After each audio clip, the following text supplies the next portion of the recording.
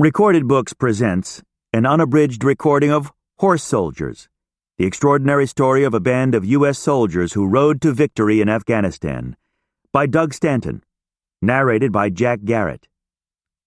This book is copyrighted 2009 by Reed City Productions, LLC. This recording is copyrighted 2009 by Recorded Books. This novel opens with a Sioux warrior's song. I am the Kit Fox. I live in uncertainty. If there is anything difficult, if there is anything dangerous to do, that is mine.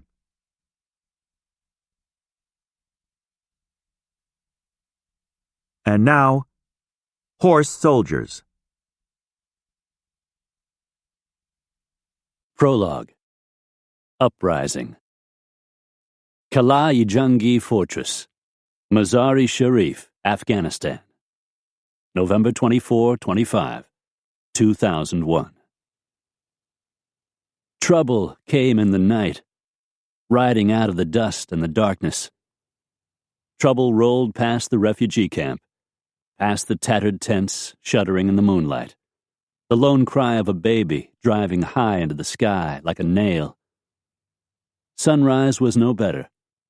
At sunrise, trouble was still there, bristling with AKs and RPGs, engines idling, waiting to roll into the city. Waiting. These were the baddest of the bad, the real masters of mayhem, the death dealers with God stamped firmly in their minds. The city groaned and shook to life. Soon everyone knew trouble had arrived at the gates of the city. Major Mark Mitchell heard the news at headquarters 9 miles away and thought, "You're kidding. We got bad guys at the wire?" He ran downstairs, looking for Master Sergeant Dave Betts. Maybe he would know what was happening. But Betts didn't know anything. He blustered, "One of the agency guys came down and told us we got 600 Taliban surrendering. Can you believe that?" Surrendering. Mitchell couldn't figure out why. He thought the Taliban had fled from the approaching forces of the Northern Alliance to Kunduz, miles away. American Special Forces and the Northern Alliance had been beating them back for weeks, in battle after battle, rolling up territory by coordinating airstrikes from the sky and thousands of Northern Alliance soldiers on the ground. They now stood on the verge of total victory. Kunduz was where the war was supposed to go next. Not here. Not in Mazar. Not at Club Mez. Besides, these guys didn't surrender. They fought to the death. Die fighting, and you went to paradise. Mitchell stood at the dirty plate glass windows and watched. Here they came, a motley crew of the doomed, packed into 6 big trucks, staring out from the rancid tunnels of their scarves. Mitchell could see their heads over the barricade that ringed his headquarters, a former schoolhouse at the junk-strewn edge of the city. The prisoners, who surely included some Al-Qaeda members, were still literally in the driver's seats, with Northern Alliance soldiers sitting next to them, their AKs pointed at the drivers' heads. The prisoners turned and stared, and Mitchell thought it was like looking at hundreds of holes punched in a wall. "Everybody get away from the windows," said Betts. Major Kurt Sontag, Captain Kevin Leahy, Captain Paul Severson, and a dozen other Special Forces soldiers knelt behind the black and white checked columns in the room, their M4 rifles aimed at the street. Behind them in the kitchen, the local cook was puttering.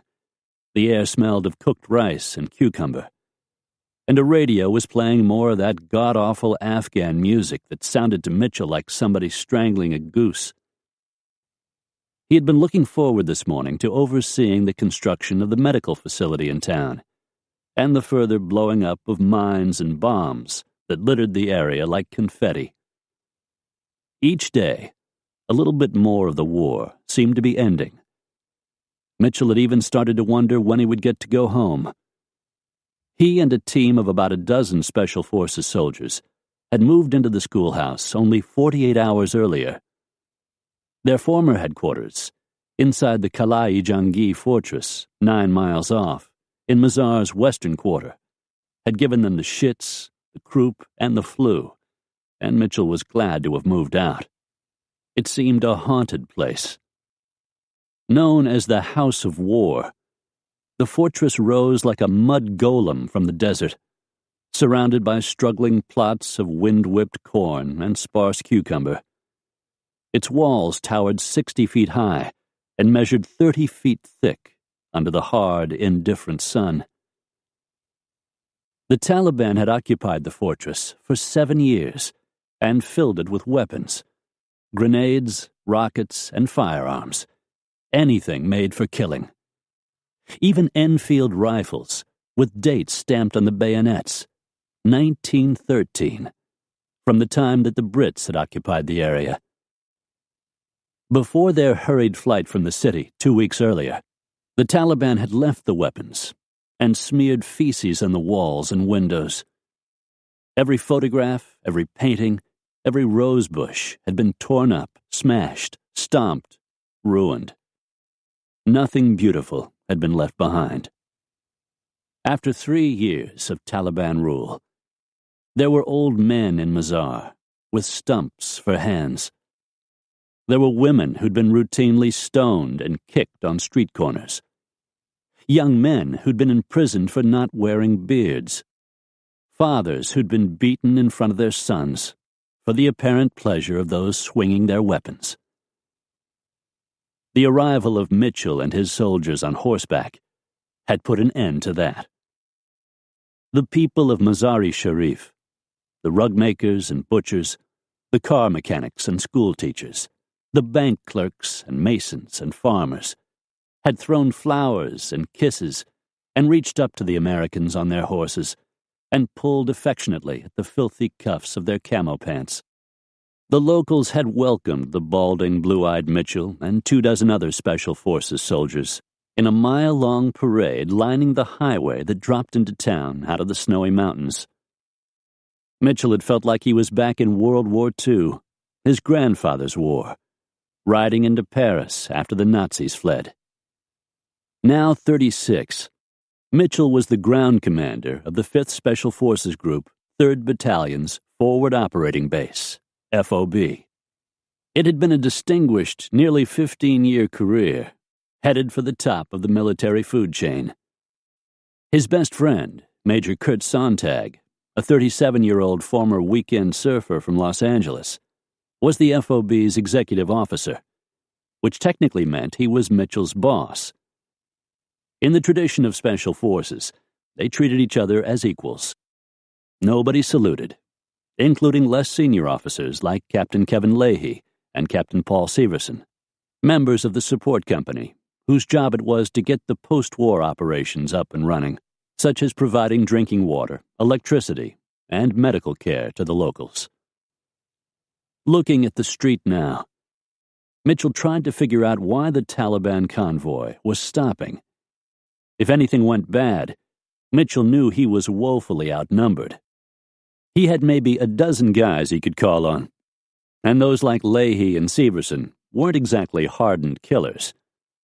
Like him, these were staff guys in their mid-30s, soldiers who had until now been largely warless. He did have a handful of CIA operators living upstairs in the schoolhouse, and 8 Brits, part of a special boat service unit, who'd landed the night before by Chinook helicopter. But they were so new that they didn't have orders for rules of engagement. That is, it wasn't clear to them when they could and could not return fire. Doing the math, Mitchell roughly figured that he had about a dozen guys available to fight. The trained-up fighters, the 2 Special Forces teams that Mitchell had ridden into town with, had left earlier in the day for Kunduz for the expected fight there. Mitchell had watched them drive away and felt that he was missing out on a chance to make history. He'd been left behind to run the headquarters office and keep the peace. Now, after learning that 600 Taliban soldiers had massed outside his door, he wondered if he'd been dead wrong. The street bustled with beeping taxis, with donkeys hauling loads of handmade bricks to the city center bazaar, with aged men gliding by on wobbling bicycles, and women ghosting through the rising dust in blue burqas. Afghanistan never failed to amaze him. Still, the convoy hadn't moved. 10 minutes had passed. Without warning, a group of locals piled toward the trucks, angrily grabbing at the prisoners. They got hold of one man and pulled him down. For a moment he was there, gripping the battered wooden side of the truck, and then he was gone, snatched out of sight. Behind the truck, out of sight, they were beating the man to death. Every ounce of rage, every rape, every public execution, every amputation, humiliation, every ounce of revenge was poured back into this man, slathered on by fist, by foot, by gnarled stick. The trucks lurched ahead, and when they moved on, nothing remained of the man. It was as if he'd been eaten. The radio popped to life. Mitchell listened as a Northern Alliance commander, who was stationed on the highway, announced in broken English, "The prisoners, all going to Kala-i-Jangi." Remembering the enormous pile of weapons cached at the fortress, Mitchell didn't want to hear this. But his hands were tied. The Afghan commanders of the Northern Alliance were, as a matter of U.S. strategy, calling the shots. No matter the Americans' might, this was the Afghan show. Mitchell was in Mazar to assist the locals in taking down the Taliban. He figured he could get on a radio and suggest to the Afghan commander presiding over the surrender that the huge fortress would not be an ideal place to house 600 angry Taliban and al-Qaeda soldiers. But maybe there was a good reason to send them there. As long as the prisoners were searched and guarded closely, maybe they could be held securely within the fort's towering mud walls. And then Mitchell thought again of the weapons stockpiled at Kala-i-Jangi. The piles and piles of rockets, rifles, crates of ammo, tons of violence, ready to be put to use. Not the fort, he thought. Not the damn fort. Belching smoke, grinding gears, the convoy of prisoners rumbled past the fortress's dry moat and through the tall, arched entrance. The prisoners in the trucks craned around like blackbirds on a wire, scanning the walls, looking for guards, looking for an easy way out. In deference to the Muslim prohibition against men touching other men intimately, few of the prisoners had been thoroughly searched.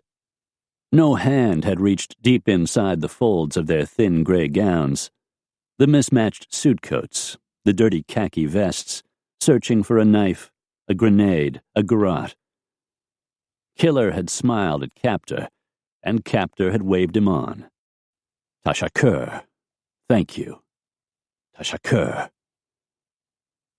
The line of 6 trucks halted inside the fort, and the prisoners stepped down under the watchful eye of a dozen or so Northern Alliance guards. Suddenly, one prisoner pulled a grenade from the belly band of his blouse and blew himself up, taking a Northern Alliance officer with him. The guards fired their rifles in the air and regained control. Then they immediately herded the prisoners to a rose-colored, plaster-sided building, aptly nicknamed the Pink House, which squatted nearby in the rocks and thorns. The structure had been built by the Soviets in the 1980s as a hospital within the bomb-hardened walls of the fortress. The fort was immense, a walled city divided equally into southern and northern courtyards. Inside was a gold-domed mosque, some horse stables, irrigation ditches encircling plots of corn and wheat, and shady groves of tall, fragrant pine trees, whipping in the stiff winds. The thick walls held secret hallways and compartments, and led to numerous storage rooms for grain and other valuables. The Taliban had cached an enormous pile of weapons in the southern compound in a dozen mud-walled horse stables, each as big as a one-car garage, and topped with a dome-shaped roof. The stables were crammed to the rafters with rockets, RPGs, machine guns, and mortars. But there were more weapons. 6 metal Connex trailers, like the kind semi-trucks haul down interstates in the United States, also sat nearby, stuffed with even more guns and explosives. The fortress had been built in 1889 by Afghans, taking some 18,000 workers 12 years to complete, during an era of British incursions.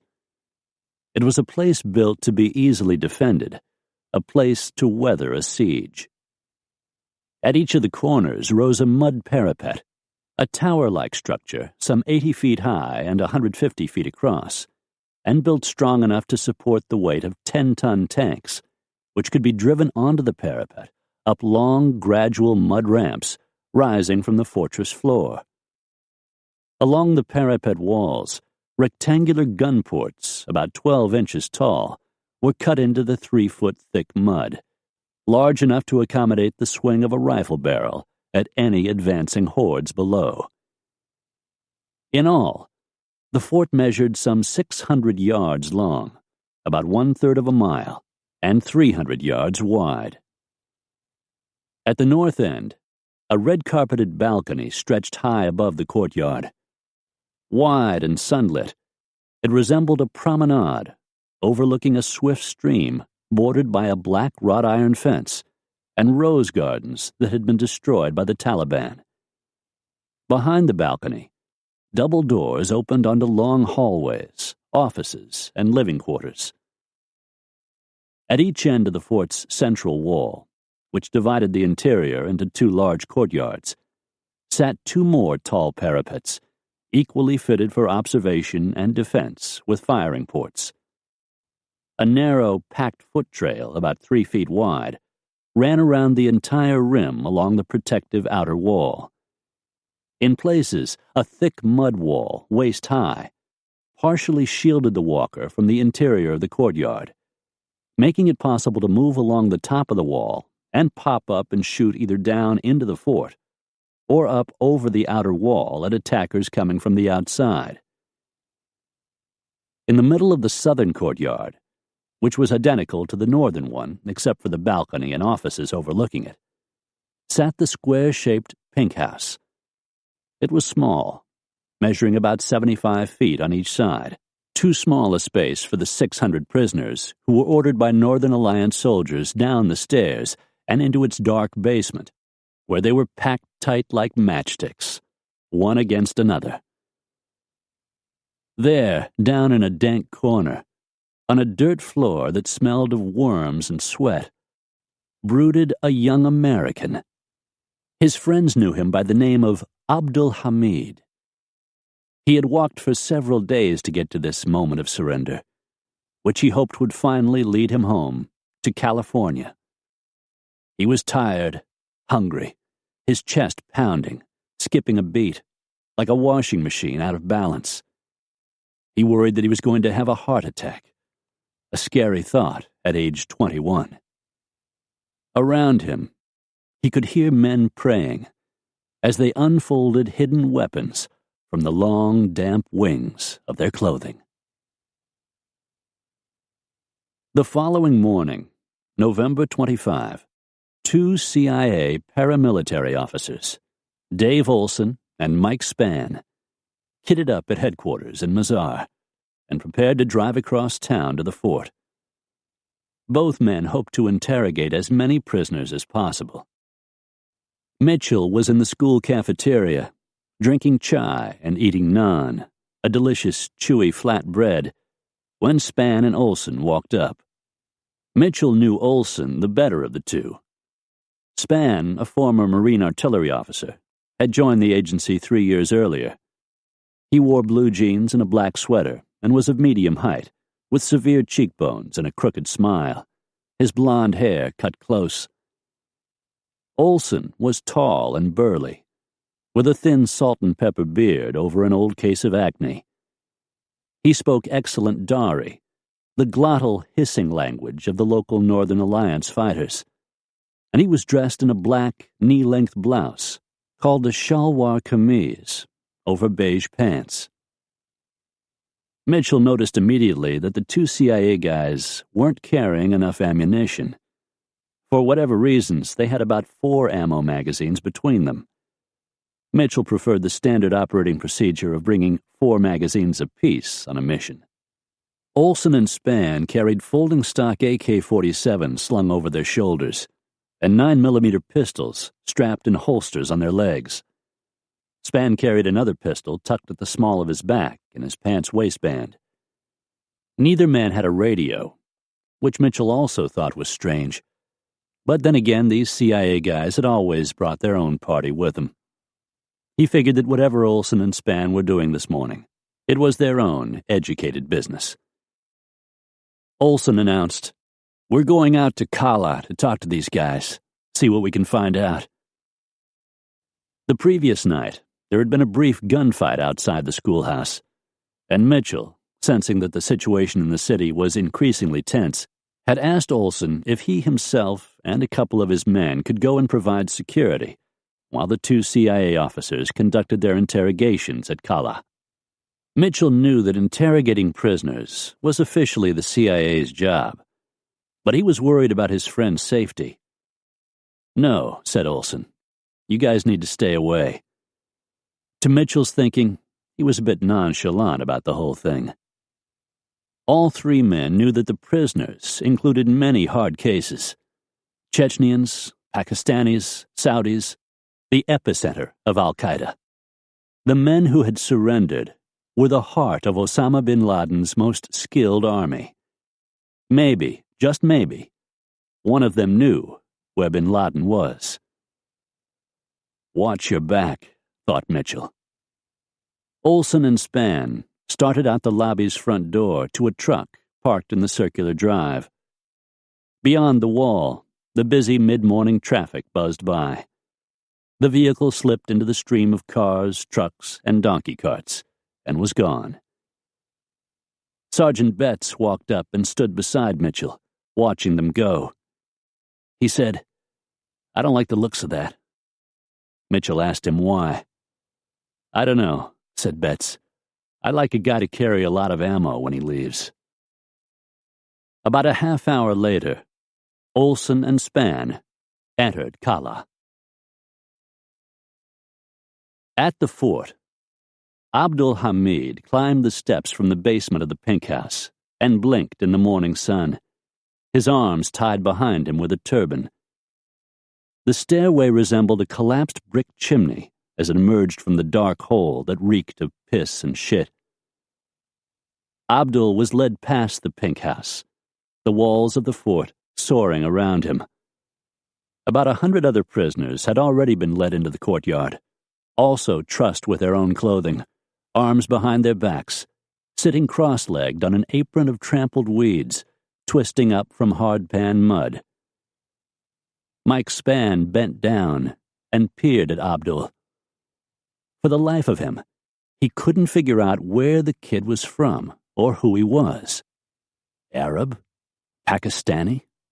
Canadian? He studied Abdul's tattered British commando sweater, sensing that the prisoner, what was he, 20, 23, could speak at least some passable English. "Where are you from?" Spann demanded. "You believe in what you're doing here that much? You're willing to be killed here?" No answer came. "What's your name? Who brought you here to Afghanistan?" The kid on the carpet dropped his head, stared at the shalwar kameez bunched around his knees. "Put your head up," Spann yelled. The young man's face was sunburned, his eyes the color of cold tea. Spann let his gaze linger, and then raised a digital camera and framed a shot. The photo would be sent by encrypted satellite communications back to headquarters, where the image would be cross-referenced against a digital lineup of terrorists and known al-Qaeda soldiers. "Mike!" It was Olson, lumbering across the dusty courtyard. He'd spent the last 5 minutes talking with another group of prisoners. Olson towered over the young man on the ground. "Yeah," said Spann. "He won't talk to me. I was explaining to the guy we just want to talk to him, find out what his story is." "Well, he's a Muslim, you know," mused Olson. "The problem is he's got to decide if he wants to live or die. We can only help the guys who want to talk to us." It was Spann's turn. "Do you know the people here you're working with are terrorists and killed other Muslims? There were several hundred Muslims killed in the bombing in New York City. Is that what the Quran teaches? Are you going to talk to us?" Then it was back to Olson. "That's all right, man. Got to give him a chance." He got his chance. Olson scuffed the dirt with his boot. Spann, exasperated, hands on hips, looked at the prisoner. Finally, Spann said, "Did you get a chance to look at any of the passports?" "There's a couple of Saudis, and I didn't see the others." They agreed that the young man wasn't going to tell them anything, and the 2 CIA officers started walking away along a gravel path lined by pine trees toward the gate in the middle of a tall mud wall that divided the fort into its separate courtyards. They were headed to the former headquarters to regroup. At one point, Olson turned to see Spann stopped on the path, joking with a group of Northern Alliance soldiers. He turned back and kept walking. By the time Olson reached the middle gate, he heard the explosion of a grenade, followed by a burst of gunfire. He turned. Spann was frantically attempting to fight off a gang of prisoners who were beating at him with their fists and screaming, "Allahu Akbar! God is great!" Olson started running toward Spann, and as he did so, Spann emptied his pistol into the crowd, then reached behind to the other gun hidden in his waistband. He fired and fell to the ground under the storm of flesh. Seeing that Spann was down and thinking he was already dead, Olson spun around to see a Taliban soldier running at him, firing from the hip with an AK-47. Olson could hear the snap of the rounds passing and was amazed he hadn't been hit. The guy kept coming, and finally Olson, momentarily frozen on the spot, raised his pistol and shot him. The man skidded to a stop at Olson's feet, so close Olson could almost touch him with his boot. He next turned and fired at the crowd of people beating on Spann. He was pretty sure he killed a few of them. He sensed he was being rushed again and spun to shoot another man running at him. By now, he was out of bullets. And so he ran. He ran down the path and into the northern courtyard, past the ruined rose garden fronting the grand balcony. He ran up the steps and into the inner courtyard, where he made a phone call, alerting Mitchell and Sontag back at the schoolhouse. "I think Mike's dead," Olson said over the phone. "I think he's dead. We are under attack. I repeat, I am receiving heavy fire." RPGs were hitting the balcony wall, rocking the place. Back in the southern courtyard, Abdul Hamid had been shot in the leg and lay in the dirt. He tried crawling back to the basement steps, but it was too far. He wondered if he'd ever see his mother again in California. He wondered who the strange men were who had been asking him questions. He wondered if they knew his real name. John Walker Lind. Meanwhile, one of the prisoners walked up and fired twice, point blank, at Mike Spann. By the hundreds, the Taliban prisoners jumped up from the ground where they'd been ordered to sit by Spann and Olson. They shook off the turbans binding their wrists and looked wildly around, not sure what to do next. Up on the fortress walls, a dozen or so Northern Alliance guards were pouring fire into the courtyard, raking the hard ground, raising divots of mud, mowing men down. Several minutes later, the prisoners found the weapons cache. They swung open the metal doors of the long Connex trailers and beheld hundreds of rifles, grenades, and mortars spilled at their feet.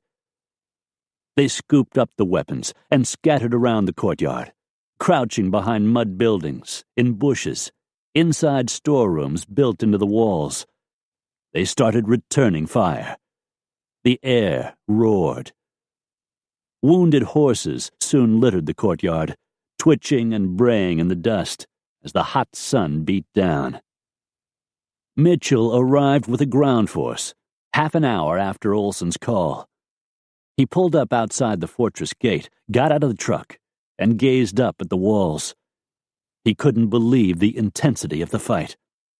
Several hundred guns must have been firing at once. Mortars started arcing over the walls and exploding around his truck. He and his men ran to the base of the fort and started climbing. The wall pitched skyward at about a 45-degree angle. They scuttled up, hand over hand. At the top, out of breath, Mitchell peered at the mayhem below. Dead men were scattered up in the grove of pine trees, blown there by grenade blasts. They hung from the tree limbs, heavy and still, like blackened ornaments. He saw prisoners running among the trees, turning to fire up at the walls. There were 600 of them down there, Mitchell knew, and they wanted out. He again counted the number of his own force. 15 men. 15. Before leaving for Afghanistan, Mitchell had been asked by his commander, "How will you die?" It was a blunt way of asking how he planned to stay alive. Until now, he hadn't given the answer much thought. Massive explosions punched the sky. He figured the prisoners had finally found the mortars. It was only a matter of time before they zeroed in on the guards on the walls. The gunfire was filled with pops, fizzles, and cracks, like the snapping of enormous bones.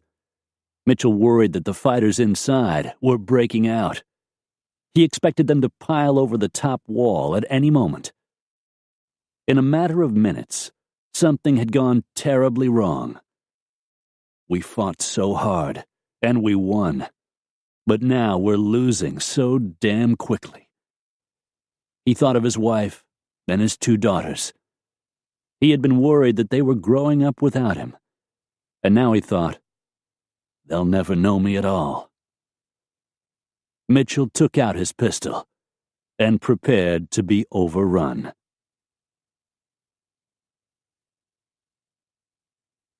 Part 1. Going to War. Comfort Inn Airport Motel, South Portland, Maine.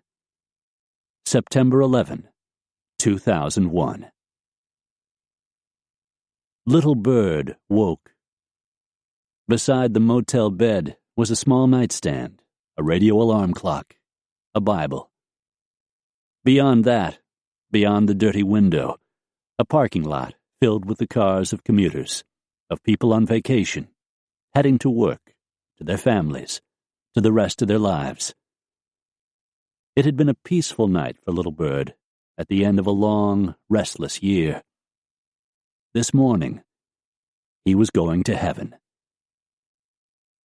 There is no God but one God, and Muhammad is his messenger.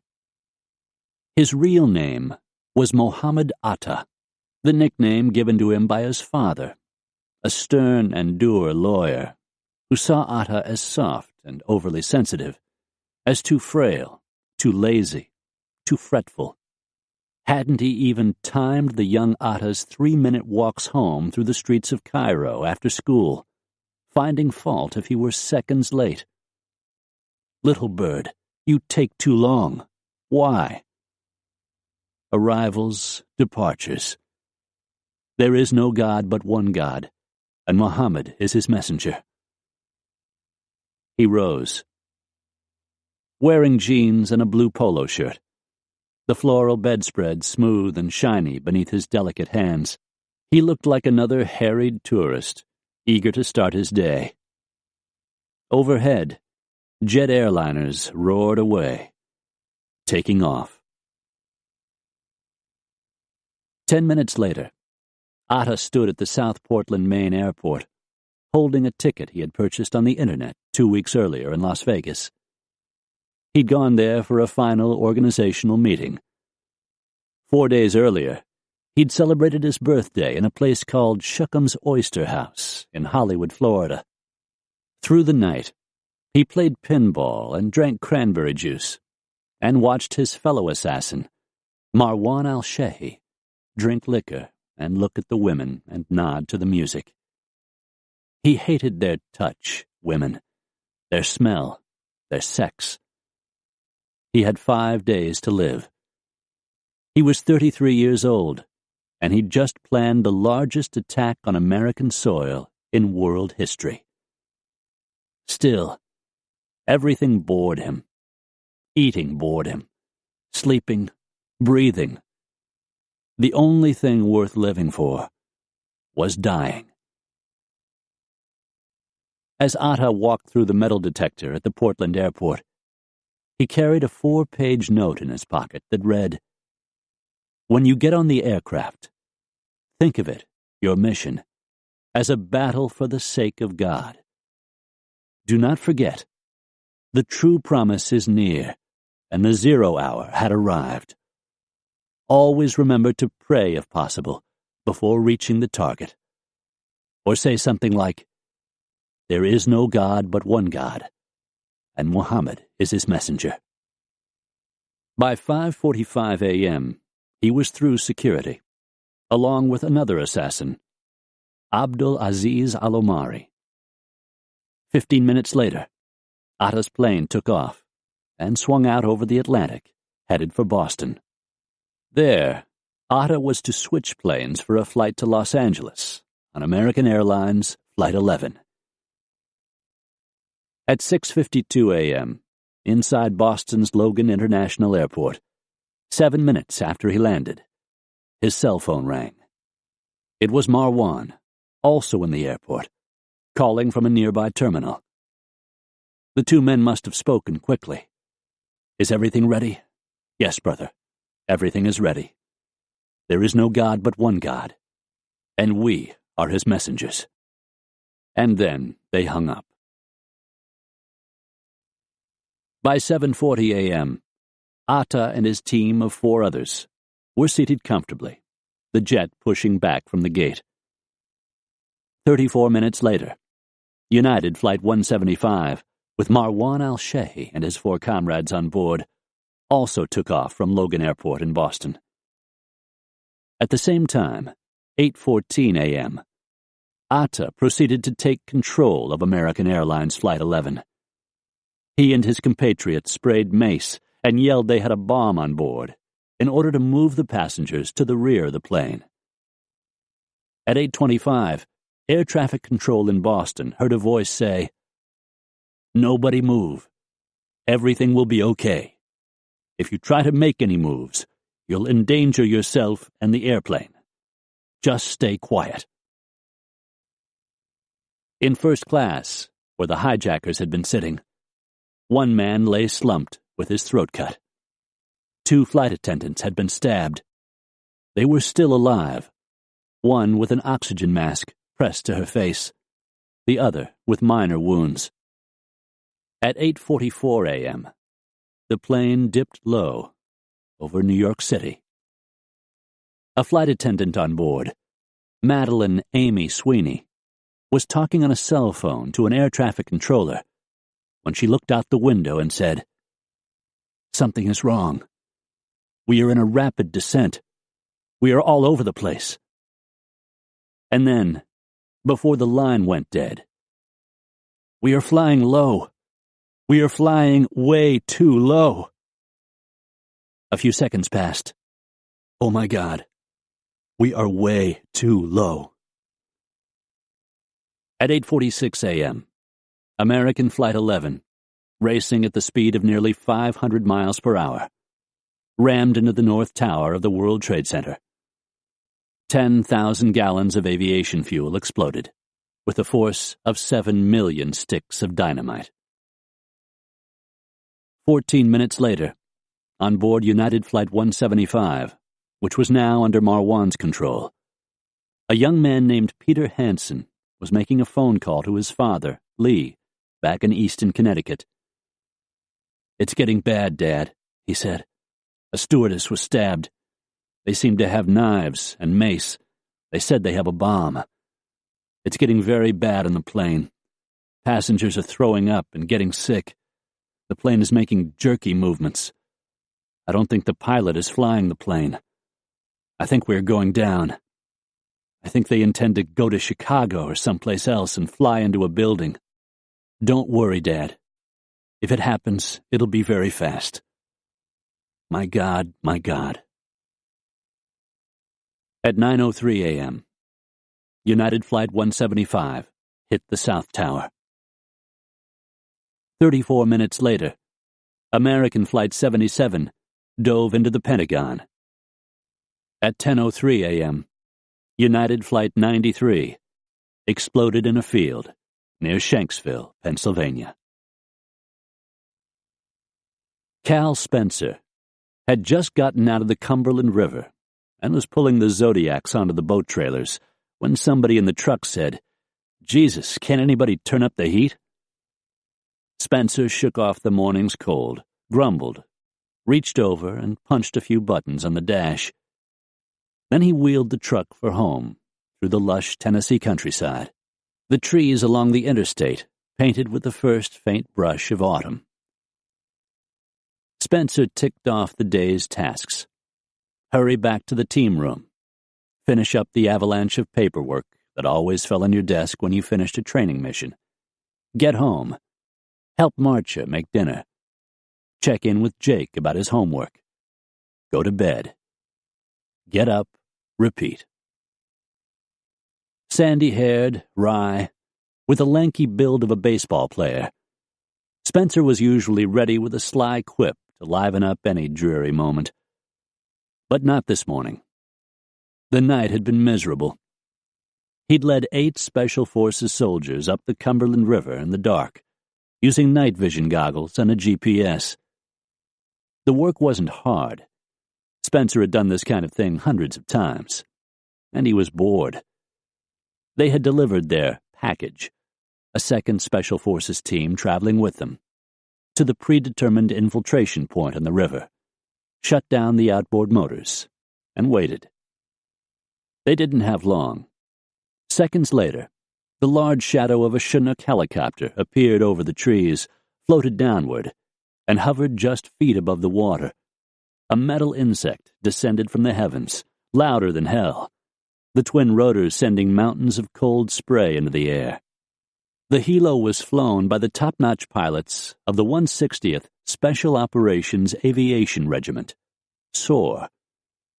SOAR's guarantee was that they would arrive 30 seconds on either side of their scheduled time, no matter what, and they had kept their promise. Created in the wake of the 1980 rescue attempt of U.S. Embassy workers in Iran, the Army had determined that poor air support had caused the mission's failure.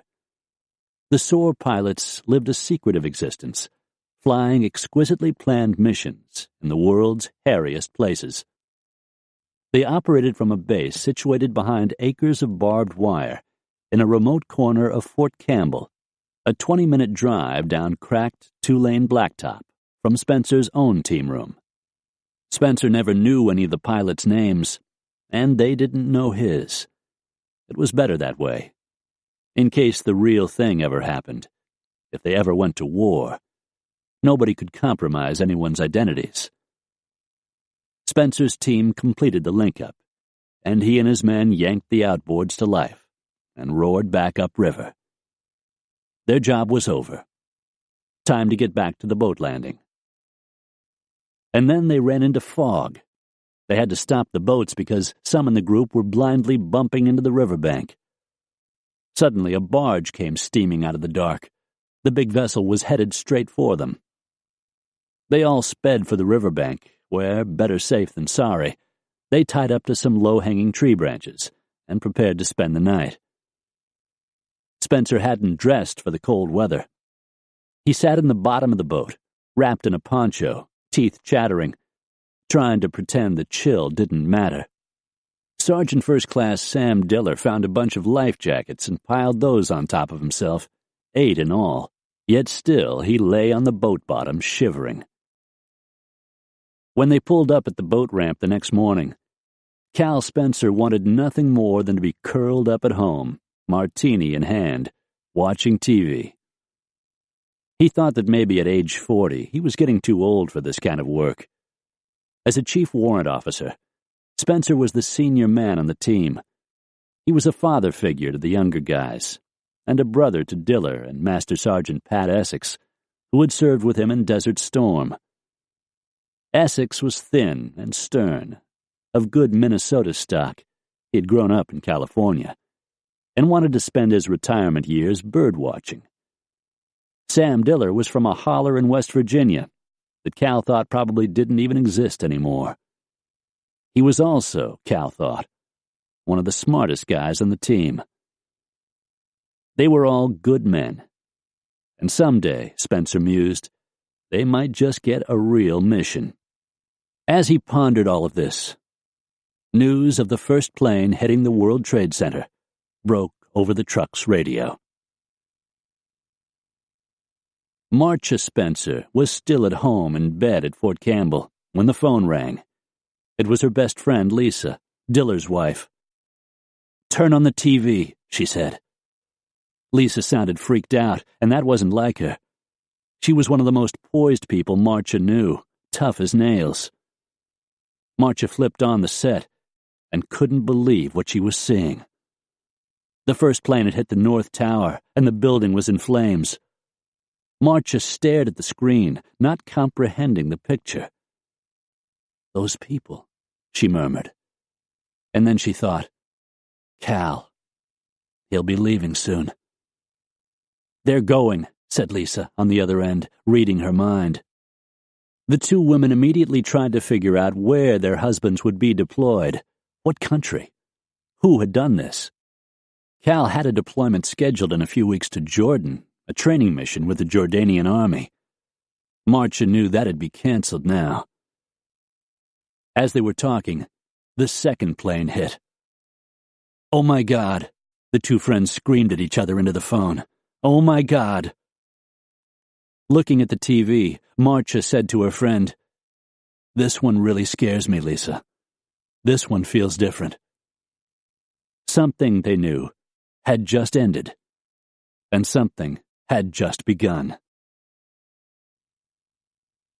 Hearing the news of the attacks, Spencer floored the big 5-ton truck, double-timing it to Fort Campbell, headquarters of the U.S. Army's 5th Special Forces Group.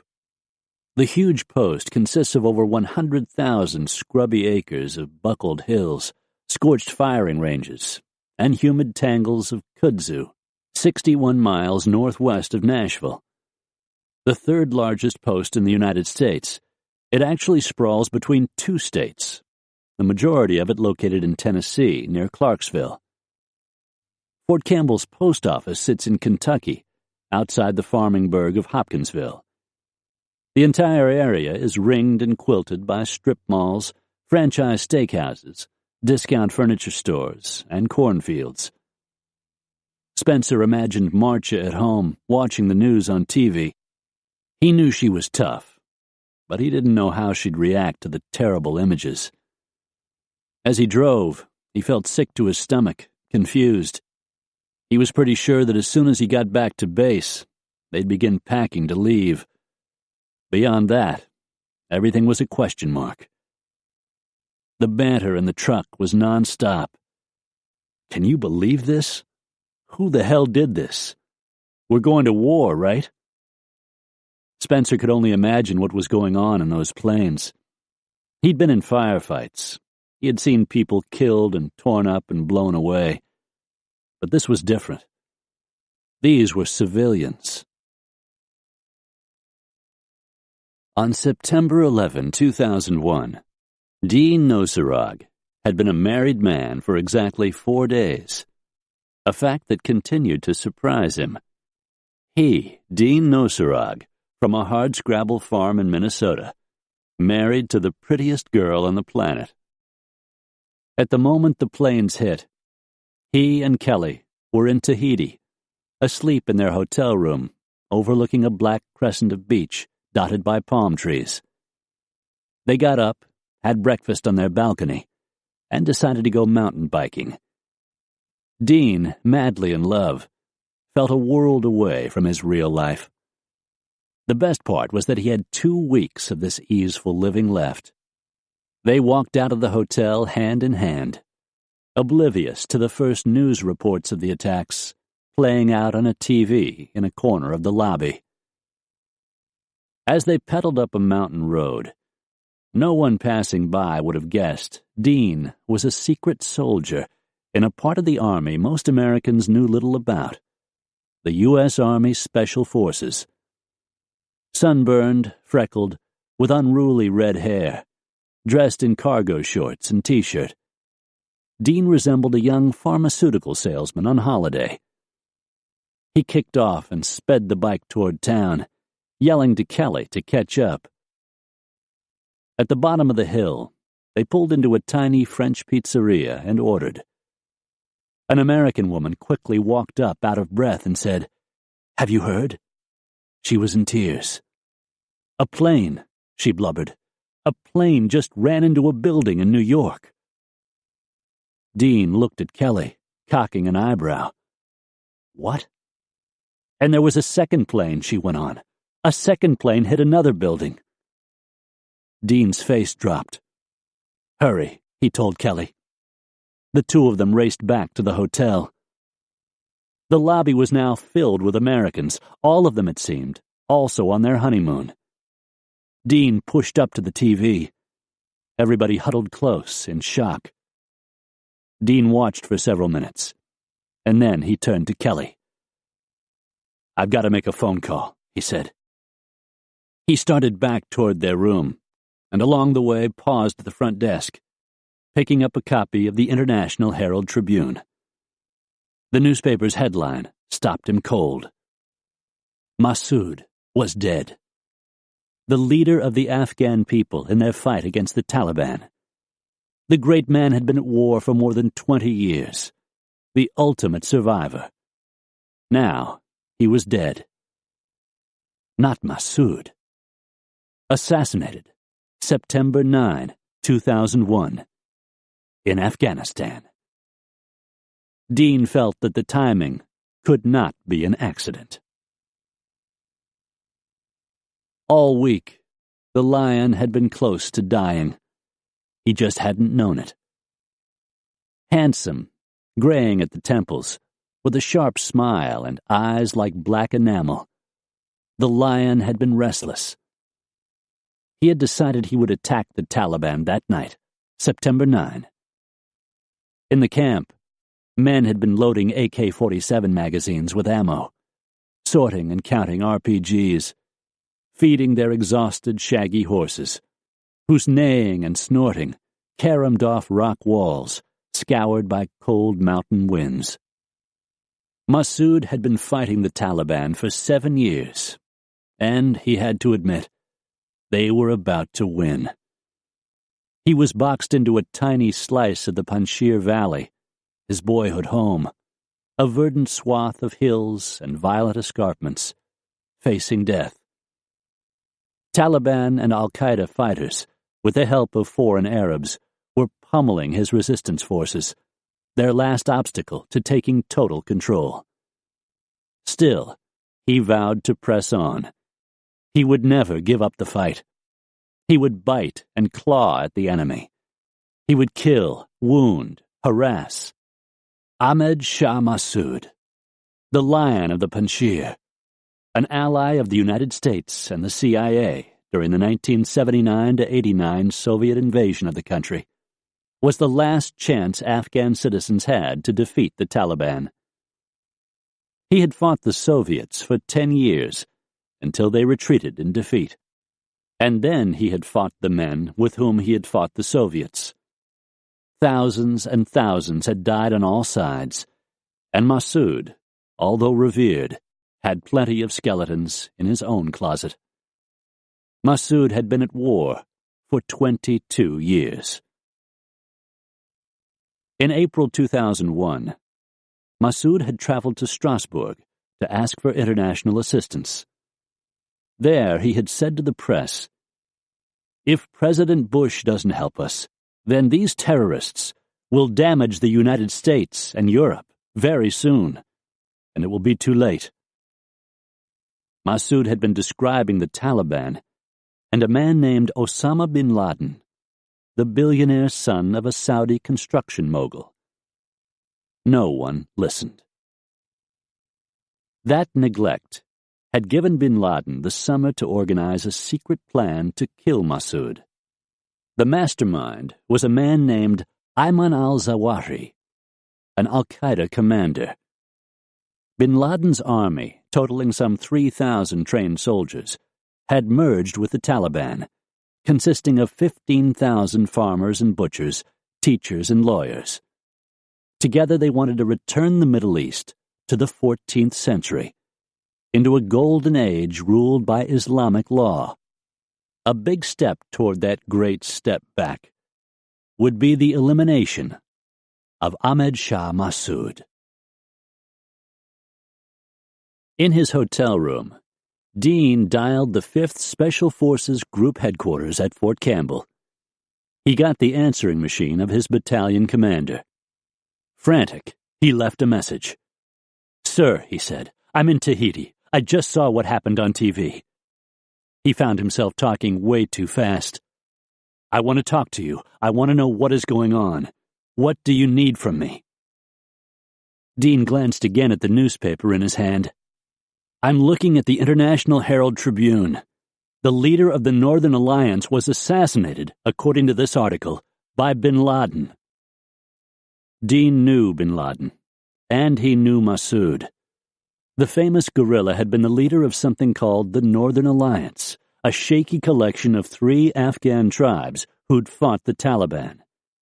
With Massoud dead, Dean knew that the alliance would be in danger of falling apart. Massoud's assassination, and the attacks he'd seen on TV this morning, must, Dean guessed, be a coordinated assault. He hung up, redialed, and started looking for flights to Fort Campbell.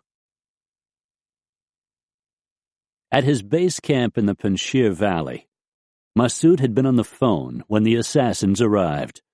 2 Arabs traveling on stolen Belgian passports and posing as television journalists who had cajoled to meet with Massoud for several weeks. He welcomed the visitors, and they seated themselves opposite him. Massoud requested tea for his guests. He had asked to see the list of interview questions while chatting with the cameraman as he set up his equipment. He told them they could begin the interview. The Arab aimed the eye of the lens at Massoud's waist. He switched it on. Inexplicably, the camera flashed with blue fire, choking the room with smoke. The fire leaped straight at Massoud. As the smoke lifted, Massoud lay bleeding in the charred hulk of his chair, a hole blown through the chair's back. The cameraman was dead, cut in half by the force of the bomb that had been strapped to the battery pack on his waist. Massoud had whispered to a bodyguard, "Pick me up." Fingers on his right hand had been blown away. His face was a bloody mess. Someone quickly stuffed cotton into his eye sockets. He had been shot through the heart by shrapnel. There was no hope of saving him. His aides stashed him in a refrigerator at a Tajikistan morgue and vowed to stay mum. They feared the resistance fighters would lose heart and run. Within a day of Massoud's death, the hills around Kunduz echoed with rumors of his passing, carried through canyon and river wash by handheld Motorola radios. In a trench far north of the city, a young man from California had settled down in the beige talcum earth and claimed it as Allah's last battleground. Abdul Hamid knew the final battle was near. He had just marched north with 130 other fighters for 100 miles from the city of Kunduz, stepping over rock and thorn in thin sandals, going without food or water, a bandolier of ammunition slung over his shoulder, 2 grenades stuffed in a bag at his waist, to reach this place of war, the desolate village of Chichke. With Massoud rumored dead, they would finish off what was left of the corrupt enemies of Islam. Abdul was a member of bin Laden's crack unit called the 055 Brigade, part of the larger al-Qaeda army. He had met the great man a month earlier near Kandahar, the birthplace of the Taliban and their spiritual home of study. The word Talib is Arabic for student. The training camp, Al-Faruq, was frequented by Saudis, by Chechens and Pakistanis, the very best of the most serious martyrs drawn to the searing light of bin Laden's message.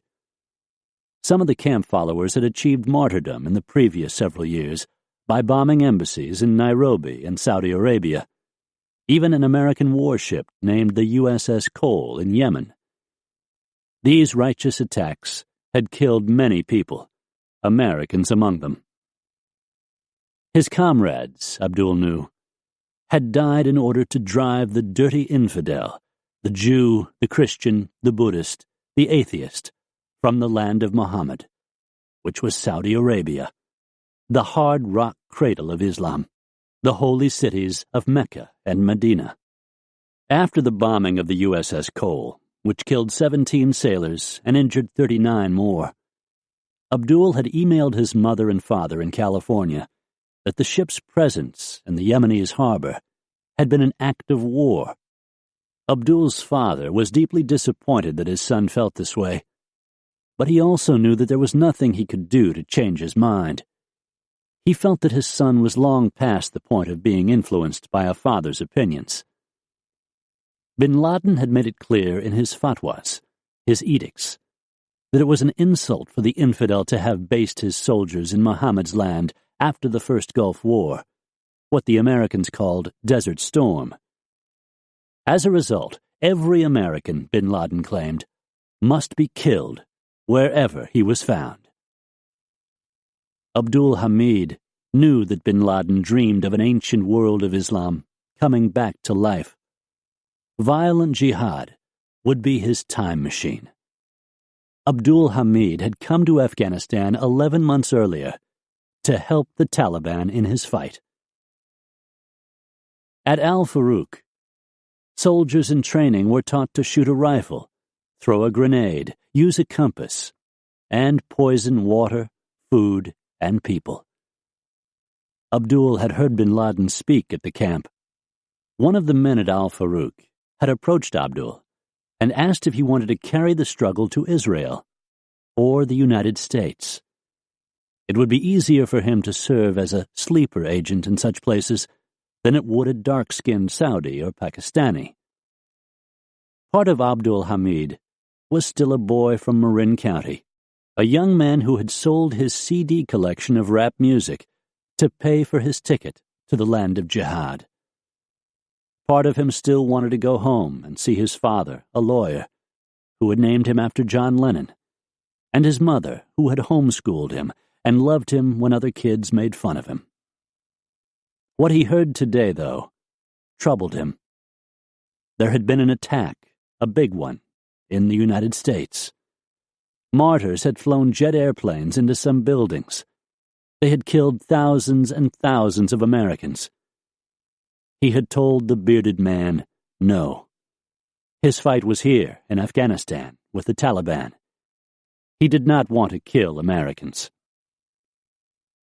The tiny speakers of the Motorola radios in the trenches around Abdul squawked the news. The world in flames. America tumbling down. Major Mark Mitchell walked into the packed mess hall at Fort Campbell just as the first scenes of the attack were playing out on a TV mounted in the big room. Mitchell nearly dropped his fork as the news sunk in. There were about 75 guys inside, and they'd fallen silent as they stared at the monitor. Mitchell had just come from morning physical training out on the parade field, playing ultimate frisbee with the men in the support company.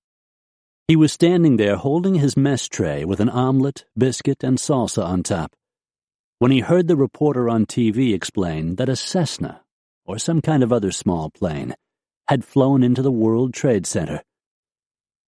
That was not a Cessna, Mitchell said, and no commercial pilot in the world would fly into a building.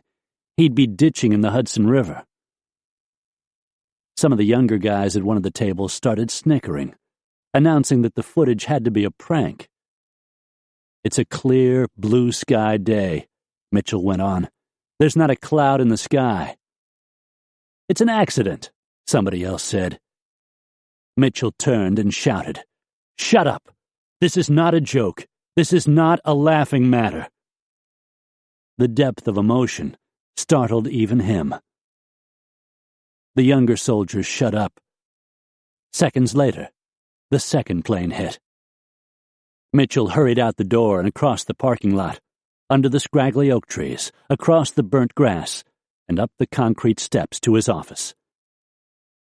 As the operations officer for 3rd Battalion, 5th Special Forces Group, it was Mitchell's job to help make sure that the group was ready to mobilize to anywhere in the world within 96 hours. The group's main theater of operations was the Middle East, under the command of Central Command, CENTCOM, and General Tommy Franks, down at Tampa at MacDill Air Force Base, and he knew the folks in Florida would already be making plans.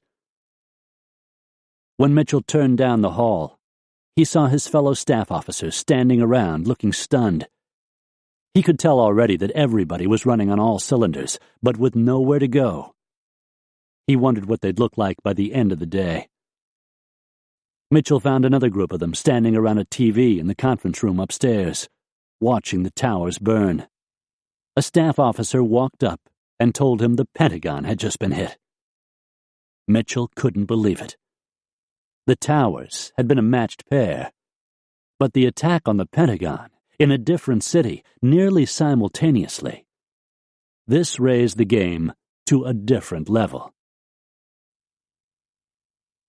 By the time Greg Gibson, a helicopter pilot, passed through the guard gate at the 160th SOAR headquarters, he had heard enough on the radio to realize the crash was not an accident. Walking into the hangar, he told his crew to get ready to break down the Black Hawks and twin-rotored Chinooks for travel. Gibson knew they were going to war. Mitchell rushed back down the stairs to his boss's office, 3rd Battalion Commander Lieutenant Colonel Max Bowers, to update him on what he knew. Bowers had been at home finishing a shower when he heard news of the attacks delivered by his 5-year-old son standing in the bathroom. "Dad," the young boy said, "a plane just flew into a big building in New York. Really?" His son had been watching TV in another part of the house, and Bowers hadn't heard any of the reports. Bowers, wrapped in a towel, smiled, ruffled his son's hair, and told him not to joke about something like that. Then he hurried to get dressed for work. On the way, he turned on the radio in the car. Bowers's short salt and pepper hair was still wet from the shower as he gravely listened to Mitchell report the strike on the Pentagon. Mitchell could tell Bowers was upset, and he knew Bowers was not one to scare easily. A powerfully built 42-year-old career officer, he was smart and articulate. In Bosnia in 1999, Bowers had snuck into the war-torn country by commercial flight, a risky move in contravention of U.S. policy at the time. Congress would eventually authorize U.S. troops on the ground. Once there, Bowers had called back to Fort Bragg on a payphone at the airport to say, "I'm in," and then hung up. He proceeded to help guide the air war by spotting targets from the ground. The mission was a success. Nobody had gotten hurt but the bad guys. Instead of a demotion, upon his return, Bowers was secretly applauded. Bowers told Mitchell that there were reports coming in from the Department of Defense in Washington on the red side, classified email, and that for the moment, the plan was, there was no plan. Mitchell hurriedly left Bowers's office to call Maggie. "Where are you?" he demanded. "I'm driving," said Maggie. "I've left the post." "Get back here, now." She could tell Mark was worried, and that had her worried. Maggie, a mother of two, had left to do some errands at Target in the mall. She'd left their older girl, age 3, with a nanny, and had taken the younger, age 2, with her. "Did you hear what happened?" Mark asked. "Oh, Mark, I was listening to the radio. You need to get home and get in the house." Without further thought, she wheeled the Ford Explorer around and headed back in the other lane.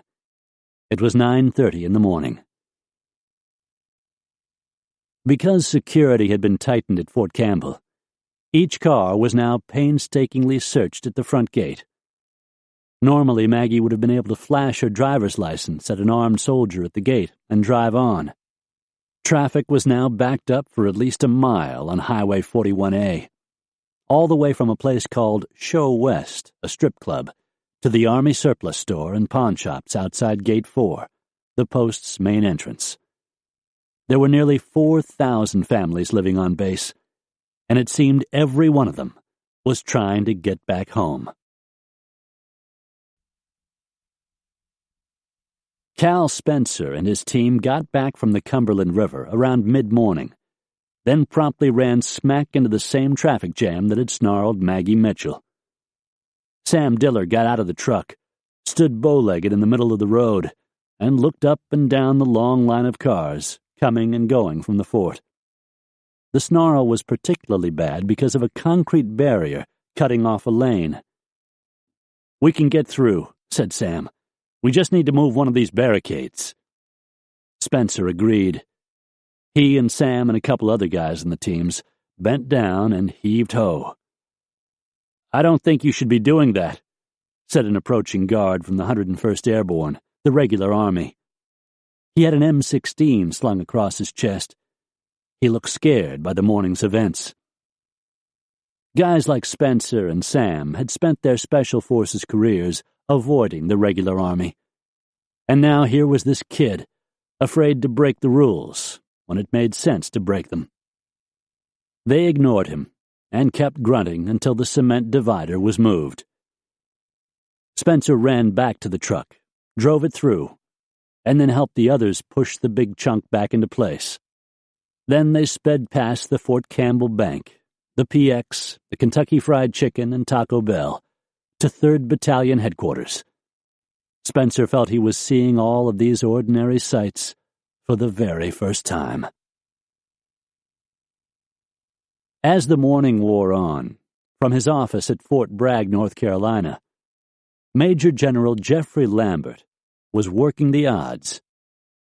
The son of Kansas Mennonite farmers, Lambert, at 54, was the commanding general of United States Army Special Forces Command, USASFC, which was composed of 9,500 men spread across the world in different geographic zones. 5th Group ran the Middle East and Africa. 7th and 3rd Groups, based at Bragg, operated in Latin America, interdicting narco-traffickers and insurgencies. 10th Group was based in Colorado and operated in Europe. Lieutenant Colonel Bowers had been part of the 10th Group when he went into Kosovo. The Pacific Rim, Indonesia, and the Philippines fell under 1st Group's oversight, based in Fort Lewis, Washington. The other groups, 19th and 20th, which were made up of National Guard soldiers, went wherever they were needed. These groups formed a wide net, cast by highly secretive men. Lambert knew that 5th Group's bell had just been rung. It had taken him about 10 seconds to figure out who had masterminded the attacks and who had carried them out. For the past several years, he had observed a top-secret intelligence program called data mining that had identified one man, an Egyptian by the name of Mohammed Atta, as a serious terrorist with links to a Saudi named Bin Laden, who was a financier of terrorist training camps for men like the Egyptian. Months earlier, the people involved in the program had tried telling the FBI what they had discovered. But Army lawyers had discouraged the disclosure, even though the project had identified the hijackers. Lambert figured they knew everything there was to know about Osama bin Laden and his military training camps in Afghanistan. But none of the legal minds could decide if the surveillance was lawful. Now Lambert felt sick that more effort had not been made to warn someone. Lambert, extremely upset, later agreed with lawyers that the information not be shared with the FBI. Usually there was a contingency plan on the shelf at the Department of Defense for invading a country. But when it came to Afghanistan, Lambert knew that no such plan existed. Nothing.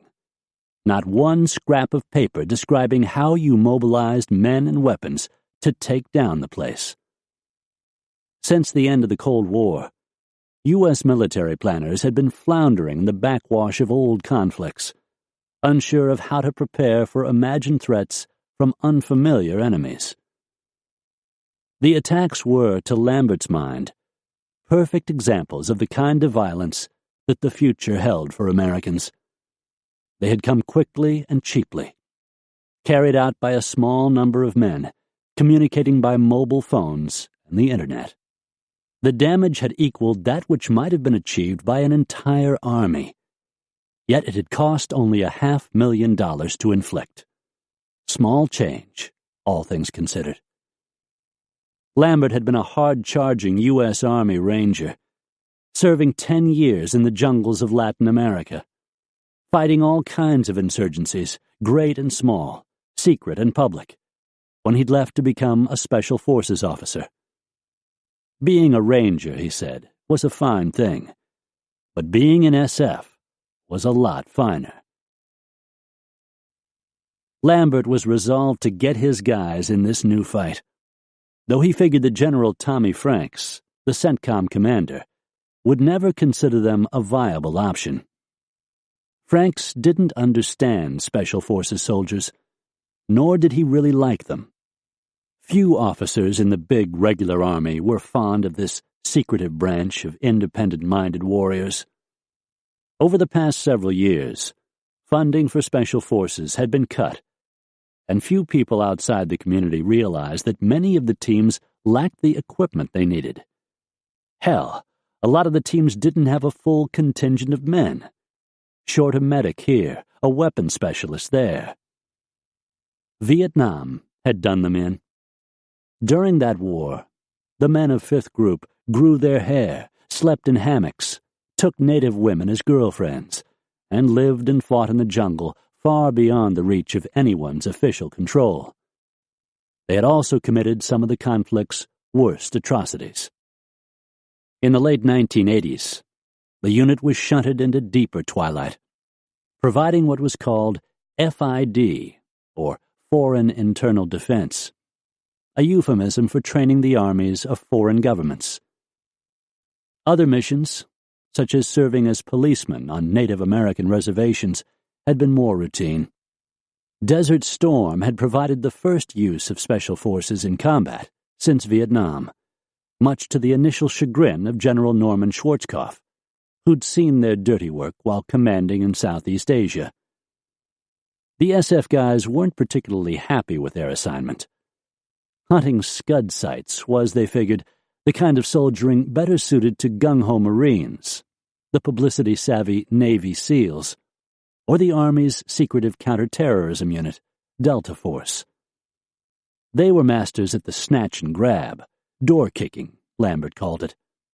Let these other troops handle hardware hunts and scavenger forays. Special Forces trained to do something different from everyone else.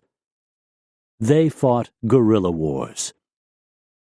This fighting was divided into phases: combat, diplomacy, and nation-building. They were trained to make war and provide humanitarian aid after the body count. They were both soldier and diplomat. The medics worked as dentists, fixing the teeth of local villagers. The engineers experts at the orchestrated mayhem of explosives and demolition, were trained to rebuild a village's bridges and government offices. They spoke the locals' language and assiduously studied their customs concerning religion, sex, health, and politics. Their minds lived in the dark corners of the world. Often they were the senior-ranking American officials in a country, hunkered down in the dirt, drawing out a water treatment plan with some warlord, and acting as America's de facto State Department. The SEALs and the regular Army generally studied none of a country's languages, customs, or nuances. Special Forces thought first and shot last. They were the velvet hammer. Lambert knew that in the history of the United States, Special Forces soldiers had never been given the chance to fight as a lead element. To get them off the bench and on the field was going to take considerable back-channel maneuvering. The U.S. Army had zero interest in deploying a bunch of cowboys in Afghanistan who had served as inspiration for the best scenes in Apocalypse Now. Lambert was banking on the cooperation of the CIA and its covert ties in the country. During the 1979-89 Soviet occupation of Afghanistan, the agency had funded the Mujahideen, freedom fighters. Of all the diplomatic and military branches of the U.S. government, the CIA had kept the closest watch on Afghanistan. It was the go-to authority. It was also the progenitor of U.S. Special Forces. After World War II, the OSS, Office of Strategic Services, had disbanded, and its members migrated into either what eventually became the Central Intelligence Agency or into Special Forces. The unit itself wasn't officially formed until 1952 as the 1st Special Forces Group, adopting a red arrowhead with a dagger down the middle as its emblem. The symbol was not a haphazard choice. The World War II Army soldiers who had fought as guerrillas had drawn their inspiration from the Apache scouts of the 19th century. They had survived behind German and Japanese lines by relying on the goodwill of the friendly people they encountered. Often outgunned and outnumbered, they ambushed instead of employing frontal assaults. They harassed supply trains. They attacked in several places at once and vanished into the woods. They followed none of the regular rules of warfare. Relishing their lethal craft of stealth and surprise, these World War II soldiers even nicknamed themselves the Devil's Brigade, sneaking into German trenches in the night and slitting the throats of a surprised enemy. Daylight would reveal a chilling scene: paper arrowheads left on the foreheads of the dead men. Earlier in the American Revolution, this homegrown brand of war had been practiced by Ethan Allen in the northeastern states and Francis Marion, a.k.a. the Swamp Fox, in the south. A particularly rough group of marauders named Rogers Rangers had terrified the British with their lightning raids. The credo of the band was simple: let the enemy come till he's almost close enough to touch. Then let him have it, and jump out and finish him up with your hatchet. Lambert relished the prospect that his soldiers would be called to fight this kind of war. He was also worried. The men were untested. Once he launched them, quick rescue would be impossible. By midday, when Mitchell checked with Bowers, there still was no plan. The order stayed the same: be ready to leave at a moment's notice. As Mitchell walked the halls, he heard the crackle and burble of the same news playing on the radios and TVs. Each minute seemed trapped in the endless looping of one moment: the towers falling, the towers falling. By late afternoon, the day felt like it had lasted for a year. When it was clear nothing more was going to happen, that no plan for action was forthcoming from Washington, Mitchell decided to go home. He pulled into his driveway well after dark, staring at the lights burning in the windows of his trim brick ranch house. He and Maggie lived in a far corner of Fort Campbell, in a place called Werner Park that was filled with deer, bordered by woods, and populated by officers and their wives. The day before, September 10, he had returned from a trip out west, 10 days in a rental car spent pulling into ranchers' driveways, asking whether the U.S. Army could use their property for a war game. A game. He shook his head at how much had changed in one morning. Mitchell got out and walked across the lawn, flipping and reflipping the interior switch that all men reach for who are not violent, but who live in a violent world. Warrior, father. Warrior, father. Father. He pushed open the door and kissed Maggie. I will do anything to protect this place, he thought. Cal Spencer arrived home at the end of the day in his ratty second-hand Mercedes and swept Marcia up in a hug when he walked through the door. I can't believe it, he said quietly. She felt him tense as he said this. She stepped back and looked at him. You're going away, she said. He nodded. Yeah. When? I have no idea. Marcia knew that soon Cal would walk around the house looking for things that usually he had no trouble finding, like his life insurance policy. He'd grow short-tempered, and he'd talk about what would happen to her and the boys if he didn't come home, if he got killed on this deployment. She never liked having this conversation, and her refusal always led to a fight, usually a bad one. Cal kissed her and went into the garage and started packing, pulling stuff off of the metal storage shelves, his sleeping bag, his camelback for drinking water, his headlamp. He was worried how their sons were going to take the day's attack. Their oldest was living in Mississippi and working at a job he liked. He was going to be fine. Luke, the middle child and a high school junior, kept his feelings inside, like Cal did. Jake, the youngest, a sophomore, was easygoing. He wanted to be an actor or a comedian. Cal and Marcia worried about him the least. So when Jake walked through the door after school, and Cal saw the quizzical, sad look on his face, he knew that this leave-taking was going to be hard. He knew that Jake had spent the day at school hearing about the attacks in New York, and that he'd imagined the worst for his dad.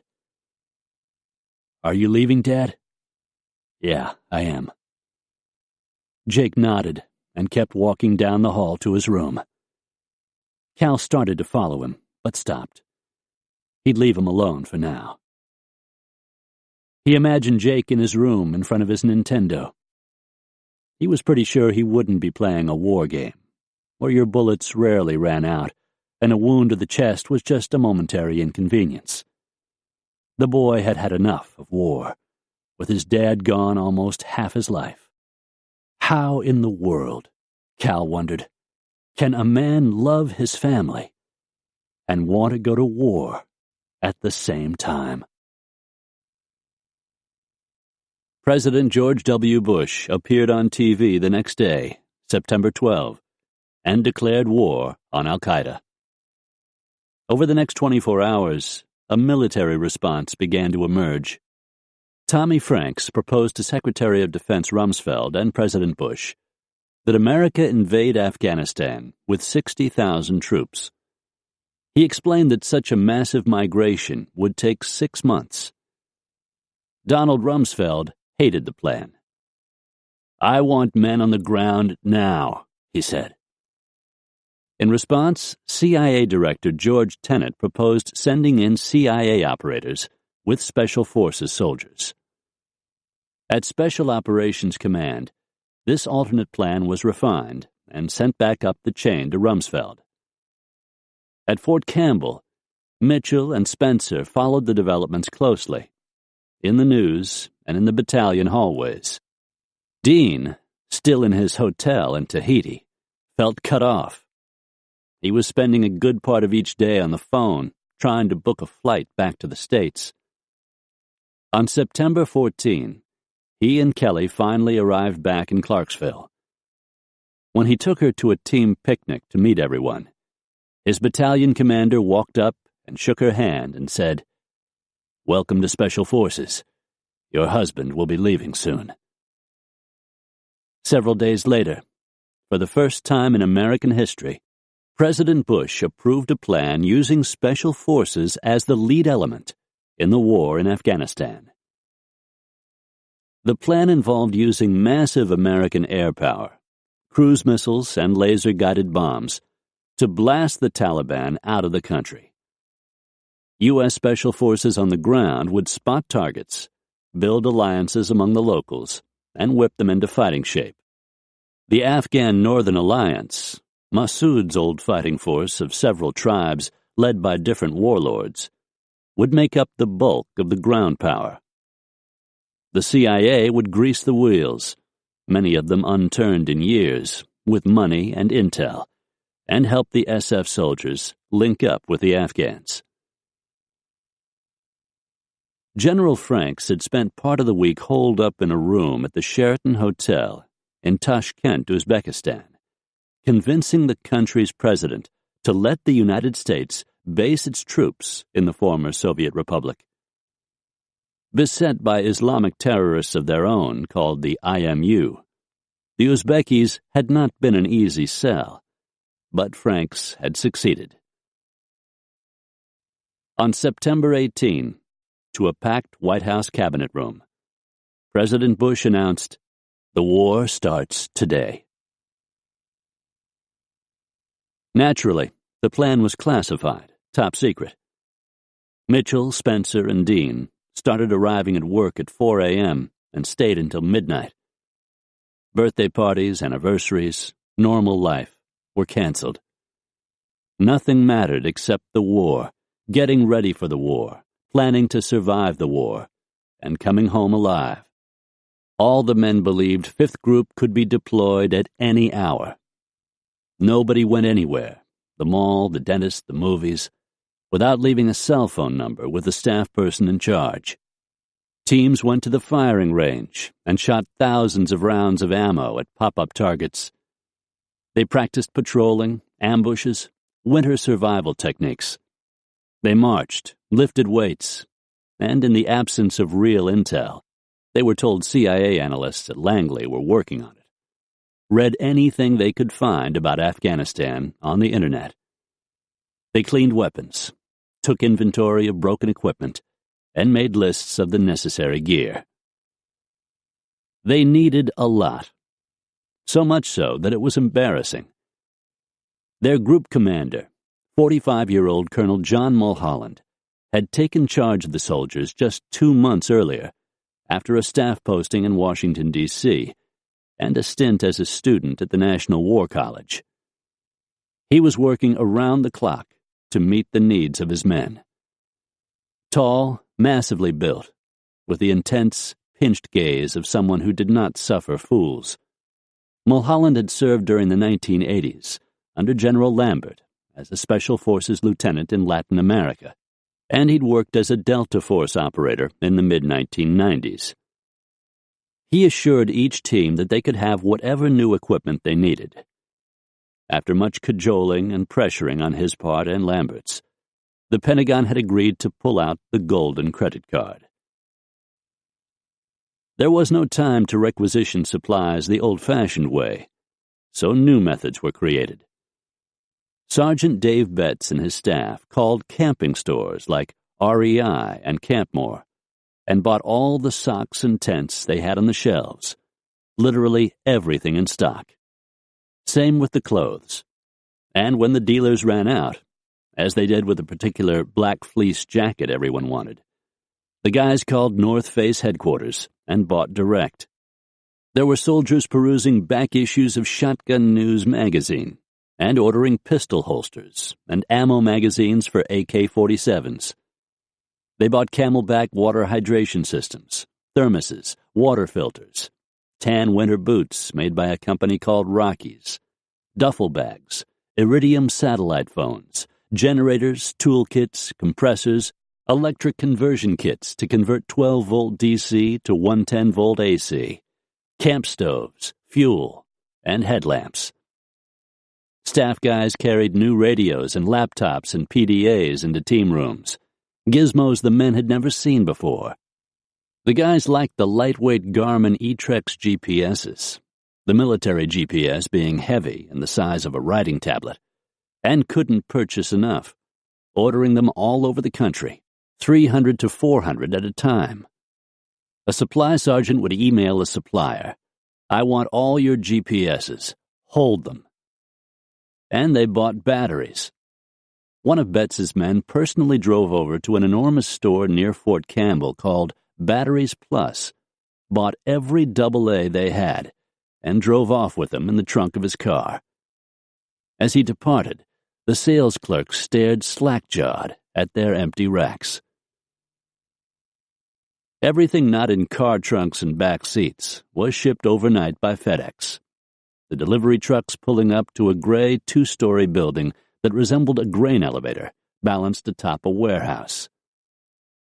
The place was called the Isolation Facility, or ISOFAC. There, the equipment was stacked along walls on aluminum pallets, palletized, and each bunch was covered with a waterproof material nicknamed an elephant rubber. The covering was meant to protect the gear during the long plane journey to a place called Karshi Khanabad in Uzbekistan, a staging base, also top secret. Everybody called it K2. On September 18, Lieutenant Colonel Bowers announced, "I need a man for a secret mission." Stepping forward was a seasoned master sergeant from New Hampshire named John Bolduc, nicknamed the Skeletor, after the He-Man comic book superhero. Shy, quiet, thin as a whip, Bolduc held the record for finishing a grueling 18-mile rucksack march required to pass Special Forces selection in just 3 hours. It took most people 8 to cover the distance. At the time, Bolduc had actually had to wake up the guys in the lead van. They hadn't expected anybody to show up until dawn. They thought Bolduc was kidding when he told them he was done. Bolduc was not a kidder. At Fort Campbell, the Master Sergeant's men would follow him anywhere, even off the edge. He would emerge from the woods during the team's fun runs, sprint off a high rock ledge, and drop 50 feet to the quarry water below, still pedaling in the air, looking over his shoulder to make sure his team was following him. If they were, he knew he was doing a good job. The irony, given his dedication, was that Bolduc had recently put in for retirement after 18 years in the Army. In fact, he'd received some of the official paperwork on September 11. His fellow soldiers tried to talk him out of leaving, but he would have none of it. "I only have one reason for retiring," he told them then. "I have a teenage daughter who doesn't know me, and I don't know her." Bolduc had added up the years to discover he'd spent half of his daughter's life away from home, deployed to God-forsaken snatches of sand, winning, but losing too. Still, he was torn. He'd jumped into Panama as a ranger in the takedown of Noriega. But this was the big time. As a soldier, you lived for wars like this. As he stood before Bowers's desk, the battalion commander asked Bolduc, "Are you retired yet?" "No, sir, not yet." For once, the Army's glacial pace of dealing with paperwork had opened the door instead of closing it. "Are you ready for a mission?" "I am." "I can't tell you where you're going, but plan as if you're going into combat." "When do I leave?" "Tonight." Several hours later, Bolduc was standing on the airstrip at Fort Campbell, clutching a rucksack loaded with claymore mines, hand grenades, radios, and ammo magazines. Most intriguing was the getup he'd been instructed to wear during the mission. The disguise, consisting of paisley bell-bottom pants, a blue nylon shirt, and a funky slouch hat, was designed to make him look like an American hipster on parade in a former satellite of the Soviet Union. But after trying on the clothes, he decided that what he really looked like was a 70s porn star, and he stashed the duds in a closet at home. He now stood nervously on the tarmac in Levi's, flannel shirt, and hiking boots, waiting for his adventure to begin. A white Citation jet with no tail numbers swooped down out of the sky, rolled to a quick stop, and picked him up. 24 hours later, Bolduc was in Uzbekistan, at K2, a desolate piece of real estate oozing chemical waste, misery, and the rank bloom of failure. The Russians had used the place to stage their failed 10-year war in Afghanistan against the likes of Massoud and his men, the fabled Mujahideen fighters. The Russians had gotten their heads handed to them, losing 50,000 men in the war. Historians credited their defeat as one of the causes of the collapse of the Soviet Union, one final and fatal proxy battle between the United States and the USSR in the Cold War.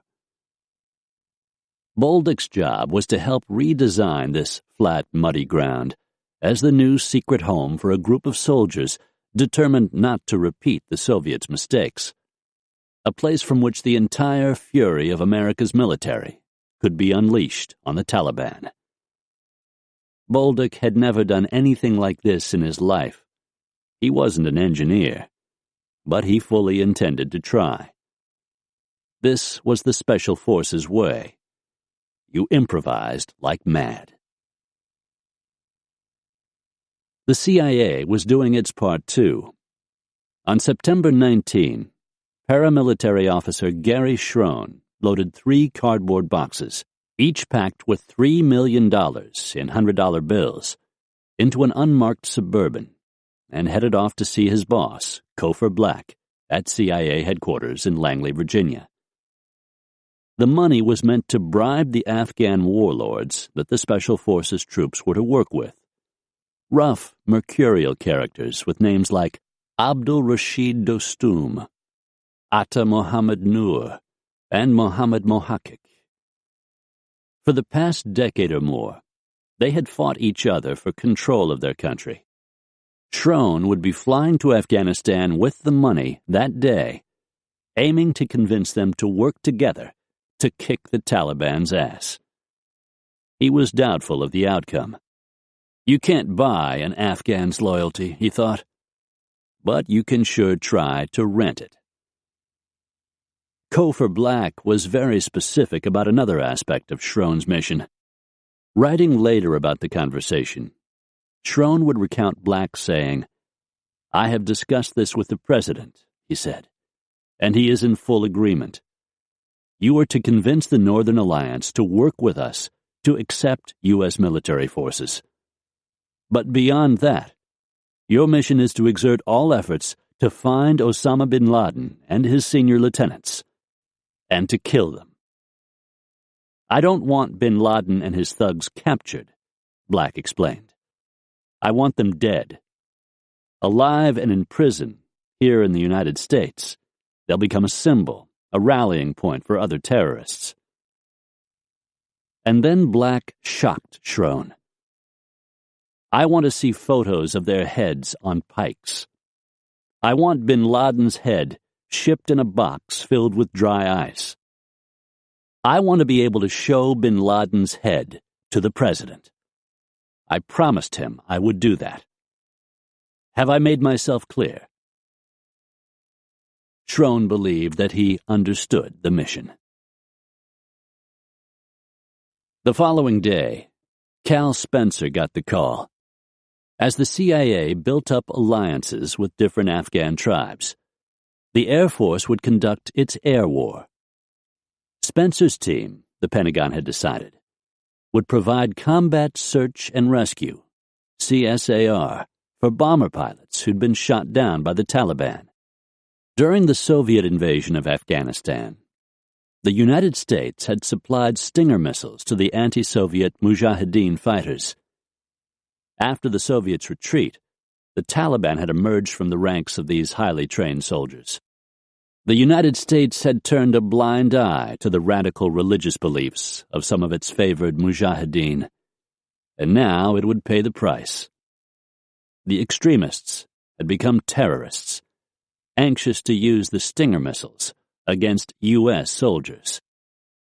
CSAR was a heady mission, and Spencer had spent years training for it as a young sergeant at Nellis Air Force Base in Las Vegas.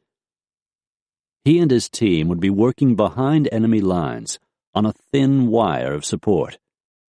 If anything went wrong, they were on their own. They welcomed the challenge, but there was one problem. Their team didn't have a captain. A week earlier, Captain Mitch Nelson had been kicked upstairs to 5th Group headquarters, promoted out of the job he loved, following the team's return from a training mission.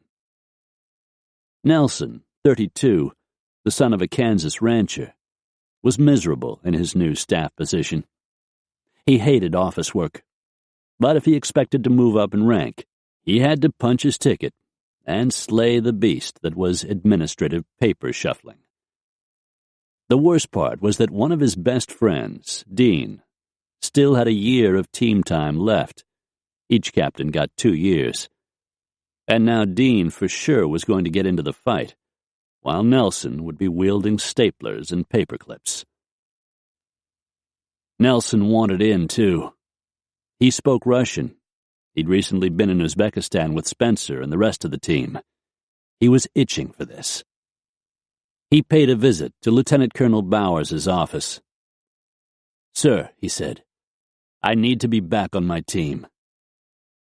Bowers looked at him and said flatly, "No." Like the other men he had served with on the team, Nelson was stubborn and independent, and he had chafed under Bowers' command. He figured that his request was denied because the lieutenant colonel did not like him. In fact, when it came time to select the teams for the CSAR mission, Bowers had nominated another group of men in his battalion. Spencer's team had gotten the CSAR mission only because other teams had recommended them so strongly to Colonel Mulholland. Bowers had grudgingly obliged.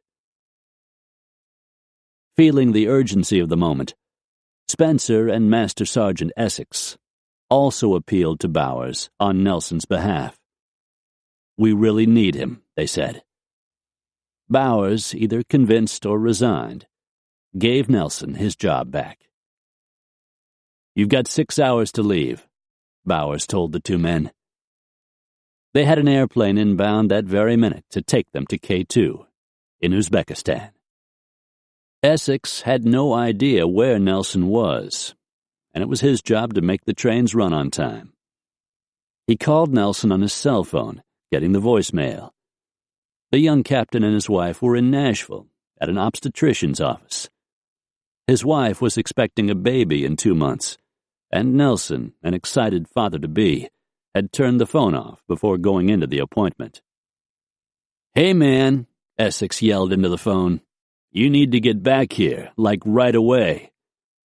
Essex was unsure of how to proceed over a non-secure phone line, so he said, "Because we're leaving now." He hoped like hell Nelson would make it back to the team room in time. He need not have worried. Several hours after it was ordered, the mission was canceled. There was no explanation for the change in plans, and there never would be. The team was ordered not to travel more than an hour's distance from the post. Deflated and dismayed, the men stood down. They could conquer any enemy but one: the men who pulled the levers at the Pentagon. For now, all they could do was wait. But not for long. On October 4, they got the call for real. The mission was on. As before, no explanation was given. Before they left, Major General Lambert flew down from Fort Bragg to address the crowd. Digging into the pocket of his crisp camouflage pants, he removed a piece of jewelry.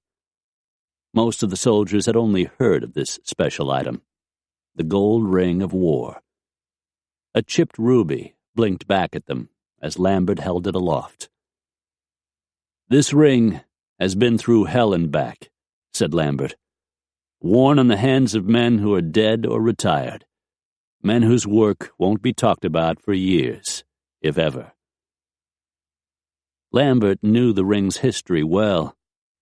Back in 1989, as a young commanding officer, he'd asked one of his sergeants to take part in something called the Expert Infantryman's Badge Test.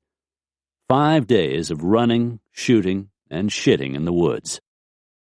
Lambert had asked the sergeant to take the test as a show of his leadership among the men under his command, and the man had passed, but just barely.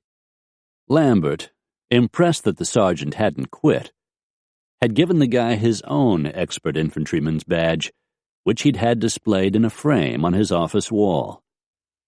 Without pausing, the sergeant had taken off a ruby ring he was wearing and thrust it out to Lambert.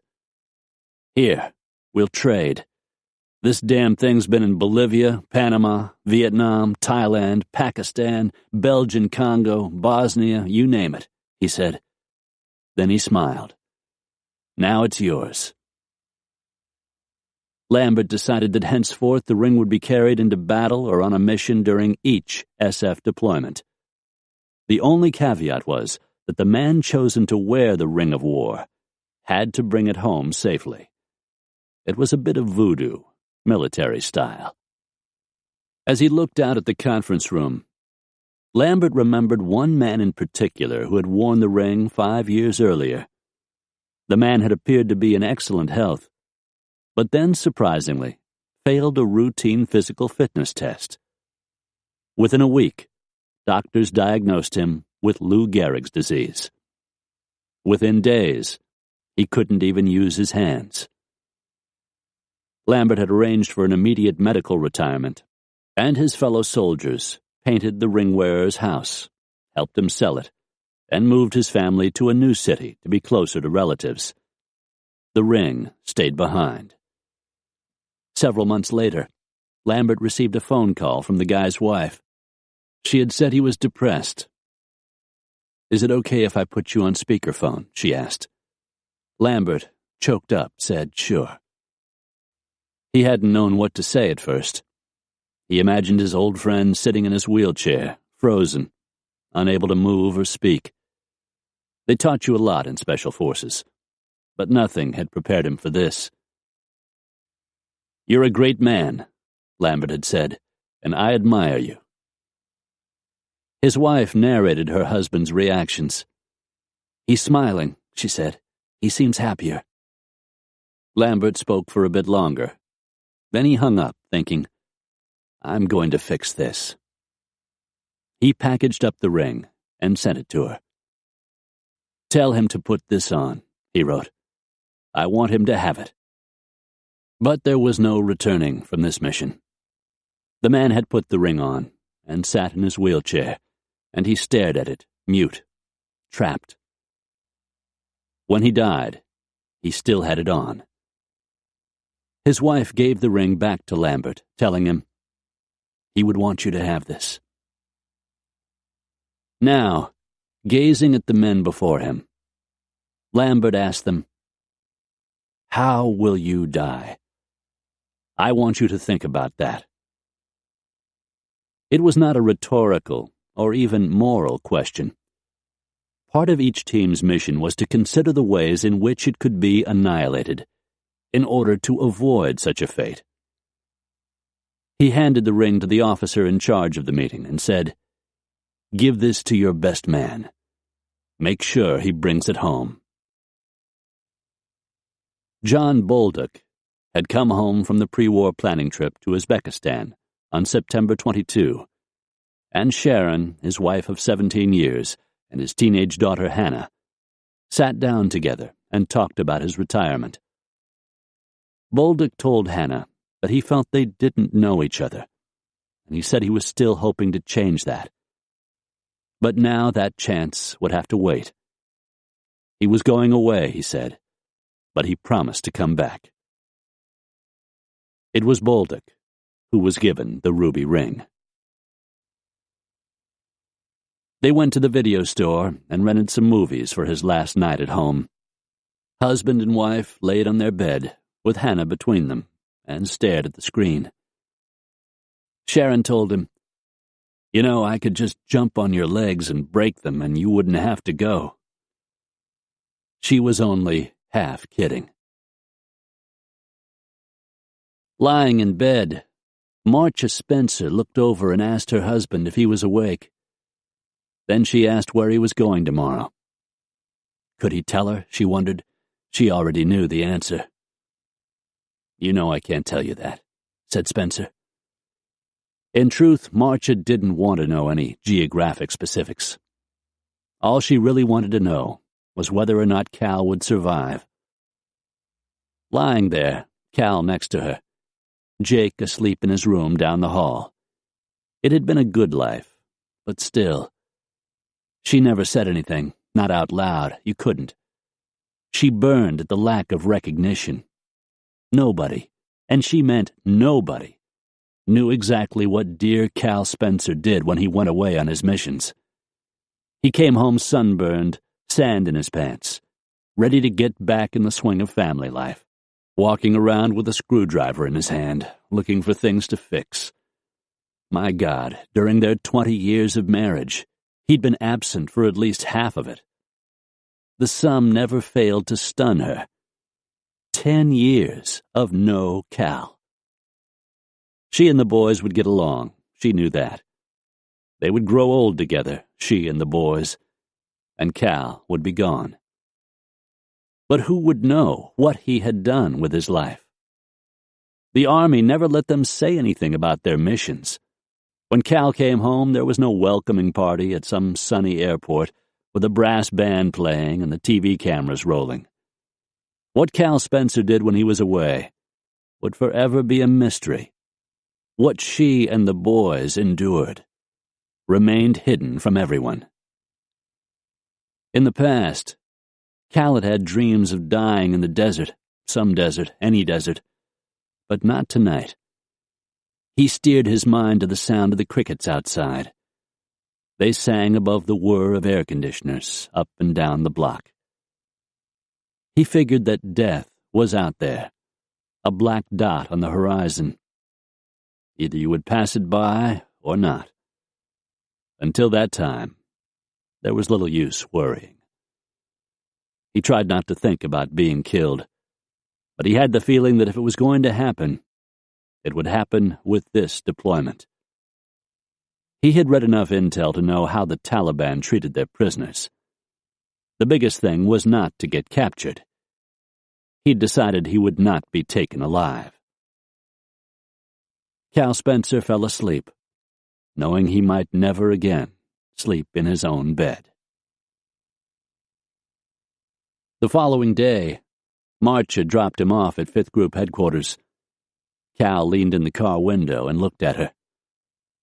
"I love you," he said, "and I'll be back." He smiled. "Okay." Marcia was crying as she drove off. The parking lot was the scene of all kinds of turmoil. Ben Milo told his oldest teenage son, "You're the man of the house. You make sure you make things as easy as possible." The boy started sobbing. Lisa Diller drove away dry-eyed. She'd been cleaning the house the night before and all day today, right up until it was time to drive Sam to headquarters. Whenever Sam deployed, Lisa cleaned. It was her way of dealing with the stress of her husband's leave-taking, her way of saying goodbye. They had been through just about everything together. Sam had come home from the Battle of Mogadishu in Somalia in 1993, dropped his duffel bag in the living room, and said shakily, "I'm home." Lisa took one look, and she could tell he was falling apart. She nursed him back, but at least he had returned. As she drove home now, her stoicism melted, and she broke down. Coming into the kitchen of the ranch house, She poured a beer and got into the hot tub and soaked in the thick new silence of the house. It was going to be a long, long winter. Late that night, October 5, Spencer crawled on board a converted school bus. The vehicle rolled across the post, the windows blackened so no one could see inside. There were few people to look. The neon of the Kentucky Fried Chicken restaurant was dark. The bank sign blinked for no one, except the enormous eye of the waning moon. Cold wind blew trash across the street. Few of the guys talked, the bus's heavy springs squeaking beneath them. Steadily, it rumbled onto the airfield. Shouldering his day pack, Spencer stepped off the bus into the roar of the C-130's 4 huge engines. The plane's rear ramp was down, its belly palely lit. Together the men leaned forward through the prop blast, clutched their black watch caps, and trudged up the ramp.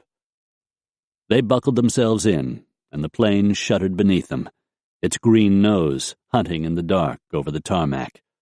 Hunting speed, lift, release. Spencer felt the deck beneath him lighten and drop, and knew he was airborne. Aloft, with the sides of the plane cooling in the darkened heavens, he swallowed an Ambien, reached into his pack, and unrolled a foam sleeping mat on the frozen aluminum floor. There in his pack, he found the letters Marcia had written him, each one numbered and dated, indicating when he should open them. He opened them all at once and started reading hungrily. Dear Cal, I have never told you how much I love you. Once done, he placed each letter carefully back in his pack. He lay on the humming deck of the plane and fell asleep, floating over the Atlantic, heading east into the dawn, to the secret base in Uzbekistan. Before Dean took off, he and Kelly went for a drive on a perfect sunny Sunday afternoon. Winter and Dean's departure seemed an impossible thought. The blue autumn sky looked as if it had been polished with a hank of velvet. Back at their tiny apartment, moving boxes were still stacked to the ceiling. They hardly talked as they drove country roads for several hours. At the parking lot next to the church, the scene of so many departures over the years, Kelly finally dropped Dean off. He dragged his rucksack upstairs to the team room, then ran back downstairs and out the door to Kelly. He had to see her again. There she was, still standing beside the car, looking so beautiful and scared. When he'd set his sights on her 2 years earlier, he'd been a student in the Special Forces qualification course at Fort Bragg, and because he couldn't get enough language study there, he spoke fluent Russian. He decided that once a week he'd drive to Chapel Hill, an hour away, and take a conversational course in Russian at the University of North Carolina. One night, a pretty girl with curly red hair had walked into the classroom and taken a seat next to him. Taking one look at her, Dean felt himself turn to jelly. So, he stammered, why are you taking this class? I'm planning a career in international business, she said. The way she said this, so confidently, made him think, I am going to marry this woman. Their courtship was a whirlwind. Early on, Dean had to leave Fort Bragg briefly, and he spent night and day fretting that Kelly would forget him while he was gone. He ordered a florist to send her flowers in his absence. He wrote her letters in advance and arranged for them to be delivered. He proposed marriage 6 months later, during a visit to her family's home in New Hampshire, standing beside her father's grave. Dean firmly believed that if the old man were alive, he, Dean, would be honor-bound to ask permission to marry his daughter. I wish you could have met him, Kelly said. Dean suddenly got down on one knee and turned to her father's headstone. "Sir, with your permission," he said. And then he pivoted and looked up at Kelly. "Kelly," he asked, "will you marry me?" Now, saying goodbye to her after being married less than a month, he lifted her hands and said, "I love you." He walked away backward, looking at her. He turned and climbed the steps to his team room, his new combat boots ringing on the metal stairs. The entrance door slammed shut behind him. Dean paused on the steps to collect himself. Part of him wished that he was good with words, so he could have written something for her, letting her know what a lucky guy he was to have met her. He jogged to a hallway window on the second floor and looked out, but she was gone. He shouldered his gear and walked into Fort Campbell's prison-like isolation facility. Dean disliked ISOFAC for its mind-numbing seclusion, but also loved it for its promise. To enter ISOFAC was to sit in waiting for your violent birth into war. ISOFAC was a closed world within the tightly held universe of the post itself. Guards manned the gate in the chain-link fence, tipped with concertina wire. From the outside, it was a windowless jumble of metal-gray blocks. The ugly architecture suggested that everything important was going on in the inside, which was no doubt true. The building was divided into 2 levels, with the sleeping quarters in the top floor. On the first floor, Dean walked through the main planning room, which was sparsely furnished with desks, chairs, and several dry erase boards mounted on cinder block walls. The walls pulsed a dazzling white under banks of fluorescent lights. Each team was allotted 2 rooms, one for planning its mission and another for sleeping. Each planning room contained chairs and desks, a 15-foot-long chalkboard, and a continuous roll of 4-foot-wide butcher paper that fed through an easel. The Spartan sleeping room consisted solely of 12 bunks, topped with thin brown plastic mattresses, squared smartly along the walls. Down the hall was another room for hand-to-hand combat training, with padded walls and wrestling mats on the floor. At the end of the hall was the arms room, where weapons were locked up, and a gym with weights, and the cafeteria. It was as spare as a new prison. The odd-looking tower that rose from the clutter of metal, lending the air of a defunct chimney, was used to rig and pack parachutes. No talking was allowed in the hallways.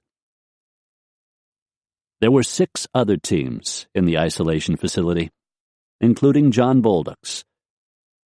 Among various teams, ODA 555, Triple Nickel, would land near the Panjshir Valley shortly after Nelson's touchdown in Dehi, making Nelson and his men the first U.S. soldiers to enter Afghanistan.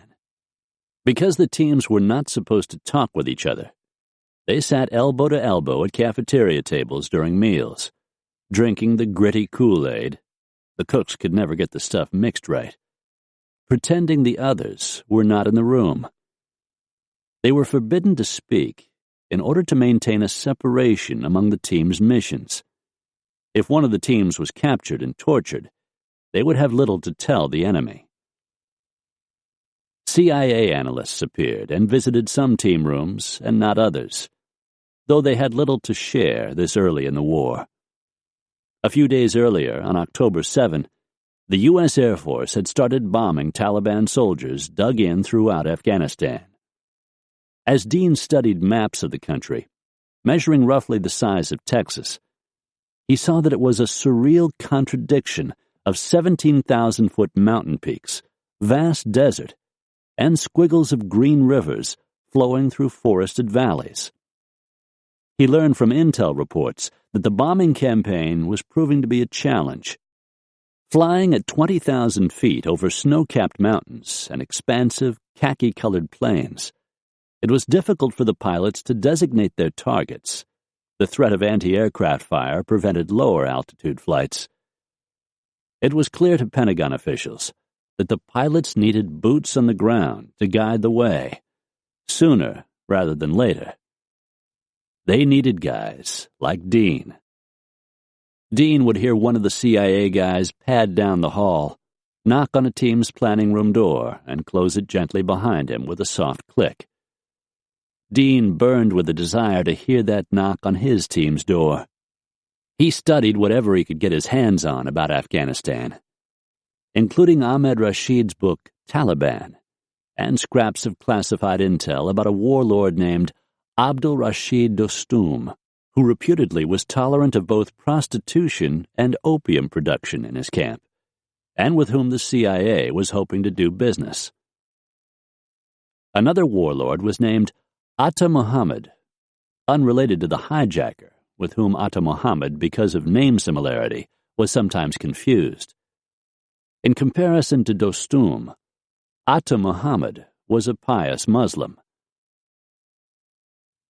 Using his laptop in the team's planning room, Dean searched for more information about these two shadowy men, as well as whatever he could find about bin Laden and al-Qaeda. But there wasn't much hard intel immediately available.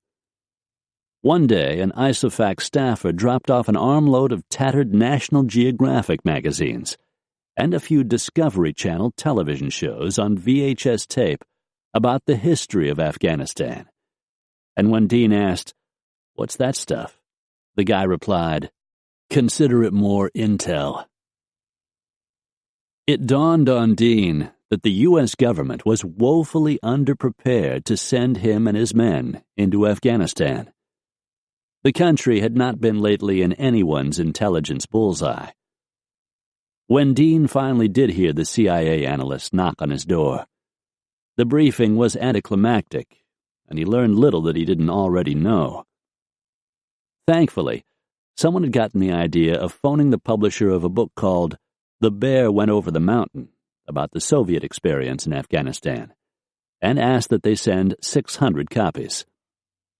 The publisher no longer even stocked the book, and had to scramble and send an electronic version to a printing plant, from which fresh copies were express shipped to the ISOFAC. Dean was pleased when it arrived.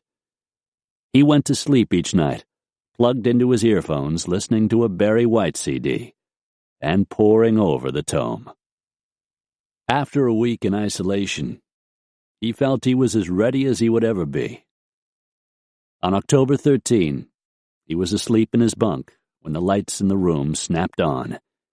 Dean sat up, swearing and rubbing his eyes. "Hurry up," yelled an ISOFAC staff member. "You guys are moving out. The plane is here." "Well, that plane didn't just fall out of the sky," groused Dean. "Who's the genius who didn't call ahead and say, 'I'm about to land'?" An hour later, he was airborne. They left in quick succession. The day before his departure, Mark Mitchell had stayed up until 2 a.m., writing a list of things for Maggie to do in his absence. Pay $300 to this credit card every month until it's paid. If it gets paid off and I'm still gone, add the $300 a month to the savings account. He'd spent the last few days getting the carpets cleaned, fixing the garage door, tightening the loose faucets in the bathroom. Nothing was left to chance. Maggie freely admitted she couldn't fix anything, and Mark was happy to oblige. "I may not be handsome," he joked with her, "but I sure am handy." She thought he was the handsomest, most honest man in the world. She'd met him at Fort Stewart in Georgia, where she was teaching grade school, and he was a lieutenant in the Army. They dated for a month, and Mark asked her to accompany him to a family wedding in Milwaukee. While they were dancing, he proposed. Maggie, surprised, said, "You're drunk, aren't you?"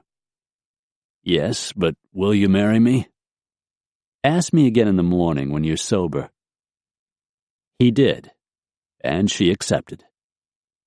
Married now for 10 years, she loved it that he still had something interesting to say. He'd graduated from the Jesuit Marquette University in Milwaukee with a degree in engineering.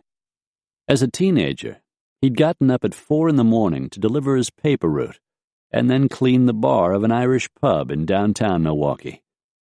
By 8 o'clock, he was in school. In high school, he ran cross-country, played football, and wrestled. He had a quirky sense of humor. He loved to play the piano and knew most of Ray Charles's numbers. He liked Sting and the Talking Heads. He loved Coen Brothers movies. He had an artistic side that Maggie rarely saw, except when he was taking photographs. His humble demeanor disguised brute strength. Mark could lift himself hand over hand 40 feet up in the air, with 65 pounds of field gear on, while down below, as he clung on the rope, other guys were bent over their knees, vomiting into the cinders. Mitchell's training had taught him to ignore pain and mental exhaustion. It taught him to pay attention to nuances, to what a man says and what he doesn't say. It taught him to think about using his brain first, his weapon next. During his deployments, he had tried to set aside his ideas of how he thought Pakistanis, Jordanians, Saudis would act, and to listen and observe what they actually said and did. He hoped to do the same with the Afghans he would encounter. The son of a federal prosecutor, Mitchell had grown up listening to stories of his father's exploits. Back in the 1970s, Milwaukee was at the center of the burgeoning U.S. heroin market. He had admired his dad's courage and never forgotten that he lived in a world where there were bad people, and it was a just thing to punish them. He'd entered the military to prove himself in such a world, what Maggie called his hoo-ah macho stuff. After 4 years as an infantry officer, he found Special Forces, and it changed him. He loved who they were, what they did. They were the best-kept secret in the world. It seemed the Navy SEALs got all the publicity, with a new movie every summer about some cool shit they had blown up in a fictional South American country. Even the Delta Force, which the U.S. Army didn't officially acknowledge as existing, got more press than Special Forces. None of the guys in SF had ever written a book, which was fine with them. They knew the public spotlight only helped the enemy target you more easily. There was a Special Forces bumper sticker around Fort Campbell that read, "The Quiet Professionals." They joked about it. "Hey man, we're the quiet professionals," delivered with their best DJ voice. But they meant it, too. Around 4 o'clock in the afternoon on October 24, Maggie and the girls dropped Mark off at the church parking lot. He picked up his daughters, one in each arm, and told them he loved them. He'd spent the day in the house watching the Disney Channel with the girls. They'd played tag in the yard. For lunch, they'd gone to Burger King. All the while, he'd been anxious. The key was to keep life normal. More than anything, he wanted to get the leaving over with. He expected to be gone 6 months, maybe a year. All his gear, his rucksack with his food, sleeping bag, a change of brown desert camo fatigues, his ammo and weapons, was packed neatly in a pallet on the plane waiting at the airfield. In a small knapsack slung over his shoulder, he carried an Nalgene bottle with water, a toothbrush, a razor, and some old issues of U.S. News and World Report, the only news magazine he could ever find time to read. All that was left to do was to walk on the plane. Mark boarded the bus and rode out to the airfield to the C-17 grumbling against its anchors in the runway. After less than 6 weeks of preparation, he and the rest of the 5th Group were ready to take down a country. 24 hours later, he stepped off in the dark at K2 in Uzbekistan. The sky engorged, oozing the milk of a new starlight. He was in. Game on.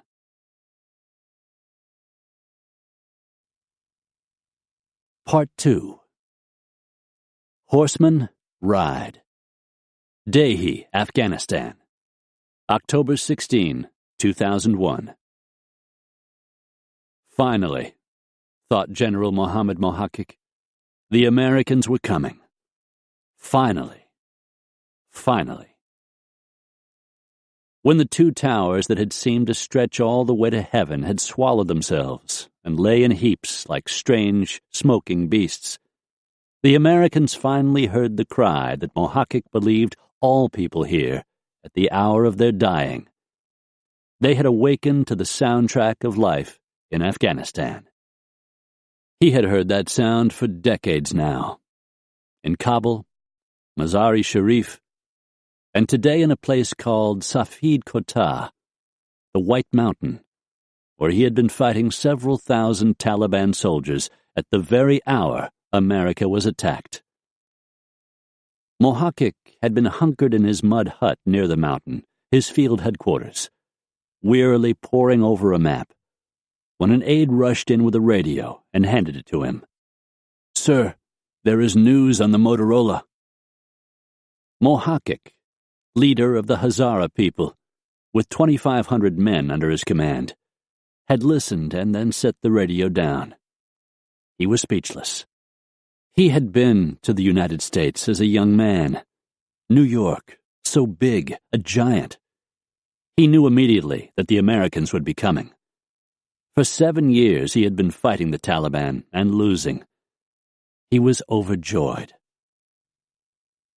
He and his people had endured unbelievable hardship in that struggle.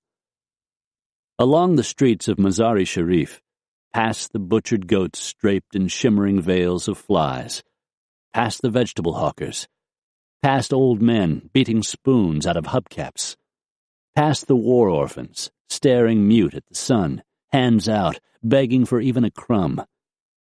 Past all of this, the Taliban had come, to the doors of the Hazara. The crazed soldiers had kicked in the doors. They had dragged the men, old men, young men, boys, any Hazara male unfortunate enough to be caught cowering under these rickety dry eaves, and hauled them into the street, slit their throats and castrated them, and left them to rot in the road, dark eyes frozen wide as the killer's dagger had snickered across their stretched necks. So much damage and sorrow that it had seemed to General Mohammad Mohaqiq that it would take years for any man to ever live normally again. But he would try. In early October, Mohaqiq had received a mysterious visit from a most dangerous man, General Abdul Rashid Dostum, who had told him, "Brother, we are going to be visited by some special friends. What is your feeling about this?" Mohaqiq explained that he had been writing letters for the past year, 300 in all, to the United Nations in New York City, in America, beseeching, "You must do something to help us. The Taliban are killing us." Mohaqiq said he would take help anywhere he found it. "Our friends," Dostum continued, "need our help. I want you to lay 14 light bulbs in front of your home and light them." "But how will I light them?" asked Mohaqiq. Mohaqiq did not know where he would find electricity in this cold, rocky place along the Darya Suf River. He was several days' ride from any electricity in any direction. The nearest large city was Mazar-e-Sharif, 60 miles upriver by horse. The man held up his hand. "You will figure it out. If they see 14 lights, they will know it is safe to land." And then he left. Now, 1 week later, in the dark of the autumn midnight, Mohaqiq bent down and connected an electric cable strung with 14 bulbs to a gas-powered generator he'd been able to procure. The bulbs flared and lay glowing in the fine dust that puffed underfoot with the lightest step. Mohakik stepped back to admire his handiwork. There was no sound, except the thwap of the approaching helicopter. The helicopter landed, and several strange men got out, wearing American dungarees and flannel shirts, carrying guns and computers and heavy black duffels. Mohakik made them tea in his headquarters and fed them bread, and they seemed to sleep with their eyes open. They were that vigilant. And in the morning Mohakik drove them up the river several miles to the village of Dehi, the pickup jouncing over rocks and ruts and straining through the iron-dark shadows of the valley. At a bend in the river, facing a broad yellow plain, they came to a mud building, a paddock surrounded by high mud walls, braced by heavy timber. The Americans named the place upon arrival the Alamo. They anxiously set about sweeping and unpacking. Also in the camp was Abdul Rashid Dostum, who seemed to Mohakik to already have a close relationship with the CIA, and Atta Mohammed Noor, a fierce lieutenant who was commanded by Mullah Fahim Khan. The owly, gray-bearded mullah had succeeded Ahmed Shah Massoud, who had been assassinated September 9, and now lay buried on an Afghanistan mountaintop. These fierce men formed the triumvirate of the Northern Alliance, the Taliban's mortal enemy, which had been organized and commanded by Massoud. It was Fahim Khan who had spirited Massoud's torn body out of the country into Tajikistan after his assassination for safe burial, and it was Khan who had held the Northern Alliance together in the aftermath of the great warrior's death in September. Massoud had spent years forging the front with Dostum's Uzbeks and Mohakik's Hazaras, alongside his own Tajik soldiers, and the alliance had come close to crumbling. Some 7,000 men had been fighting all summer against the Taliban in the Darya Suf River Valley, rife with thousands of landmines, dotted by villages that stood mute in the mountain light, the broken bric-a-brac of buildings strewn on cold ground in the aftermath of months of Taliban attacks. In some places the Taliban had barred the inhabitants inside their homes and burned the villages to the ground. Through the summer, Mohakik, Dostum, and Atta's men had been pushed farther and farther south, deeper into the valley. At this same time, Massoud was battling in the north, about 75 miles away, in an ever-thinning slice of the verdant Panjshir Valley, his supply lines in threat of being cut. Holding this northern front, if he could, Massoud would wait for Mohakik, Atta, and Dostum to ride up from the south, attacking the outnumbering Taliban from the rear. If the alliance could do this, the Taliban front, which stretched 80 miles east and west, from Kunduz near the Pakistan border to Mazar-e-Sharif, would be divided. The alliance's goal was to capture Mazar-e-Sharif. If a man held Mazar, then he could hold the north, and if he held the north, he could capture the capital, Kabul. From there, he could attack the desert wastes in the south, stretching from Kandahar to the border with Pakistan. His army would rule Afghanistan.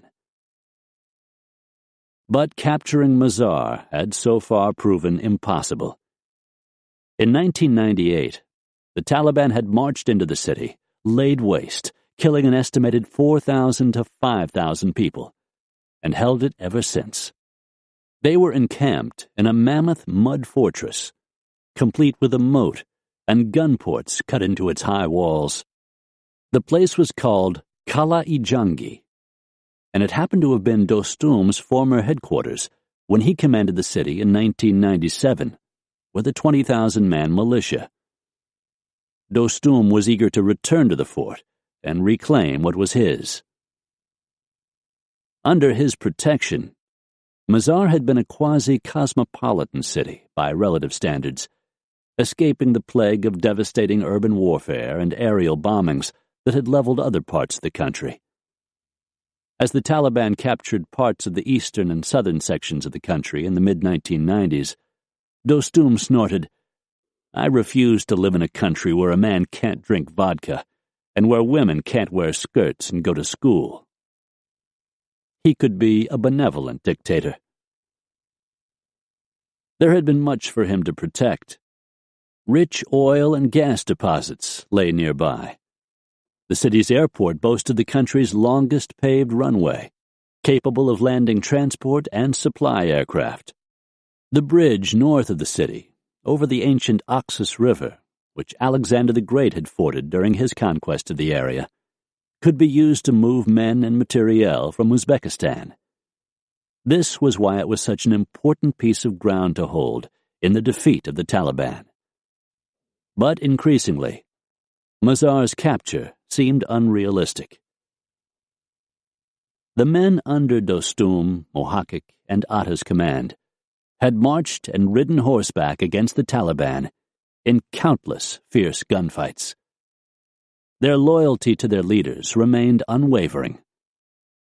However, now their supplies were running low, and winter was coming.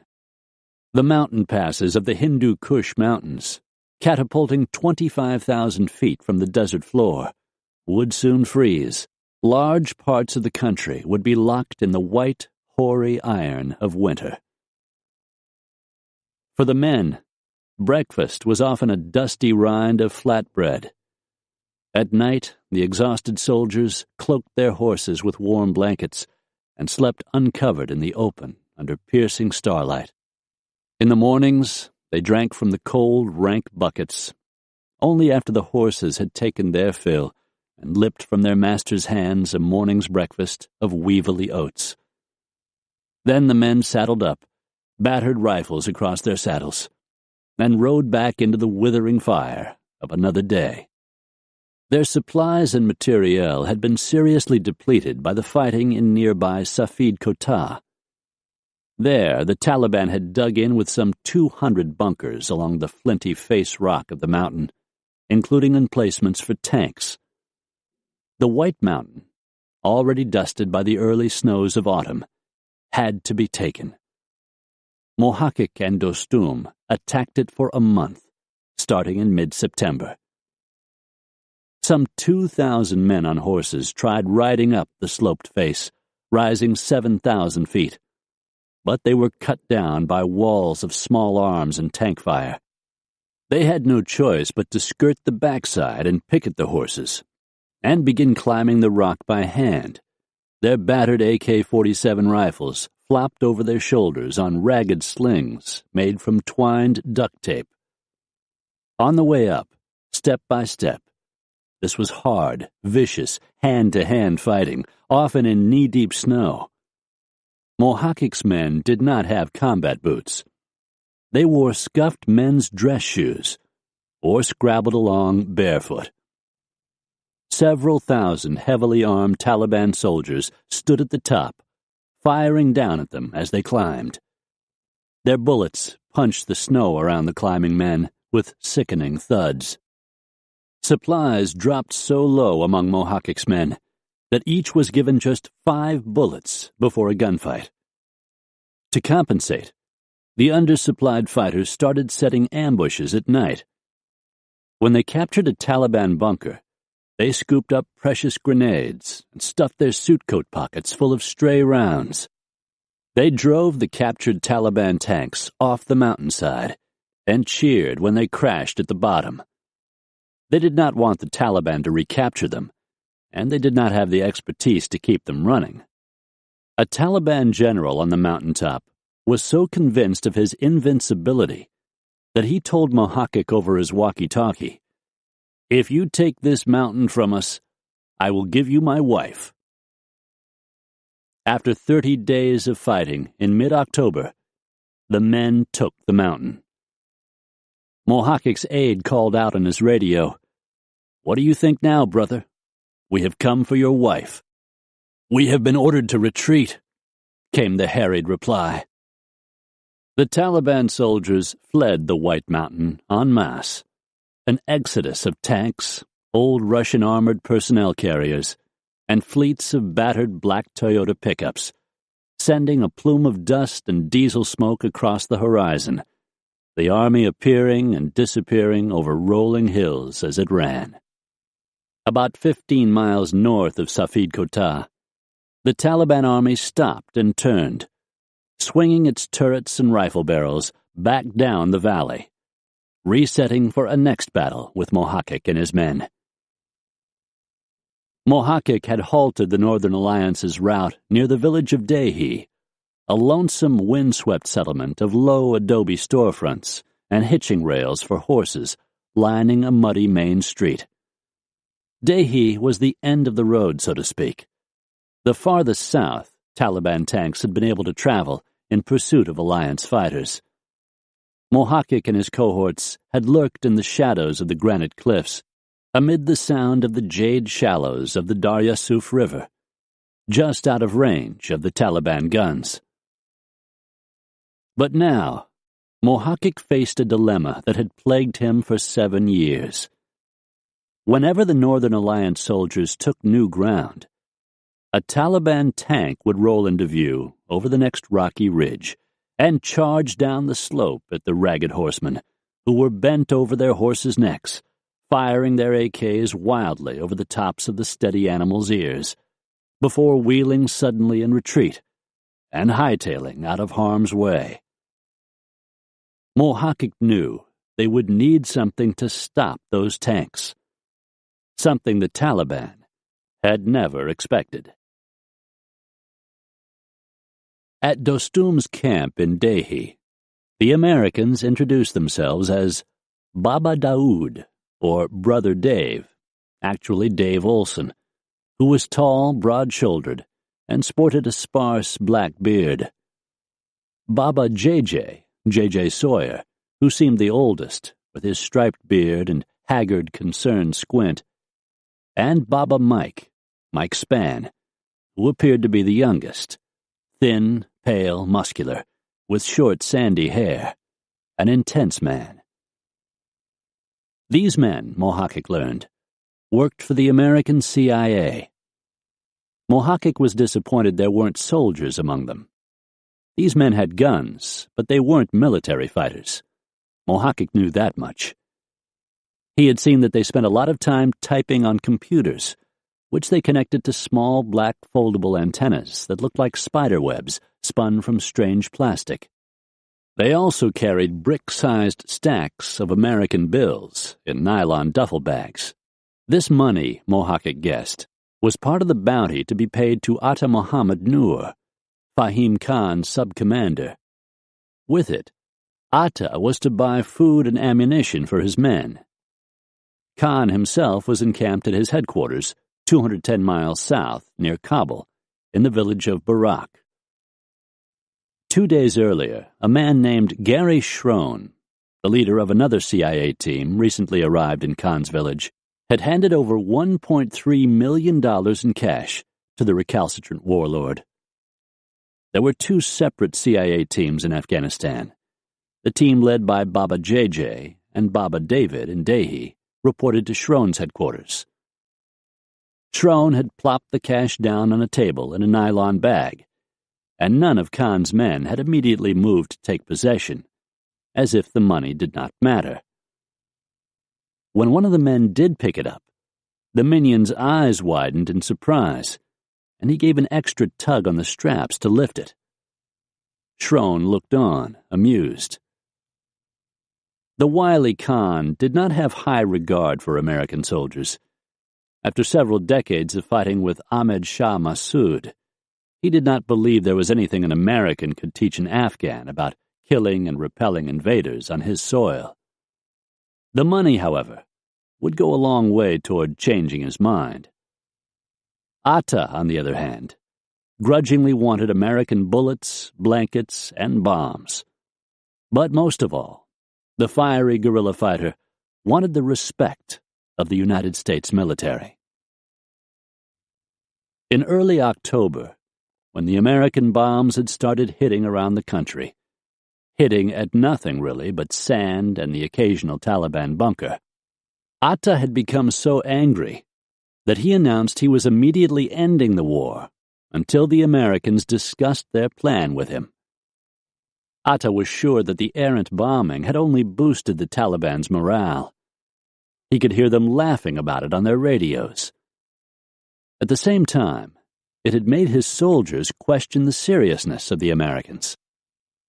Some of his soldiers, part of the Tajik force formerly under Massoud's command in the north, had been poised in a village 20 miles from Mazar-e Sharif. Atta was convinced they could capture the city if only the Americans would drop bombs on targets he had identified. The Pentagon ignored Atta Mohammed Noor and his men. In early October, the Americans were strictly fighting an air war. Without U.S. troops on the ground to spot and identify Taliban positions as bona fide targets, the Pentagon was not going to take the word of a lone Tajik fighter. At one point, without any air support, Atta's troops were overrun, and 5 men were captured by the Taliban. The men were beaten and nooses placed around their necks. They were dragged from the bumper of a pickup truck until dead. Atta, a pious man who prayed to Allah 5 times a day, was troubled by these deaths, which he felt could have been avoided with the Americans' assistance. He was embarrassed that he had failed to convince America to turn its might in support of his struggling men. But he had learned something several days earlier that had brightened his mood. The American government had decided to bring to Afghanistan highly trained men who were used to operating behind enemy lines. He believed they would know how to spot Taliban targets on the ground. Atta was anxious to meet this special breed of men. What Atta learned next infuriated him. He would not be working with any of these men in his camp. Instead, they were going to work for Dostum in his. For over 20 years, since the Soviets' invasion in 1979, he and Dostum had been perennial enemies. Atta believed the Uzbeki was a rank opportunist. During the Soviet occupation, Dostum had actually fought for the Russians by guarding the oil and gas fields in his birthplace of Sheberghan from guerrilla attack. Dostum loved drink, women, and song. He was not pious. The atheism of the communists did not bother him. He followed power. From it flowed safety and prosperity in an uncertain, violent land. But when Dostum saw that the Soviets' puppet government was going to fold, he had abandoned his patron and taken up arms with Massoud against the collapsing presidency in Kabul. Now, when Atta heard that he himself would not be receiving American assistance in his fight against the Taliban, he threatened to attack an imminent airdrop of supplies meant for Dostum's troops. Atta meant this threat with every ounce of his tall, wiry frame, although he knew it could bring about his death. This brewing contretemps between the two warlords had caused no end of consternation for Baba JJ at the Alamo and his boss, Gary Schrone. Trying to salvage the situation, Dostum, ever the diplomat, assured Atta that he would share 50-50 any assistance he received from the Americans. He seemed to be telling the truth, Atta thought. His feelings were further soothed when JJ presented him with a package. A grateful Atta opened it and discovered inside $250,000 in American bills. He announced that the money would be useful in feeding, clothing, and arming his men. He added that he would call off the attack on the supply drop. He and Dostum would fight together against the Taliban. About 250 miles to the north, in Uzbekistan, at K2, Colonel John Mulholland gathered Mitch Nelson's team, 12 somber, burly guys in tan camo and black watch caps, at the helicopter's side and told them, "You might not come back from this mission alive." Nelson was just glad to be leaving K2, which he and the team had come to see as a cesspool. Puddles of multicolored goo, like ruby-tinted antifreeze with cold coffee splashed in, lay glistening outside his tent, which had flooded in the recent rains. The ground was literally regurgitating its polluted past, left there by the Soviets when they invaded Afghanistan. Somebody in command headquarters would later guess that some of the liquid was nuclear in nature, which meant the place was possibly radioactive. The camp needed to be lifted about 6 inches off the ground and drained. Colonel Mulholland looked the men in the eye when he told them they might not come back to this camp alive, and everyone on Nelson's team appreciated that. At least he's got the balls to tell us this might be suicide, thought medic Scott Black. No bullshit and no kidding here. Black's grandfather had been a paratrooper in World War II, a member of the 101st Airborne, the Screaming Eagles, made famous by the Band of Brothers television show, which had been on TV back at Fort Campbell just as Black was leaving for Afghanistan. He wondered if Granddad back in southern Michigan had ever done anything as daring as this, landing in enemy country with just a handful of guys, ready to gut it out over a long winter's campaign. He knew the answer was yes. Talking to his grandfather, Black felt that he had a bridge to the past. He also felt like he was walking a tightrope into the future. Standing at the side of the helo, Mulholland asked that the men bow their heads and pray. It was October 19, 2001. Go time. The Army chaplain, a tall, taciturn kid, a recent graduate of Wake Forest, drawled a few words asking God's protection, and that they should vanquish their enemies and be fine men in this hour of war, and come back home. The Reverend had carted boxes of Bibles, Korans, the Talmud, even Buddhist texts into the camp, to better serve all the faiths of the men in his charge. So far, the makeshift chapel, a mud-spattered tent with a plywood pulpit, had remained empty. But now, the men prayed. Cal Spencer reached down the front of his black fleece jacket and drew up the medallion hanging there on its silver chain. St. Michael, the patron saint of paratroopers. He recited his favorite verse from the Bible. A greater love hath no man than this, that he lay down his life for his friends, and dropped the medallion back down his jacket front. When the chaplain was done, Spencer said to all the guys, "All right then, brother." And with his M4 rifle in one hand, he reached up with the other to the helo's side and climbed the rear ramp, where inside it was dark and smelled of old canvas, rubber hoses, and aviation fuel. He could feel the thrum of the helo's rotors spinning overhead, coming at him through the thin skin of the airframe in cold, metallic waves. Spencer stood up in the cramped quarters. The interior was dimly lit by several bare light bulbs in their own cages of wire.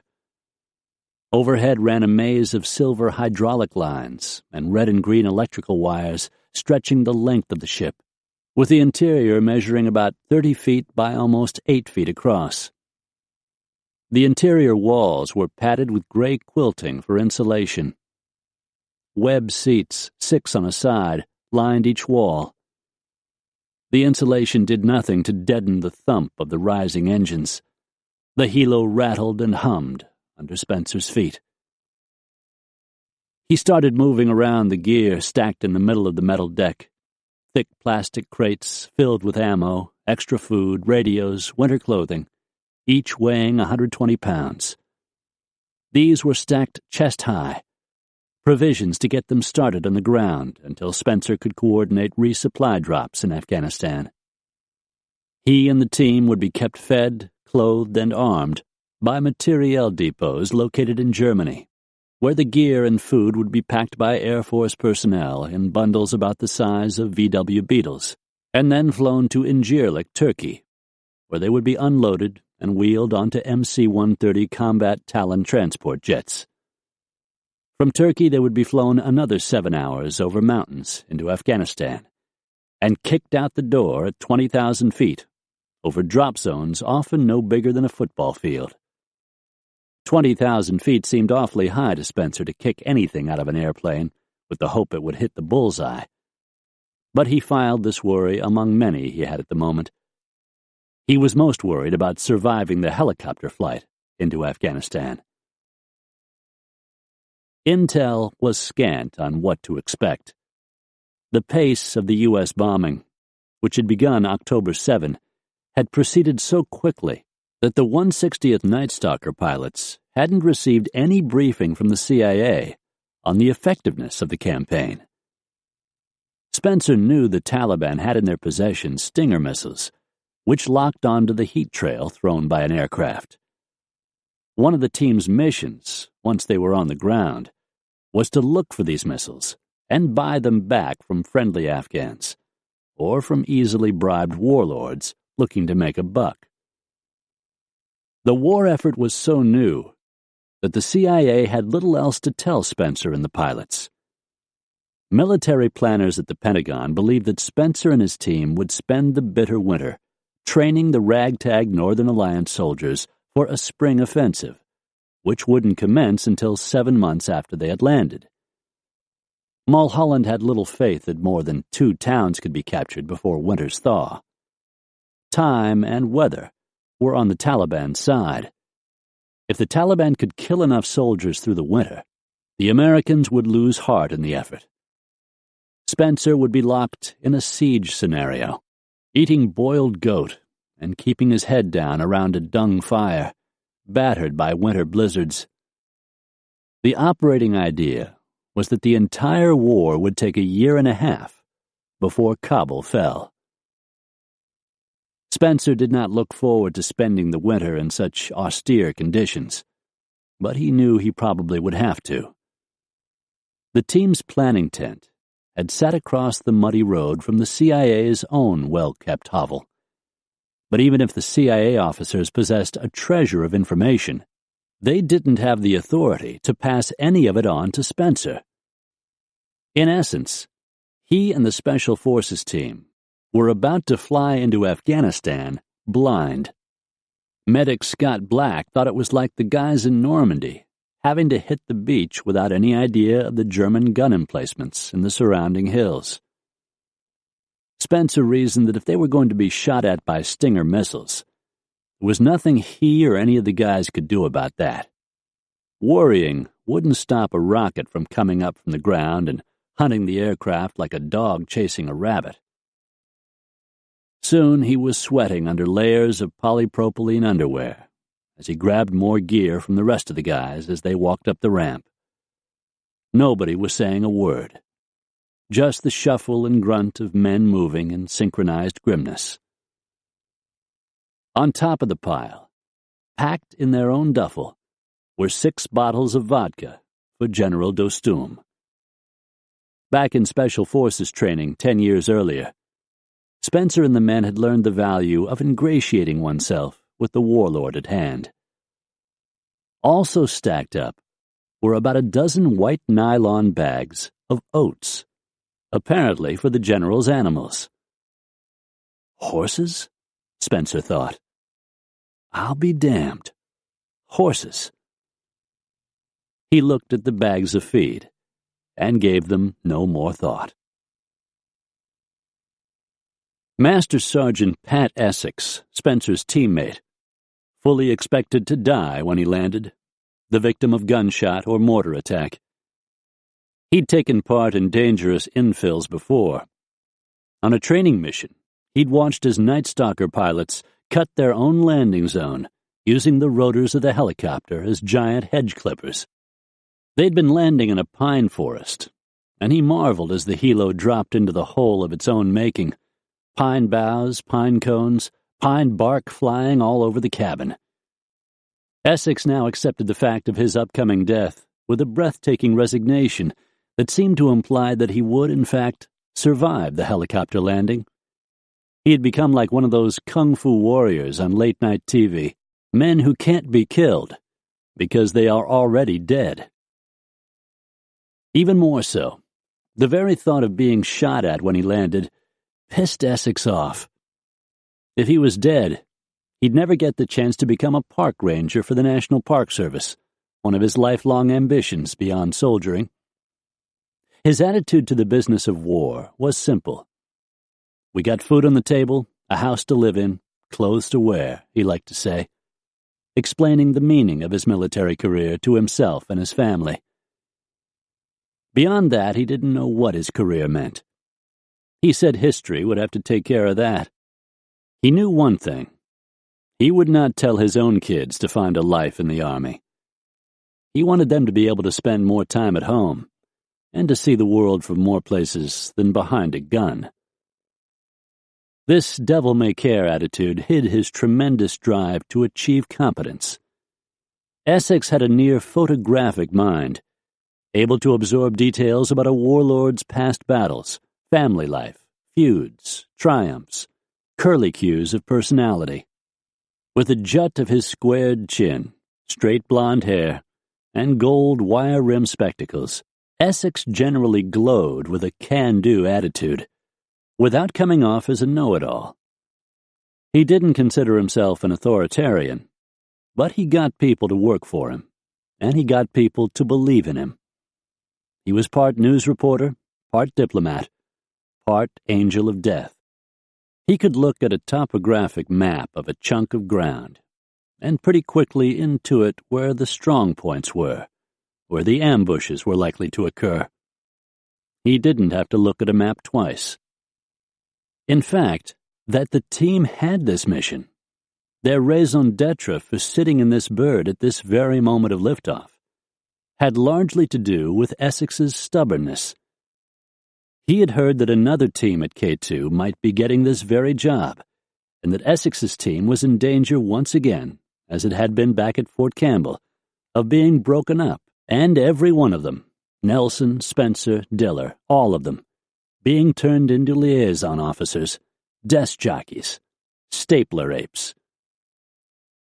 Essex and the team had been put to work with shovels and picks, digging ditches, erecting tents, and hauling gravel for the base's roads. Shortly after they arrived at K2, their combat search and rescue mission was canceled. One night, the worst sandstorm in 50 years blew up and pelted the tents with biblical gusts.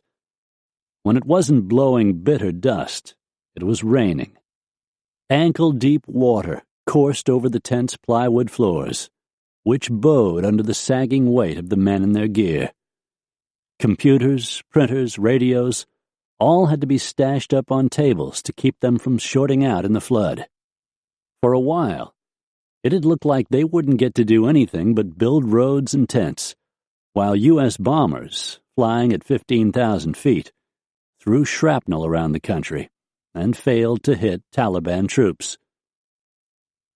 When Essex heard that the first team had blown an opportunity to prove their pre-battle worthiness during a briefing session with Colonel Mulholland, all by complaining about the mission's uncertainty and danger, Essex had walked into the old man's office, practically strutting. He had been building tents all day, pounding metal rods into the ground and untangling miles of heavy rope. He was sick of that crap, for sure. The first team chosen for the job had complained to Mulholland that the communications plan for this mission stinks. This was true. There weren't enough radios to go around for an entire team. Communications were going to be dicey. At times, they might be non-existent. The implication was that if you got into trouble, you might not be able to call anybody to help get you out. Well, how can we go in-country with a commo plan like that? The other team had whined. Mulholland had quickly shown them the tent door. When Essex walked in, he said, "Communications are a problem, sir. We'll make it work." Essex knew that the other team had also been asked, "Have you ever called in close air support with a B-52? Essex had thought to himself, Well, shit. Nobody has ever called in close air support with a B-52, not even the U.S. Air Force, because it's a strategic bomber. Essex answered Mulholland, "Well, sure, I can call close air with a B-52. Have I ever done it? No. But could I do it? Yeah." The colonel appreciated this attitude. The air campaign had so far been ineffective, and various U.S. press reports were already questioning the prospect of its success. With each passing day that American planes bombed but did not kill any Taliban, not enough of them at least, the locals grew angry and dismissive of the Americans, who had been cowed in places like Vietnam and Somalia when dead and wounded U.S. soldiers began coming home. The town of Karshi-Khanabad sat about 2 miles from the camp, on the other side of a 30-foot-high berm meant to keep the place secure from enemy attack. And there were enemy around. Terrorist cells of the IMU, the Islamic Militant Union, operating within the country in hopes of returning the former Soviet Republic to a fundamentalist state. The Americans were forbidden to go beyond the berm, or to fraternize with any of the local workers and suppliers who streamed in and out of the place in cargo vans. Fear of mortar attack loomed in the camp. In a matter of a few weeks, the air control tower had been swept and rewired. A hospital was built, and food, clothing, ammunition were cached in newly built warehouses, and the communications tents quickly sprouted bouquets of satellite antennas. In less than a month, 60 C-17 transport planes would offload several thousand tons of supplies. The place, in the words of one Army historian, looked like a gold rush boomtown. The entire cantonment was approximately a half-mile long and a quarter-mile wide. It took 5 minutes to walk down a dirt service road to reach the Chinook helicopters and the taxiway.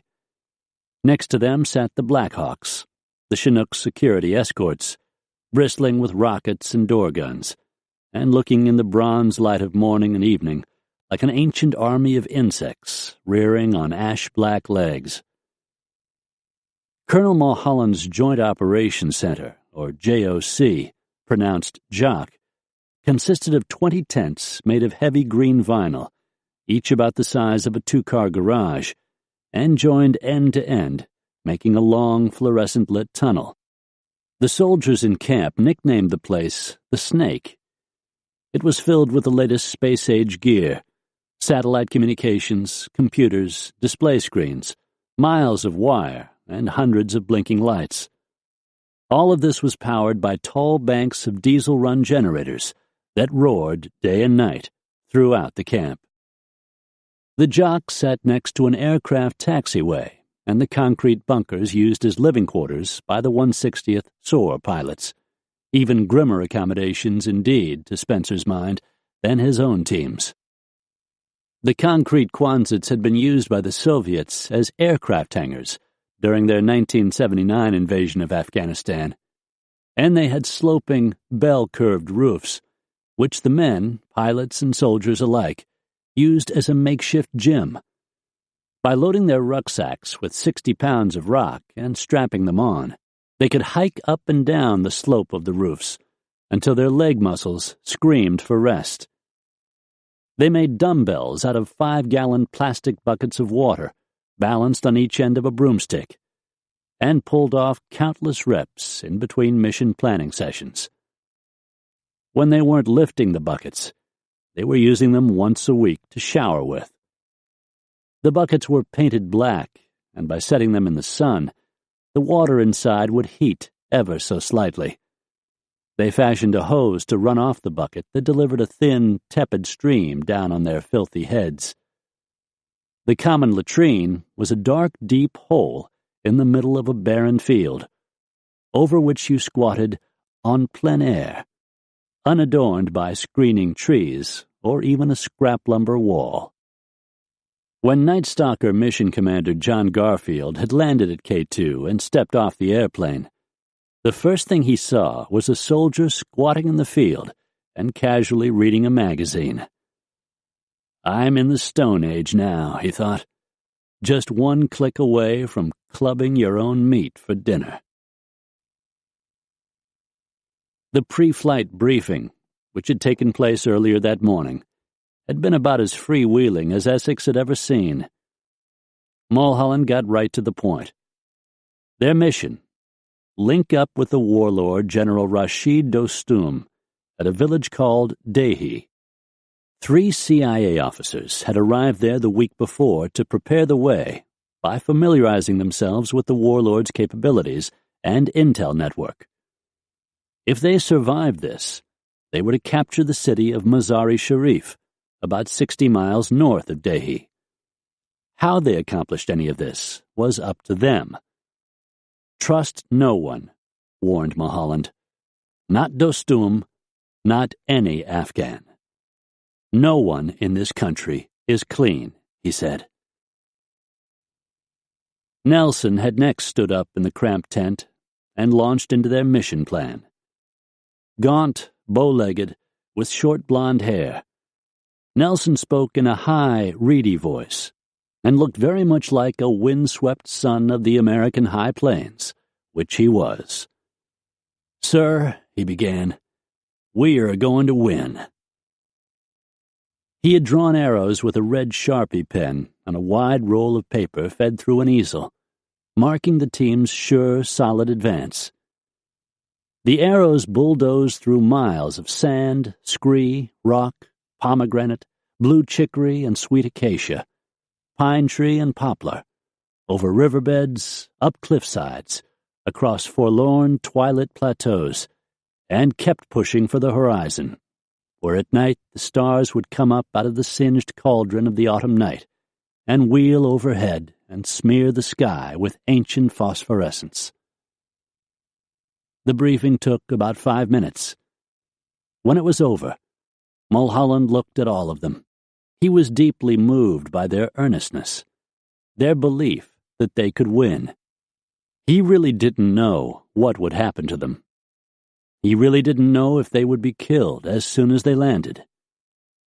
This mission, this war, had the air of a lark, a deadly one.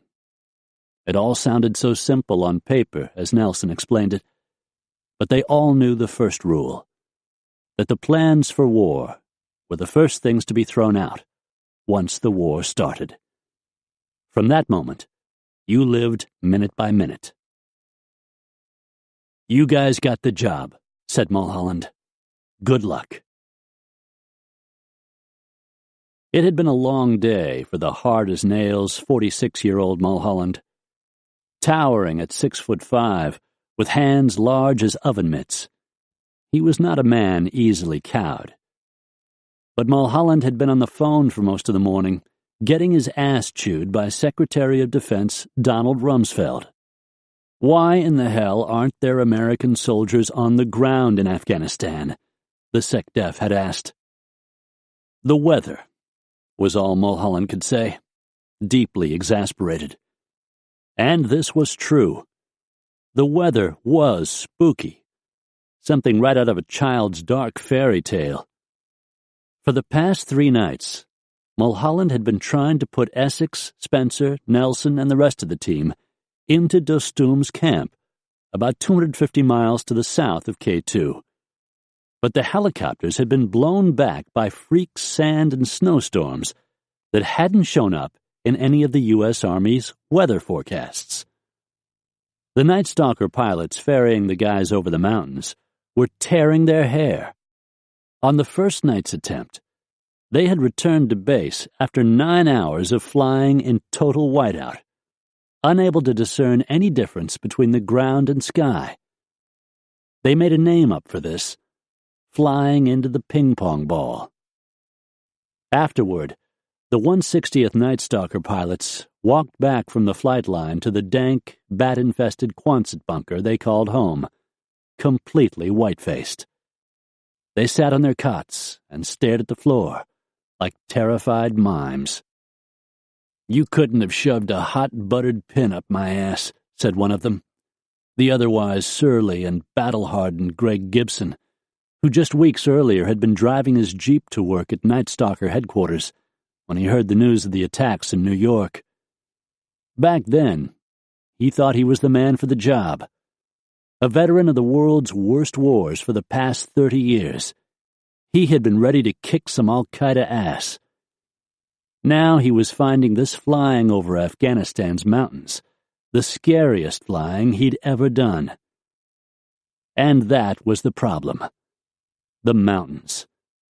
They soared from what seemed the loneliest-looking valley floor on the face of the earth, a place that more resembled the bottom of a drained ocean at the end of time, straight up to 16,000, 18,000, 20,000 feet, draped in frozen garlands of snow.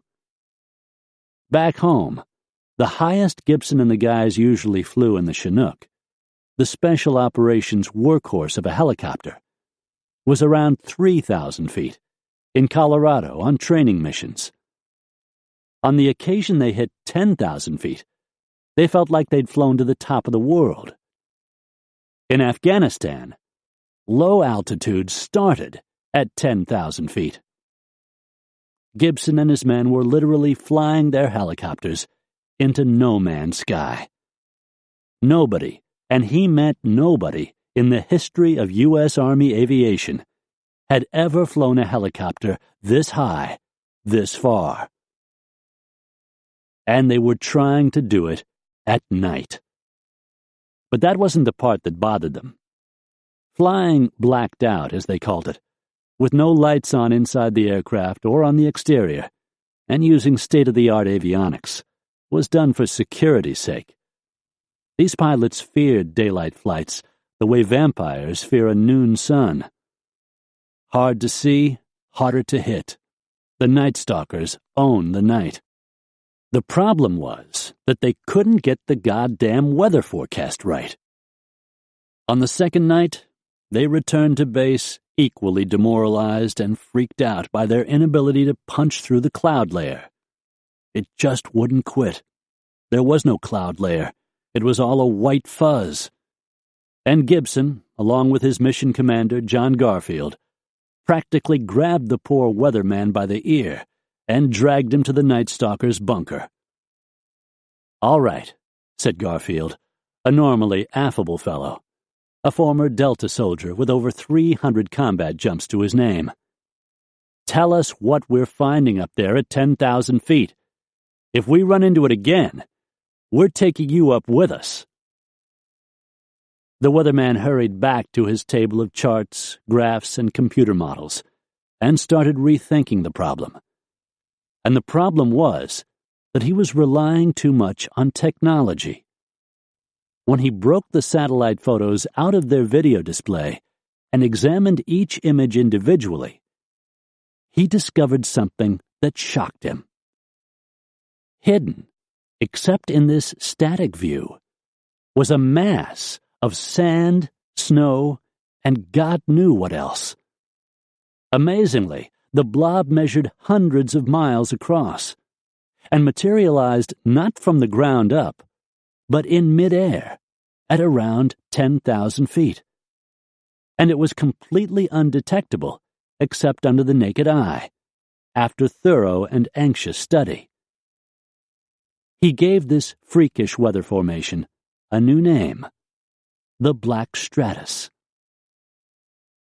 Now, on the third night, as the Night Stalkers prepared for liftoff, they were ready for the Black Stratus. Just knowing what this thing was comforted them. Essex settled into one of the Chinook's web seats in the back, on the right. There was just enough room for his legs if he sat with them bent to his chest, hiking boots touching the gear in the middle.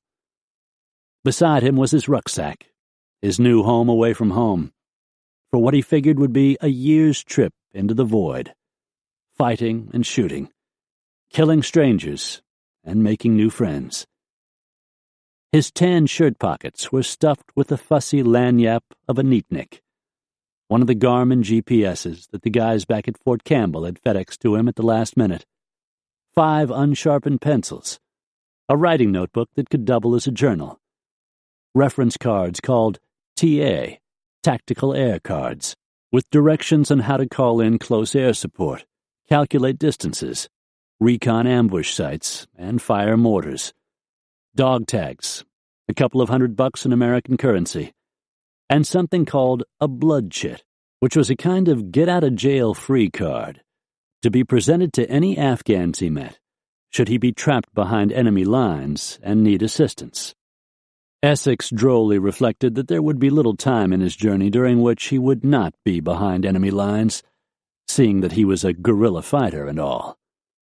The blood chit offered a cash reward to anyone who gave assistance to the American soldier in distress. In his rucksack, he carried ammo for his long rifle, the M4 carbine, clothes, and enough food for 5 days. 1 meals ready to eat, MRE, a day, plus purification tablets for drinking water. His mesh, many-pocketed load-bearing vest resembled in cut and style a fly fisherman's. Only Essex's was filled with grenades, more ammo for his 9mm pistol, compass, water bottle, an emergency MRE, and batteries for an inter-team handheld radio.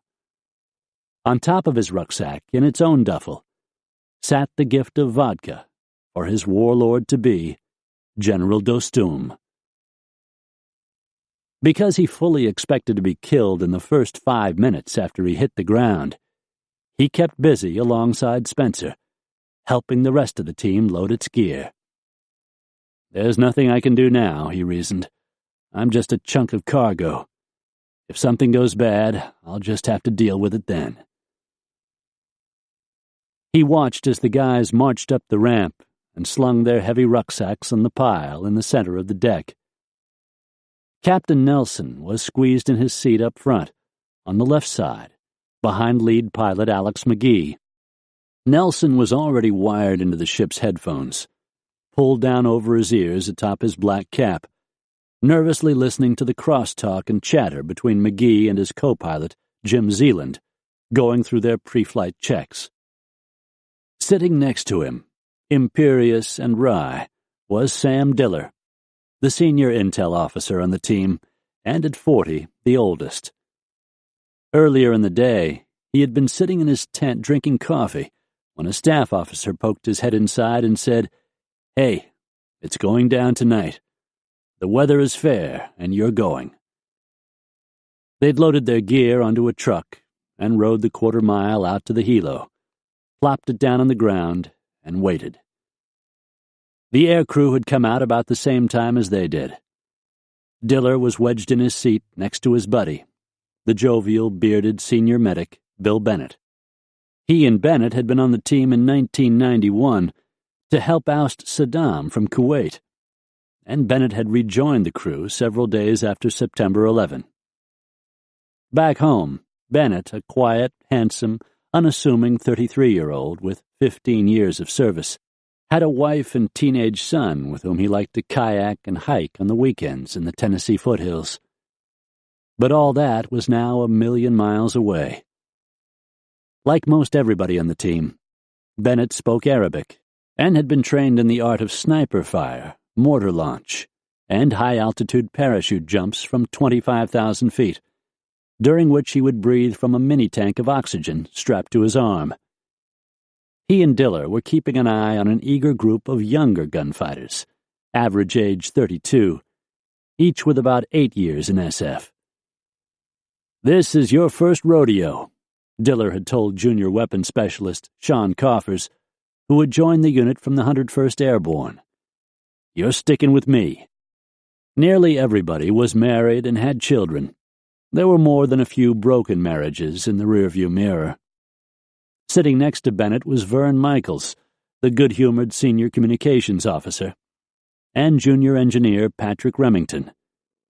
These 6 guys were the A-Team, the Alpha Cell of the 12-man detachment.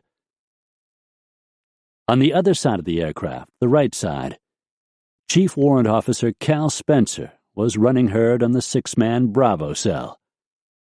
Spencer was sitting near the ramp, next to Pat Essex, his co-leader. Crammed in beside them, were junior engineer Charles Jones and weapons specialist Ben Milo, a burly, affable, 30-year-old weapons sergeant from the suburbs of Chicago. Milo was usually the motor mouth of the team, the one guy they always had to keep away from the press. Not that the press ever came around, but still they worried. But now Milo was sitting there in his tiny web seat, not saying anything, and Spencer was trying to think of something to say, some joke to crack to perk him up. Milo was a devout Catholic, an amateur artist. He loved drawing 1970s vintage record album covers, like those of Pink Floyd and the Grateful Dead, whose beefy appearance disguised the restless, high-speed spirit of an overachiever. Several weeks earlier, the announcement that he would be deploying on this mission had gone off like a bomb in his family and caused Milo's wife, Carla, to start crying. The mother of 4, including 2 teenagers, and herself a nursing student at night school, Carla had not been prepared for Ben's departure. They went to their youngest son's grade school to pick him up and spend time with him before his father left. Ben was angry. He wanted to kill those involved with his bare hands. He couldn't understand why they had hurt civilians on American soil. If they'd hit a military target, he felt he could have grasped the reasoning. A few days before leaving, Milo was driving with a friend, another weapons sergeant on the team, and finally lost his temper. "They pissed me off and they pissed my wife off," he started yelling. He ranted so long about the jihadis and what he was going to do to them that his teammate had to pull over and stop laughing before driving on. "Oh, I'm serious now," Ben was muttering. "Those motherfuckers are going to feel my pain, 'cause I'm one pissed person. Oh, I'm very serious now." But sitting in the helo, he was wondering what it would mean, what it would feel like to kill a man. What would his priest back home think? He figured he hadn't the slightest idea. But he did know that he'd just have to keep pulling the trigger when he got in a fight. Milo crossed himself and prepared for liftoff. Next to Milo was Scott Black, who as a junior medic was more worried about saving lives than ending them. The intel he'd gotten on General Dostum was that the warlord was overweight, a heavy drinker, hence the housewarming gift of vodka, that he had diabetes and didn't have use of his right arm, that he tired easy and his eyesight was failing, that the ruthless codger was a footstep from the grave. This man, this raconteur, this bon vivant, a former plumber and peasant son, would be Black's new best friend, and clearly he was a walking medical emergency. It was Black's thankless job to make sure the weakened 47-year-old Uzbeki didn't die on his watch. How embarrassing would that be?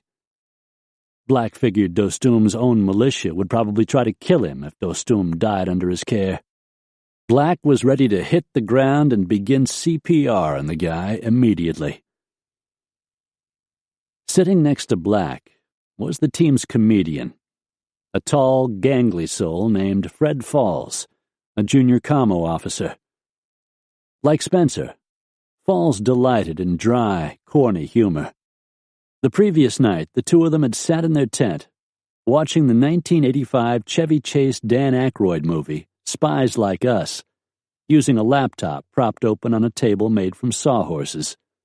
A screwball comedy about 2 hapless Americans who get lost in Afghanistan and are captured by Mujahideen fighters. At one point, Chevy Chase and Dan Aykroyd are strung up by their ankles, ready to be tortured, and they try cajoling their captors into letting them go. Spencer and Falls thought the movie was hysterical, while the rest of the team just rolled their eyes. In reality, everyone had already decided that they would not be taken alive if a gun battle came to that.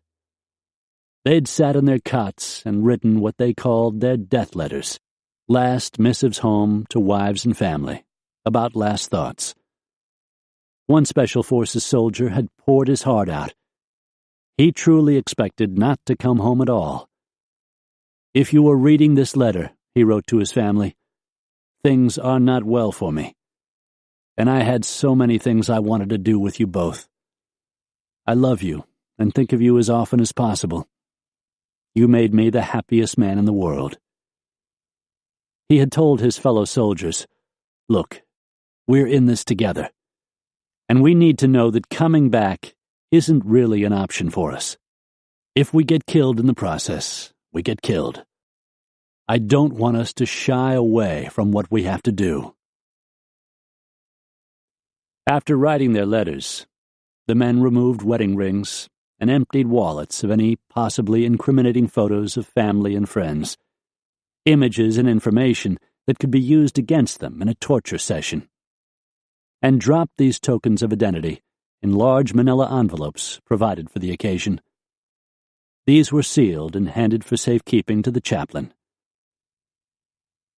On Nelson's team, the Bravo Cell's job in Afghanistan would be supporting the Alpha Cell by running the log train, short for logistics, which meant making sure that everybody had enough beans, bullets, and blankets to fight another day.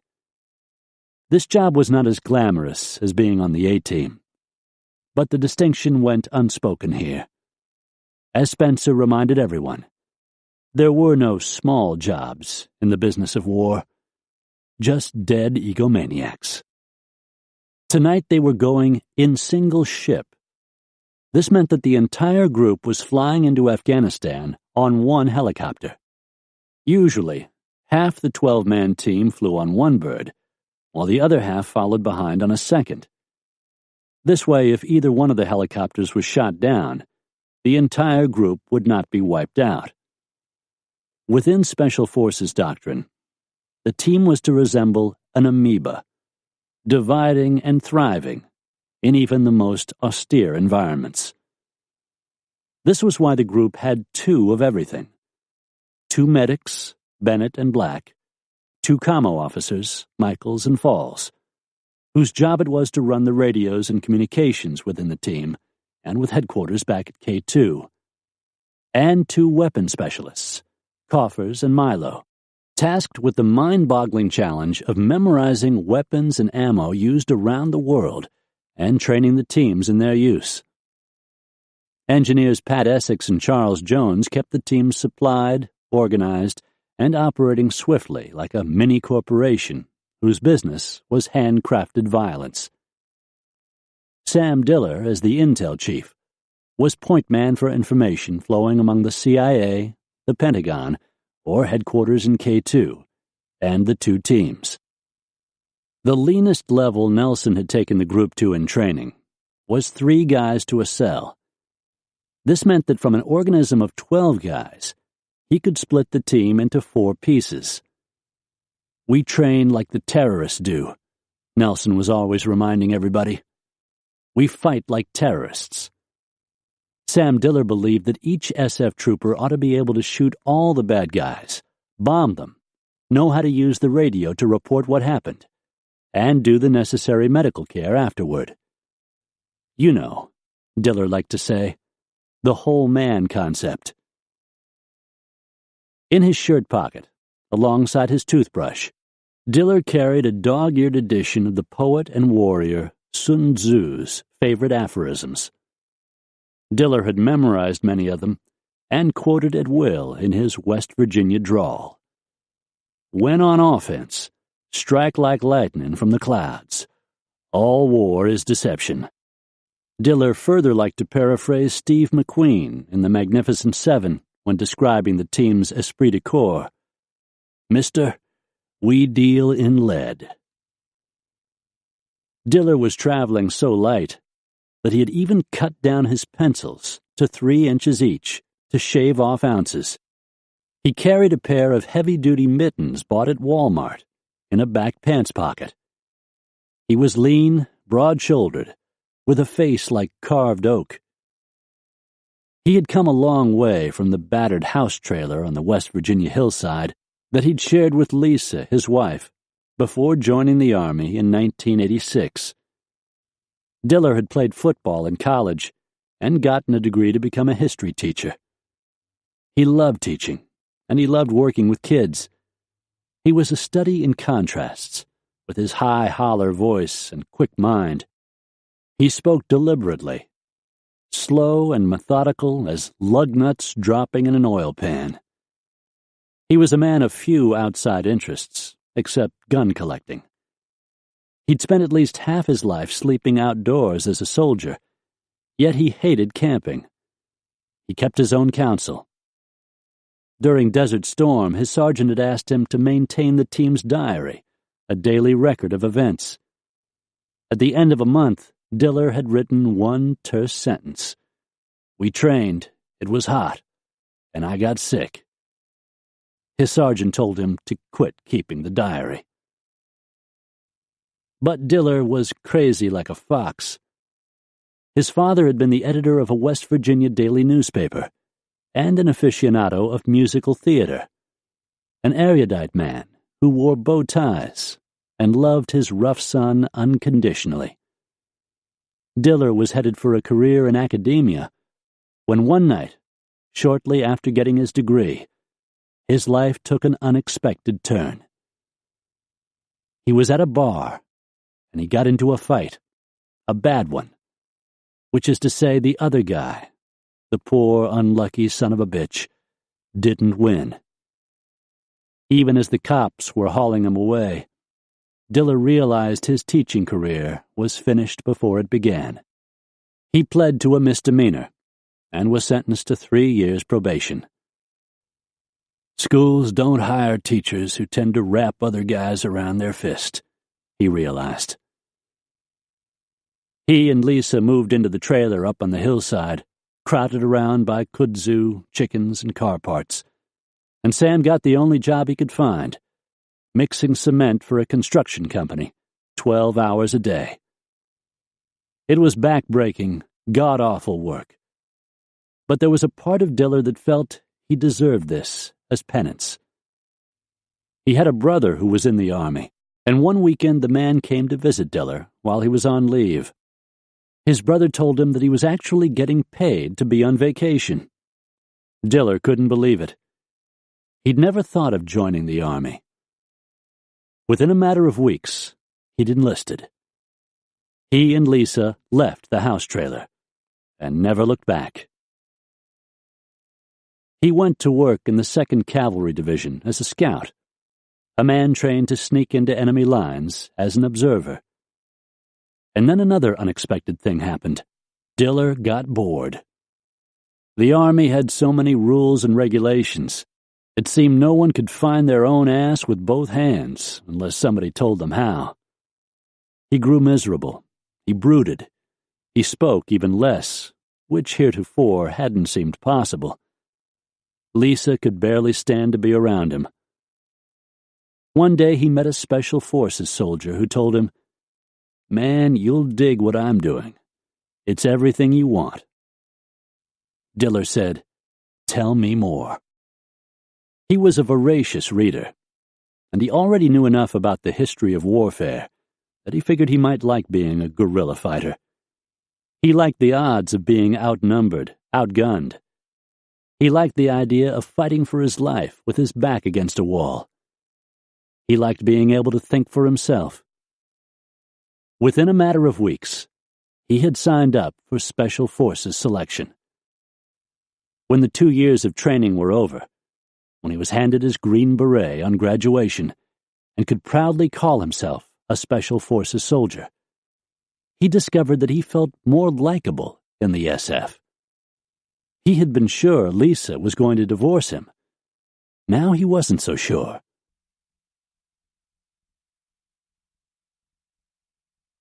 Diller chalked up this life change to something he called the big boy rules.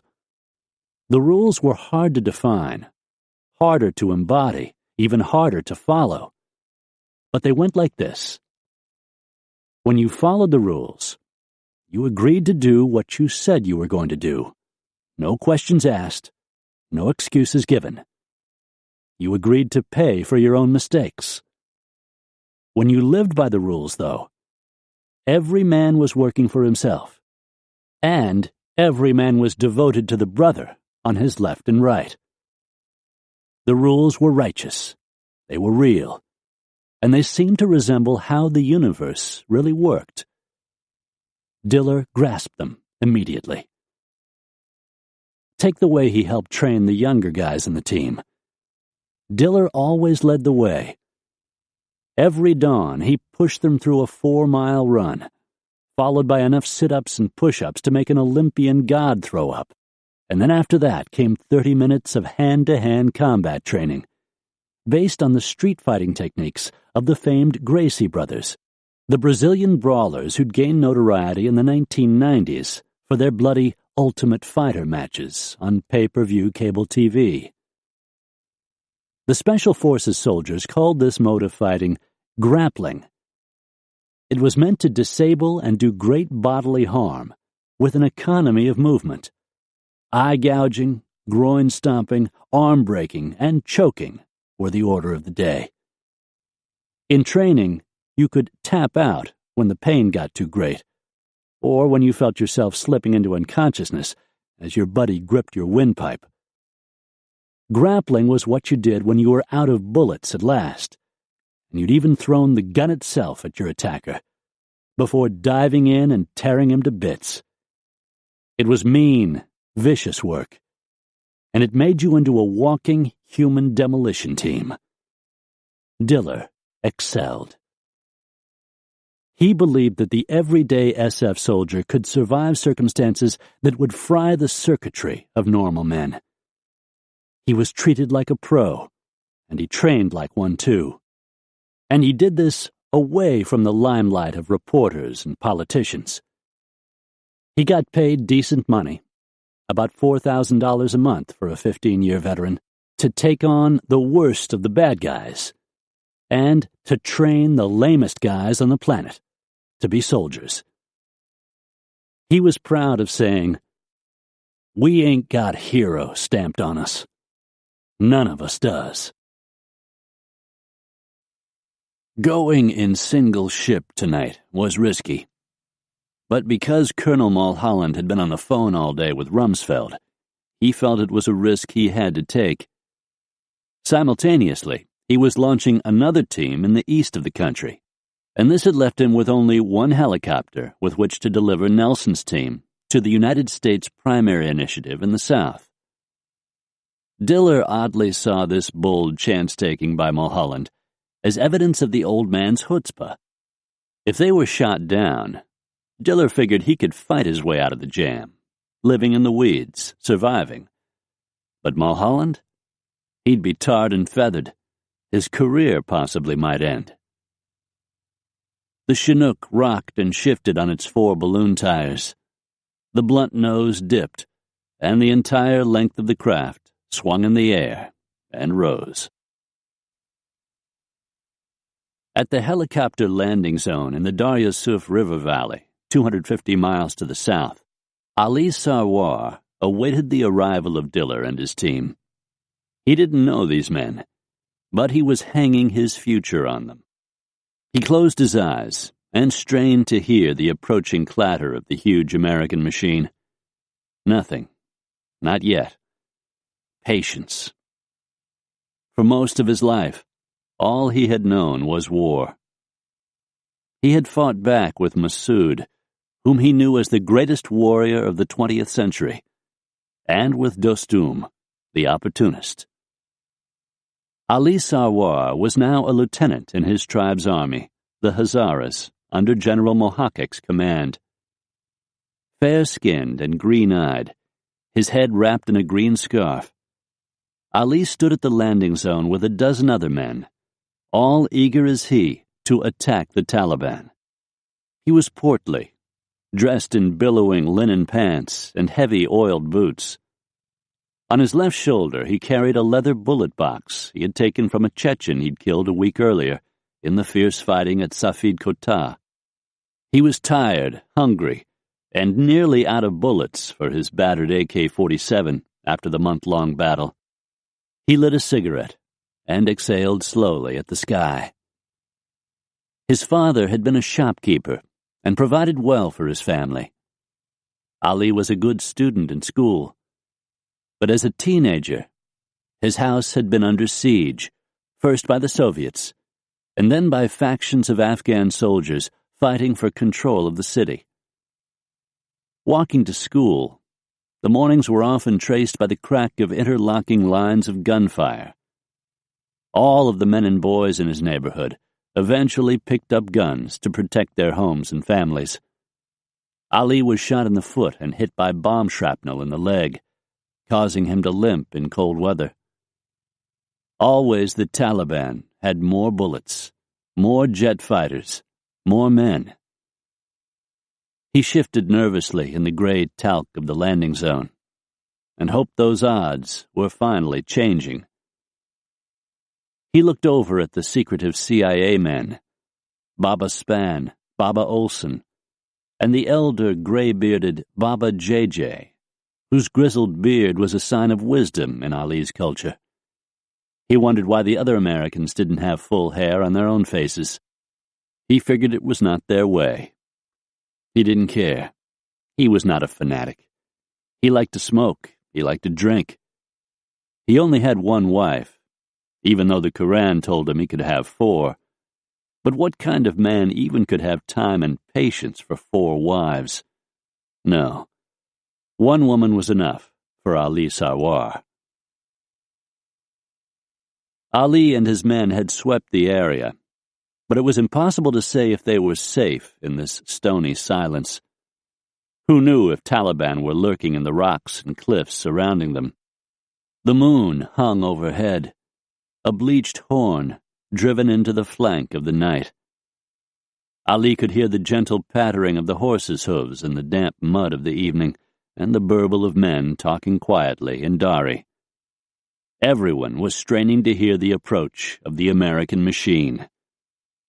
One of the men, Baba Span, his tight, angular face smudged by a sketchy shadow of beard, walked out to the edge of the landing pad, about as big as an American baseball field.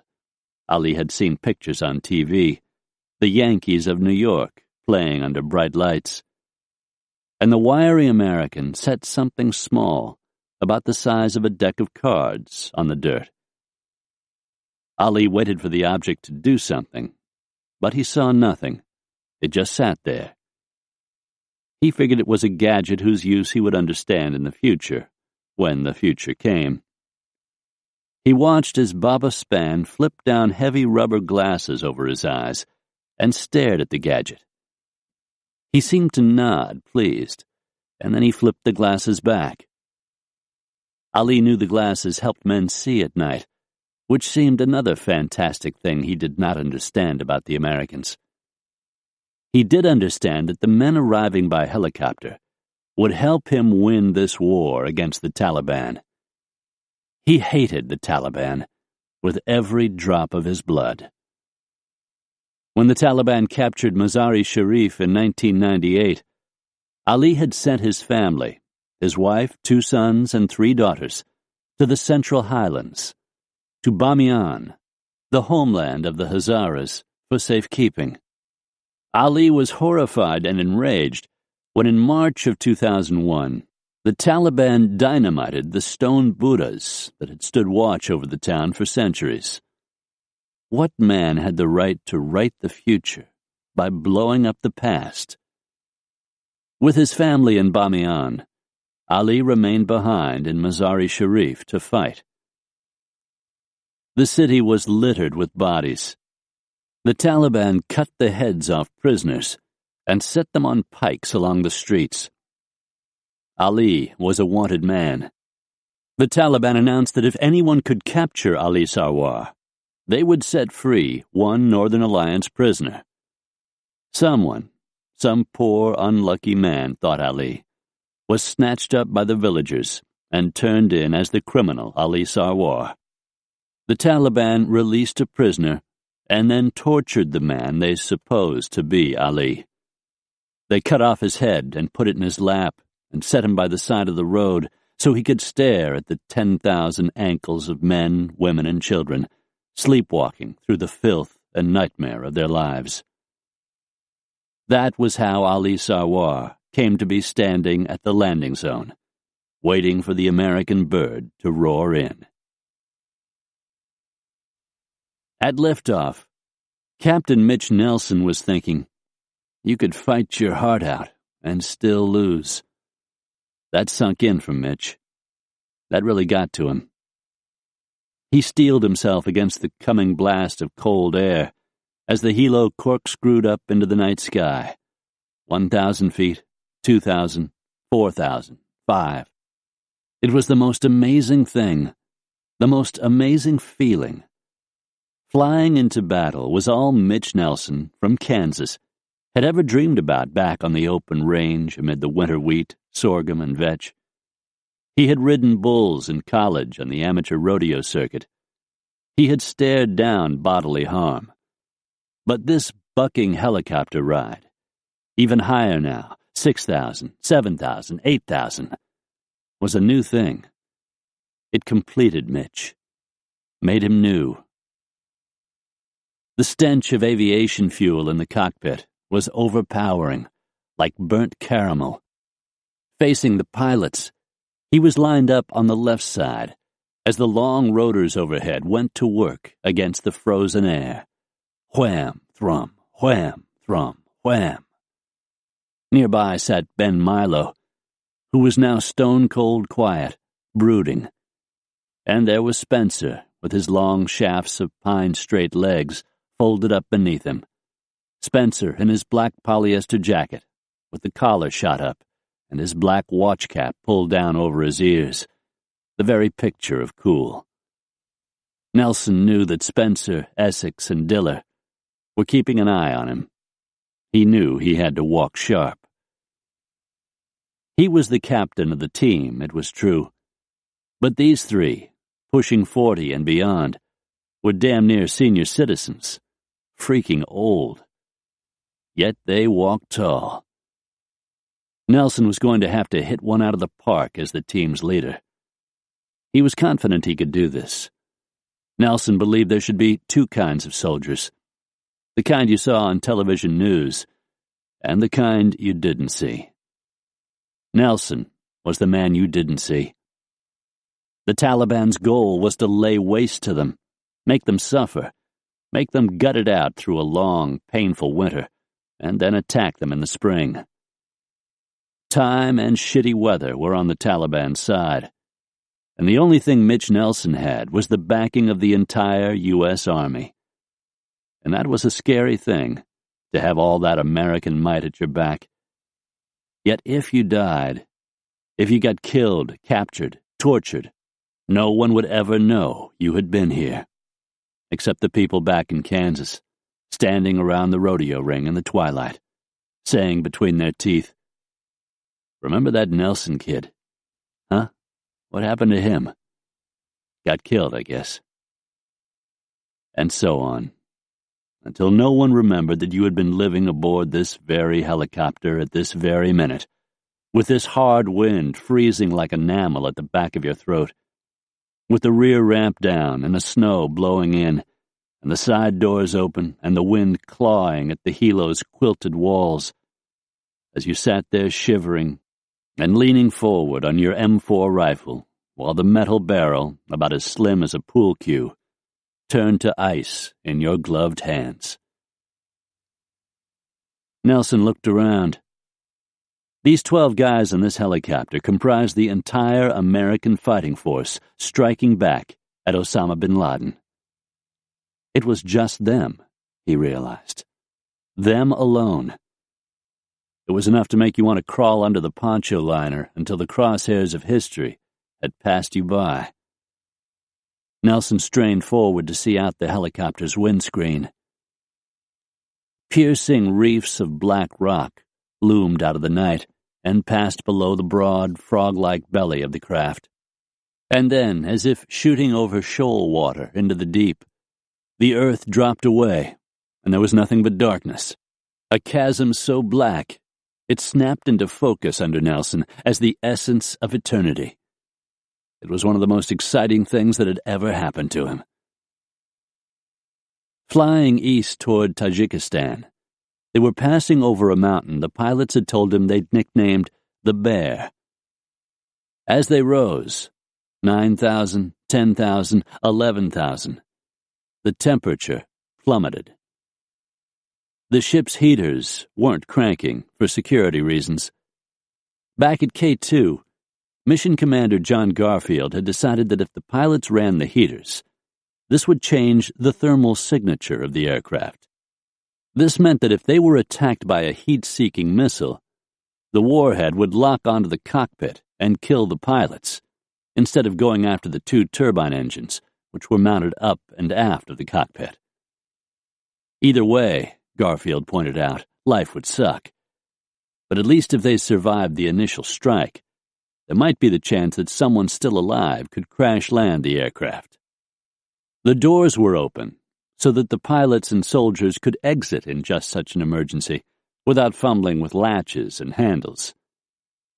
The rear ramp hung down in the night, a ribbed metal tongue measuring about 15 feet long. As they climbed, Spencer watched frost spider over the exposed metal in the craft, across the deck and up the walls. He threw his poncho liner over his head, trying to keep warm. He thought, I'm the old guy here. The young ones are looking to me. Am I doing anything weird? Anything that would break their confidence? He threw the poncho off. Shredded bits of snow and microgrit swirled in the air. The cabin howled.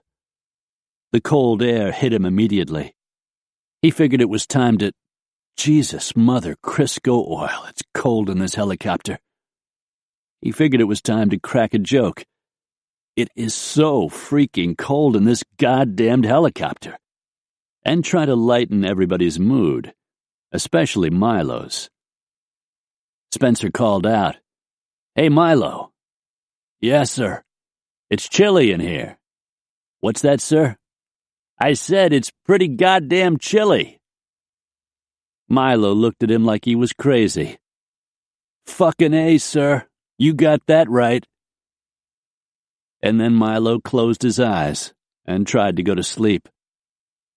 Ice grew on the barrels of the machine guns mounted in the doors.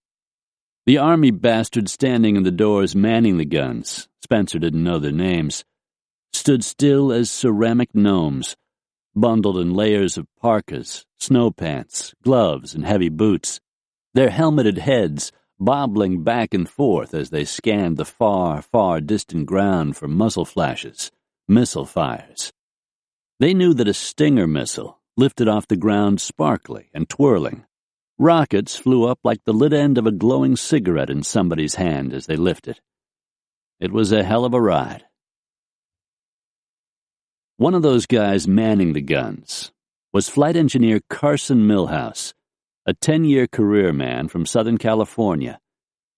With his straight black hair and old-timey gold-rimmed spectacles, Milhouse looked like someone you'd see on the back of a Lynyrd Skynyrd album.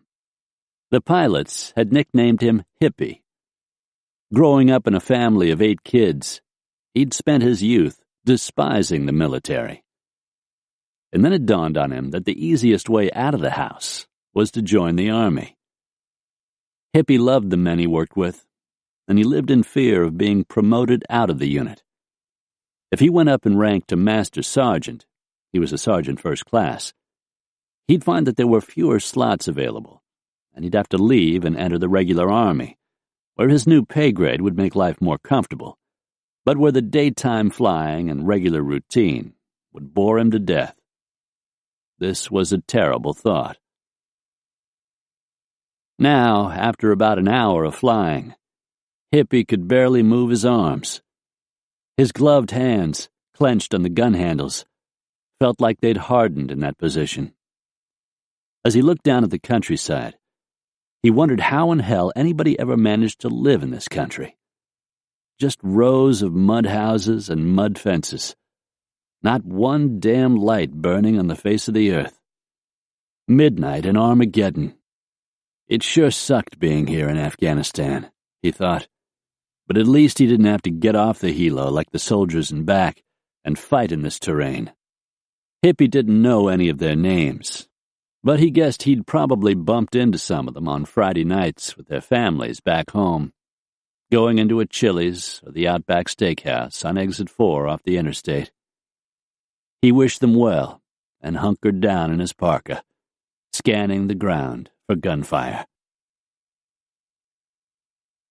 The other soldiers on Spencer's team were looking at him nervously, and for a second time he made a show of fluffing up his poncho liner and getting comfy atop the frozen nylon ribs of his seat and going to sleep. Spencer figured it'd take them about 2 or more hours to fly the several hundred miles to Dehee. Essex was already asleep. He could sleep through anything. Diller, too, was passed out, snoring. Spencer figured racking out for shut-eye was the only sensible thing to do. He lay out in the seat, listening as the rotors overhead bit into ever-thinning air, and the aircraft strained upward with a terrible clatter. From his seat up front, Nelson looked down and saw why the pilots had named the mountain the Bear. Below him was an eye, what looked like a deep, cold lake, winking at him. The broad, stony snout was lifted west into the wind. The high, steep forehead was sloping down from the north. Nelson said it again. The Bear. Amen.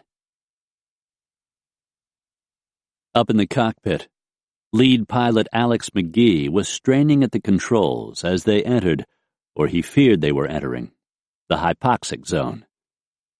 Going hypoxic was a possibility when you entered airspace above 9,000 feet, and your brain started screaming for oxygen.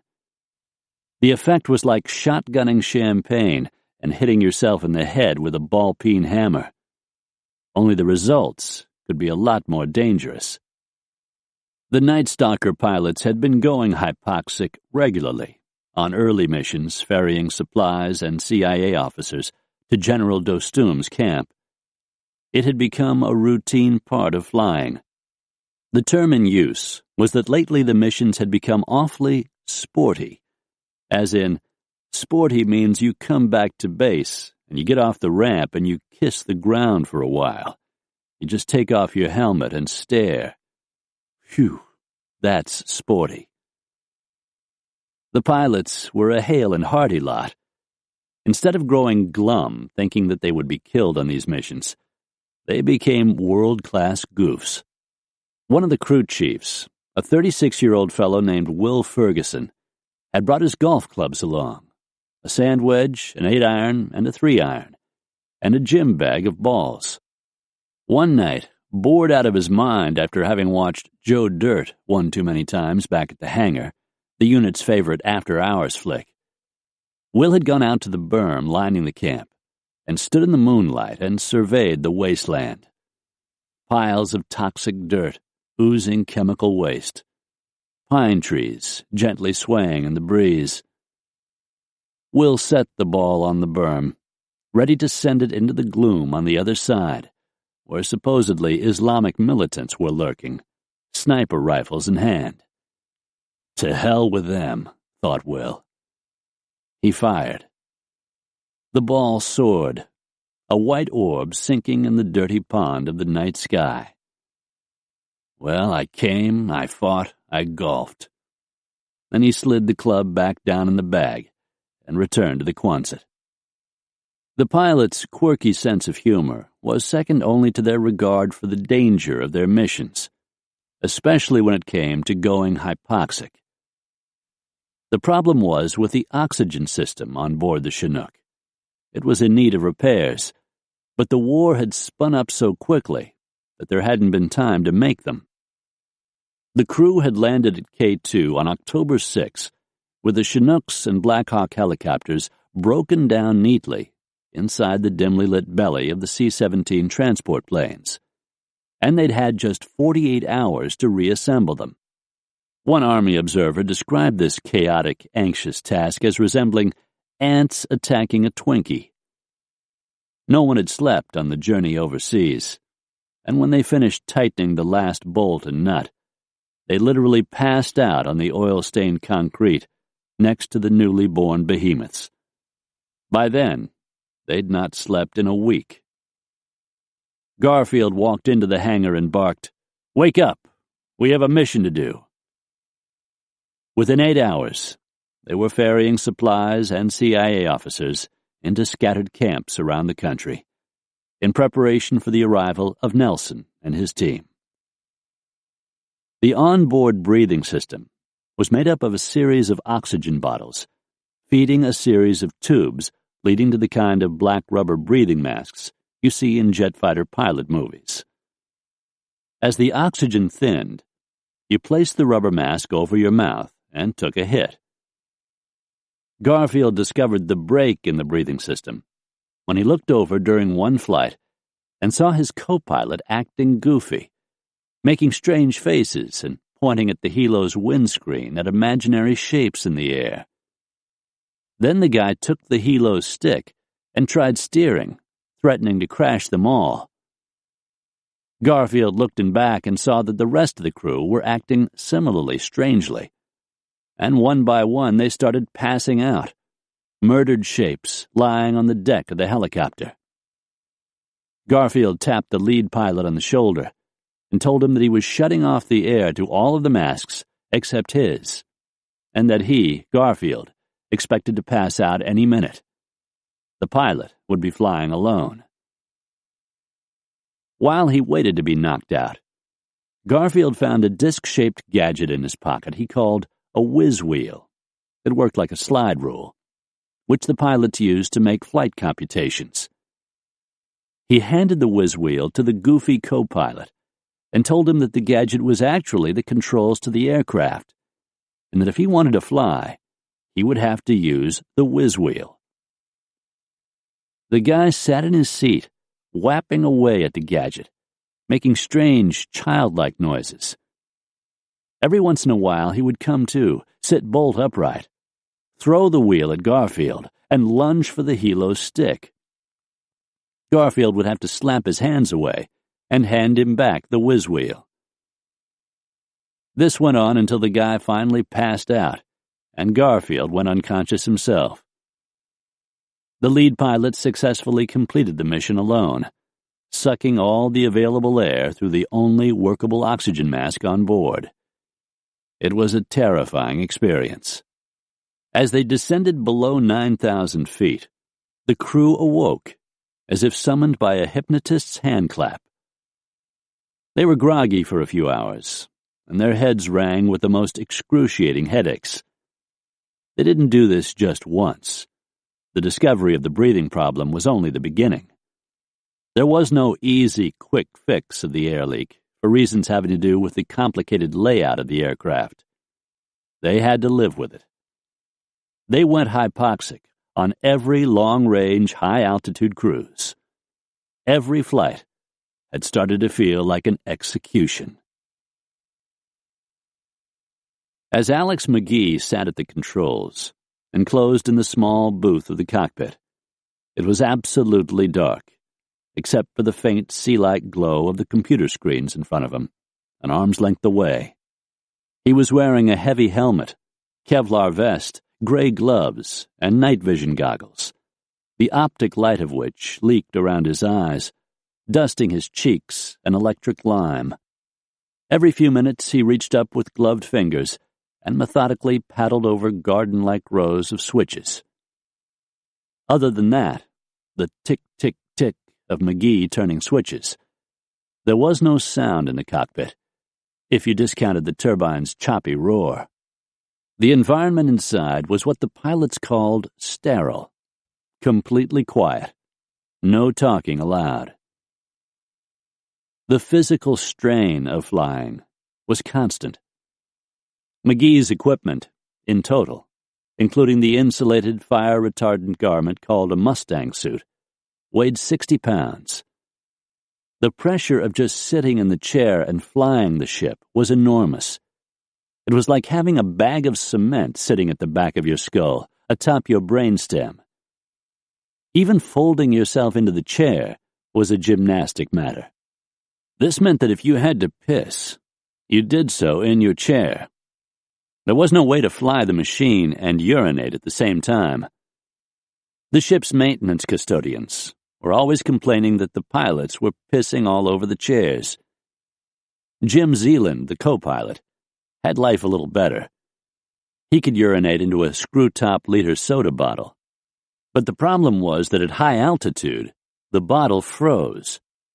Now you had a rock-hard bottle of urine rolling around the deck, crashing into people. So as a rule, they threw these out the open doors of the helicopter. They called them piss bombs. Mounted in the console, about 3 feet from McGee's face, sat a 6-inch video screen. Nested deep in the helicopter lay something called the multimode radar. When you flew using the MMR, which McGee was now doing, it was usually because you were flying at 20 feet above the face of the Earth, at 160 miles per hour, skimming the sand, which was also very sporty flying. Tonight, McGee was flying MMR to make sure that nothing unexpected rose up to meet them in the night. They were nearly 12,000 feet above sea level. As the radar sniffed the air, it sent signals back to the ship that were expressed on the MMR's video screen as 2 tiny white triangles, one inverted atop the other. The position of the triangles on the screen told McGee whether or not the helo could fly over the next rock spire, the next ridge, the next mountaintop. That was always the question. At this speed, at this altitude, at this level of pitch in the rotors, do we have the ability to go higher if a hunk of rock suddenly steps out of the night?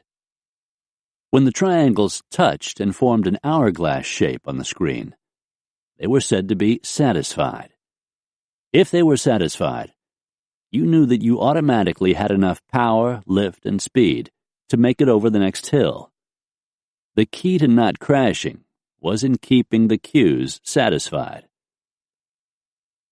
McGee was accomplishing this by nudging the rudder stick between his legs in micro-movements, or by pushing at the silver pedals beneath his feet, which helped steer the aircraft, or by reaching down with his gloved right hand and pulling more power in the engine by raising, maybe only 1/4 of an inch, the lever located on the floor in the muted darkness of the cockpit. Every once in a while, he would also have to reach over and finger a black dial to adjust the pitch of the rotors. At the same time, Zeeland, the co-pilot, was looking at something called the E2 page, which was another video screen that relayed what the terrain looked like 10 miles in front of the helicopter. The mood was complicated by the fact that, in the words of John Garfield, the ground beneath them resembled flying over dinner plates set in a drainer. At one moment, you had 15,000 feet of nothing beneath the ship. In the next, the helo was suddenly 100 feet above the flinty edge of a mountaintop. And because no one had ever flown a helicopter this high, no one had considered the inherent problem in the multimode radar system. Namely, that it shut down whenever the helo rose above 5,000 feet. The device shut down under the assumption that above 5,000 feet, the sailing would be clear. The engineers had never imagined this flight in Afghanistan over this frozen dish drainer. So as you flew over one ridge and another, with the radar system shutting on and off, you got this annoying red-blinking bad data signal on the console. And after the system shut down, it took several minutes to reboot. In those moments, you were flying truly blind, brother, which was very sporty. The pilots found this more unsettling than getting shot at in combat. In combat, at least, you could shoot back. They'd flown about 30 minutes when McGee aimed the frozen nose of the helo at a notch up the mountaintop at 12,000 feet. Along each side of the notch, the mountain face soared another 5,000, 6,000 feet into the night sky. Threading through this piece of rock was the only way McGee was going to get over. To go any higher would be to trespass even more deeply in the hypoxic zone, the temperature plummeting further, well below zero.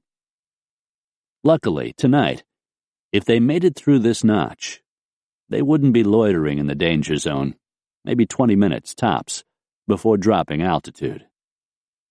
McGee could look up in the rear-view mirror, mounted in the overhead console, and barely make out the shapes of the soldiers in the back, black lumps of clothing lying motionless.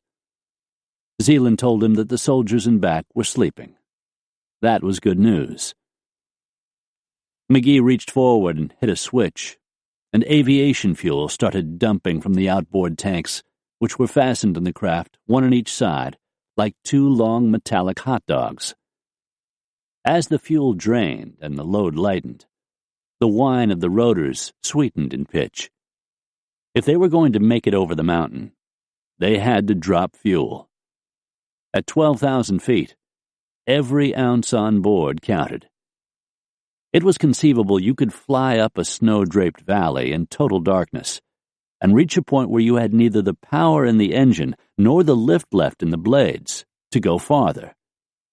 You had essentially flown to the dead end of a physics equation. If you were lucky, you had just enough room to hover the craft and turn exactly on its axis and retreat down the invisible stair-step in the air to K2. The helicopter, as long as a freight car, entered the slot in the mountain and soared through and punched out the backside. It began sliding down the ragged, frozen carapace of the world toward the Afghan border.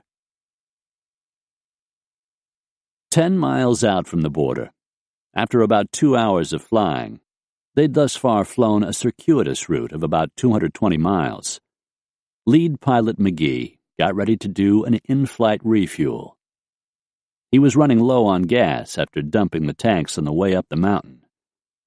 McGee had radioed for a fuel tanker, an AC-130, to come on station after they had cleared the bear. Now the plane came roaring in. McGee was clattering ahead fast at 5,000 feet when the plane raced up from behind and passed overhead. It cast a shadow, a looming presence, even in the dark. Essex woke up immediately, as if somebody were staring at him. He looked out the window and could see the cold, dimpled side of the plane, its wings silently bouncing out there in the dark as it went by. Essex felt an oily mist on his face, unburned fuel, as the plane's exhaust swirled through the cabin and swabbed the walls. He was already light-headed from the fumes. The plane slowed and, like a boat, settled down into the air, just off the helo's nose. McGee was at the controls, still flying totally blacked out. Because of the optics of his night vision goggles, he had poor depth of field. The AC-130 looked like a silhouette of a plane, pasted against the sky. McGee could look up and see his rotors chopping at the air, close behind the plane. He looked down at his speed. He was traveling at 160 miles an hour. One error, and they'd crash. McGee was trailed by 2 Black Hawk helicopters, his security escorts, and he heard an increasing nervousness in the pilots' voices. He had to get the refueling done before they ran into the sand and snowstorm called the Black Stratus. For reasons the weatherman at K2 still couldn't explain, the stratus had been loitering around the border, above the sandflats that ran from the Amu Darya River, which also marked the Afghan-Uzbekistan border, for 30 miles, all the way to Mazar-e Sharif. This was a bone-strewn no-man's land, sand and more sand. Through it traveled the occasional tribe of nomads, marching in frayed capes and drawing with their passing a dogged calligraphy in the dust.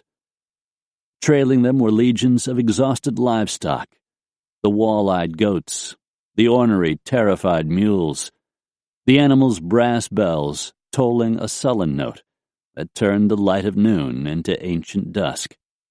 This was the ground they flew over, not through time, but backward in time. Essex looked down and saw the ground passing beneath him in blurred panes.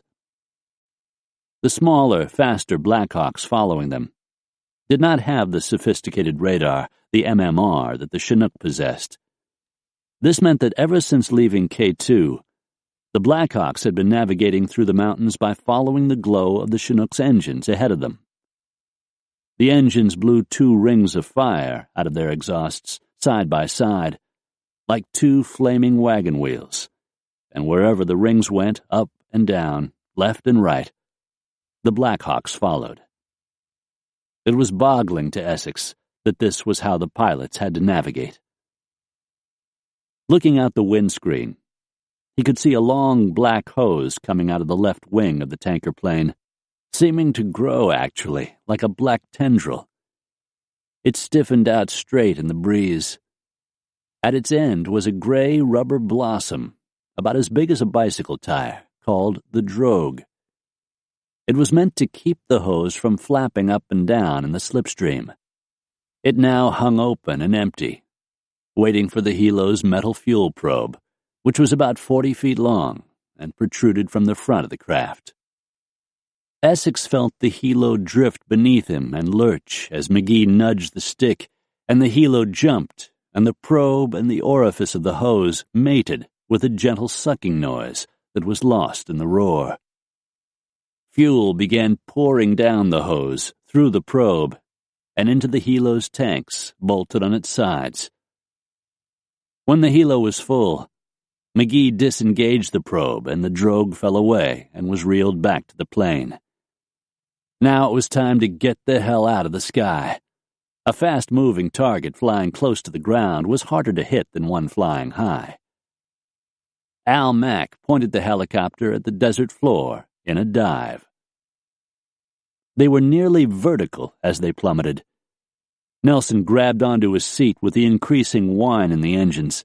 They kept dropping. Nelson's stomach jumped in his throat. He could smell the warmer air with its vaguely mineral scent, and the ice on the guns started to melt and drip. The wind threw the puddles in silver skeins across the deck. Nelson looked down, and they were 300 feet off the ground. It was like looking out a car window at the pavement while racing down the interstate. They were flying like this when they punched into the black stratus. It had unexpectedly moved to a new location, lower in altitude. It swallowed the helo whole. "Can't see," radioed the Blackhawk pilots behind them. "We may have to return to base. Repeat, may RTB." McGee radioed back that they should remain with him if they could. "Can you see my cones?" he asked, meaning could they see the rings of exhaust atop the bird. "Roger, but repeat, it is getting very difficult." McGee switched over to a maneuver called terrain following, which meant that by using the cues on his screen, he was flying close along the grain of the earth, rising and falling over dune, rock pile, and ridge.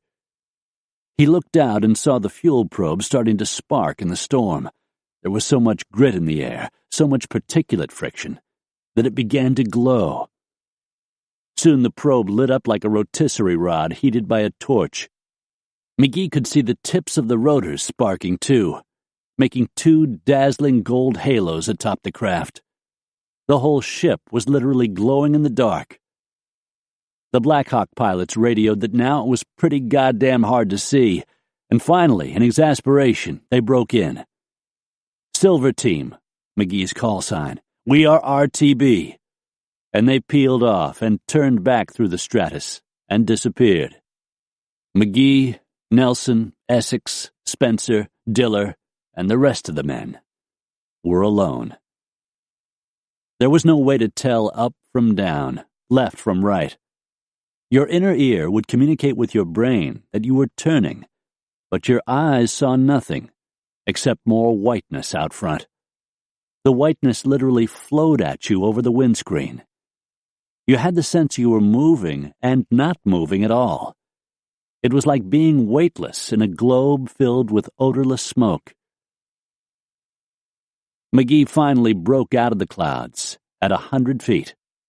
He roared past rock pillars and over cold ground beaten hard as a drumhead by 10,000 years of scorching afternoons. The helicopter was zipping just feet above the earth, lifting a rope of dust that snapped taut in its wake and then dropped to the desert floor. McGee came around a bend in the mountains, straightened the craft, and raced for the landing zone.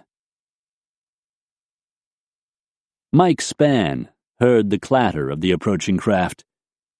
He studied the infrared strobe placed on the edge of the landing zone. Through his night vision goggles, he could see the brilliant pulse of its light. With the naked eye, the tiny rectangle-shaped beacon was invisible. The helicopter pilot would see the strobe and know that the zone was safe to land on. At 32, Mike Spann was an intense young man at the pinnacle of his life's goal, deployment in a war. He wanted the Taliban's collective head on a stick. Along with Dave Olson and JJ, he was a member of the CIA's Special Activities Division, SAD, which was a covert unit within its National Clandestine Service. The CIA called men like Mike, Dave, and JJ paramilitary officers. They were the heirs of the former Special Operations Group, SOG, developed during the Vietnam War. SOG itself was an outgrowth of the OSS, whose spies operated behind enemy lines in Europe during World War II, fighting with underground resistance groups. Mike's work was a national secret, strictly classified. Americans back home did not even know his job existed. His neighbors in his suburban neighborhood in Manassas, Virginia, would occasionally see a banner above Mike's front door reading, "Welcome home, Daddy," and think he'd been away on a regular business trip. Because they operated covertly, SAD officers dressed like civilians, preferring jeans and flannel shirts and tennis shoes or hiking boots. They carried non-American weapons, Russian-made AK-47s, and Browning 9mm automatic pistols, and toted briefcase-sized satellite phones, a GPS, and a compass. They filed hundreds of intelligence reports from the field, typing with their laptops propped open on their knees in God-forsaken caves, cafes, or hotels around the world. Mike was trained to kill or capture terrorists based on information gleaned by the agency. If he was captured or found dead, nothing about his dress or person would immediately lead back to his being part of a United States force, and certainly not to the CIA. For his trouble, Mike was paid about $50,000 a year.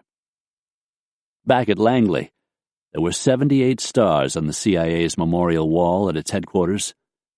Half of these were in honor of paramilitary officers killed in the line of duty. The CIA's paramilitary officers had been involved in the overthrow of Iran in 1953, placing the Shah on the throne. In 1954, a CIA coup overthrew the government of Guatemala. The 1,400 Cuban exiles who took part in the 1961 Bay of Pigs invasion of Cuba had been trained by the CIA. In 1981, SOG had given support to the Nicaraguan Contras, fighting the Sandinista government. Since the 1970s, they'd worked in Lebanon, Iran, Syria, Libya, Latin America, the Balkans, and Somalia. They were capable of good or evil. They went where the politicians aimed them.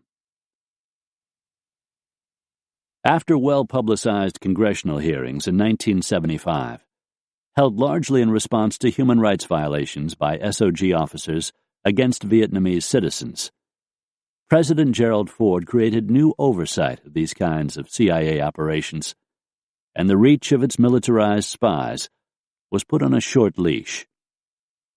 the CIA began focusing more on a white-collar brand of espionage, relying mainly on case officers posing as diplomats, aid workers, and government factotums to gather communications intercepts, called signal intelligence. Their job would be to convince citizens of foreign countries to spy for the United States. The heyday of the covert gunslinging spy was over.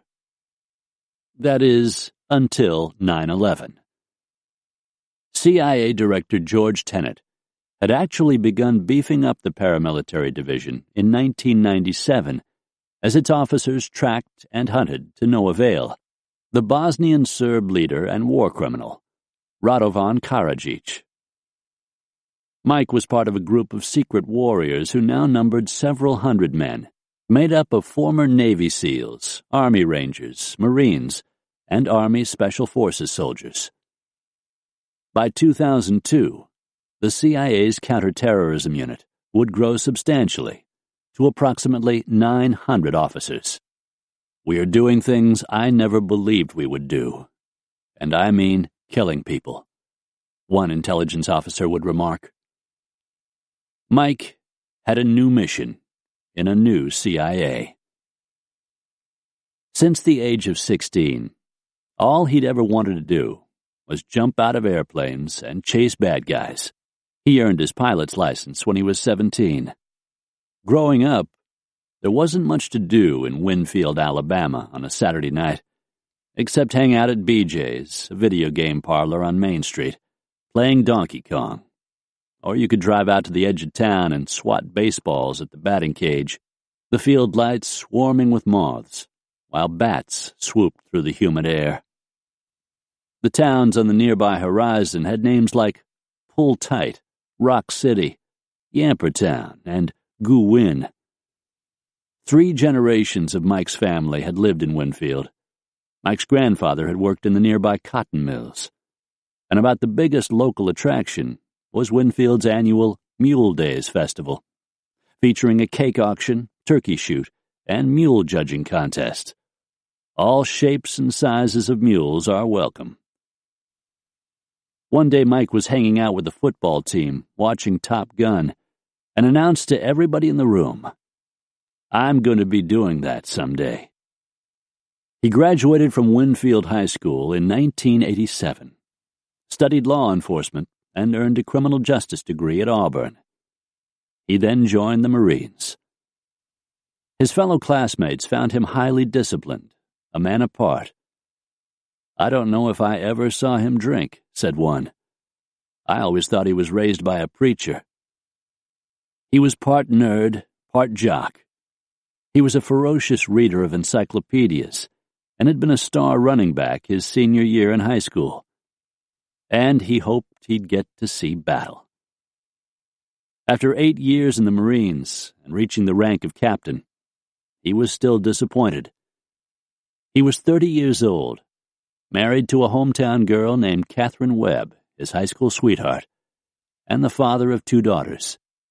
He felt he was coming up on the short string in his life. He decided he wanted to be part of the CIA. On his application essay, Mike poured his heart out for several thousand words about the reasons he should be let into this secret society of warriors. "I describe myself as an ordinary person," he wrote, "with a few God-given talents and ample self-confidence. I am a dreamer with lofty goals. I am an action person who feels personally responsible for making any changes in this world that are in my power, because if I don't, no one else will." Upon acceptance, he moved Catherine and the girls to Virginia and started training at Camp Peary, a.k.a. the farm. It was the summer of 1999. The CIA's premier training facility, the farm, is a wooded compound outside Williamsburg, Virginia. 9,000 sprawling acres, ringed by electrified barbed wire. The training was grueling. 18 months of work in demolition, shooting, driving, and street fighting techniques.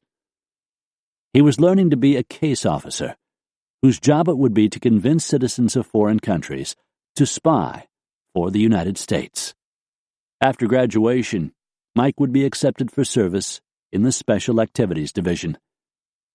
But within 6 months after starting the training, just as his career was taking off, Mike's home life began to unravel. Now, as he waited for the helicopter to arrive at the landing zone, he knew, like any obedient officer, that he had to put such distracting thoughts out of his mind. Alex McGee looked up from the controls and saw dead ahead the helicopter landing zone, HLZ, a bare patch of earth showing up in the night vision goggles as a gray circle of dirt. 30 minutes had passed since they'd broken out of the fog and vertigo of the black stratus, and they were skimming just 50 feet above the river, banking along the serpentine course with valley walls rising abruptly on either side. The chop, chop, chop of the helo's double rotors, bounding off the rock, made a terrific racket inside the cabin. Awakened by the noise, Nelson roused himself from a freezing nap and sat up. Up ahead, he could see through the night vision goggles that the HLZ was about as big as a baseball field. Every several seconds, at its far edge, a bright light went off, a stabbing ray in the pitch dark. This was the infrared beacon that Mike Spann had set out earlier in the dirt. McGee aimed for the light. 1 minute out, he announced. Nelson, who had been listening in on the headphones, turned and relayed this down the line, holding up one finger. And then something caught his eye. The oats and corn in the open tops of the horse feed bags, positioned in the middle of the deck, seemed to be moving. Nelson yelled over to Spencer, "Hey, take a look at this." Spencer reached in and scooped up a handful. The oats and corn were crawling with worms. "That's great," yelled Spencer above the helo's roar. "Just what every warlord needs, fucking worms." They looked at each other, laughed, and hoped that the reportedly violent Afghan general had a sense of humor. They stood and shouldered their rucks, each load weighing over 100 pounds. They pulled their black watch caps down over their ears and checked and rechecked their weapons. And then they stood stonily in the dark as the airframe bucked beneath them. 30 seconds, said the pilot. Up ahead, McGee could see that the HLZ was hemmed on 3 sides by tall cliffs. There was one approach, straight on. They were going in. Out of sight, shivering, famished, and eagerly awaiting the arrival of the helicopter, General Mohakik and about a dozen Northern Alliance soldiers were hiding behind a small berm at the landing zone. Some of the men among them had been unable to sleep, so anxious were they for the Americans to arrive. Hiding near General Mohakik were the Americans he called Baba David, Baba Mike, and Baba JJ. Baba JJ, with his gray beard and fierce gaze, was the CIA team's leader. With the Americans' help, Mohakik had been eagerly preparing the safe house for the soldiers' arrival. The Afghans worried that Taliban scouts could be positioned in the surrounding hills, ready to call in tank and artillery fire. It was impossible to tell. In fact, they wouldn't know until the helicopter approached the landing zone and started to land. Whatever the case, it would be very bad indeed should the Americans be killed as they landed. America would forget Afghanistan and its fight against the Taliban. They would leave and never come back. Mohakik couldn't bear the thought of their leaving after such a long wait for their arrival. As far back as 1979, when the Soviet Union invaded Afghanistan, bent on owning the mercantile gateway between Europe and the East, Afghans like Mohakik had been forced to face the prospect of their own annihilation. The Soviet invaders wanted to crush Mohakkik's Hazaras, Massoud's Tajiks, Dostum's Uzbeks, Hekmatyar's Pashtuns, Hekmatyar being another warlord who had variously fought with and against Dostum. The Soviets had wanted to own the country, but the Afghan, it turned out, would not be beaten. He could live in the hills and strike in lightning raids. He was a spook, a ghost, who could step into a beam of sunlight and out of the field of fire. The Soviets attacked with an army of 500,000 men and lost 50,000 soldiers in fighting that ground on for 10 years. 1 million Afghan citizens were dead, and 5 million more had fled in exile to Iran, Pakistan, and Russia. When the fighting was over, the Hazaras, the Tajiks, the Uzbeks, and the Pashtuns started attacking each other. Massoud's Tajiks rocketed Kabul alongside Hekmatyar's Pashtuns and killed thousands of men, women, and children. Dostum's Uzbeks reportedly raped, tortured, and robbed as they battled. The Hazaras, the lowest caste, fought with them all. Allegiances swirled like smoke. By 1994, the central fact of daily life was primordial terror. The bubbling fountains and fecund gardens of Kandahar, the ancient almond groves of Kabul, the air-conditioned movie palaces on Chicken Street, the late-night restaurants, sparked by the laughter of boisterous travelers heading back to Paris at dawn.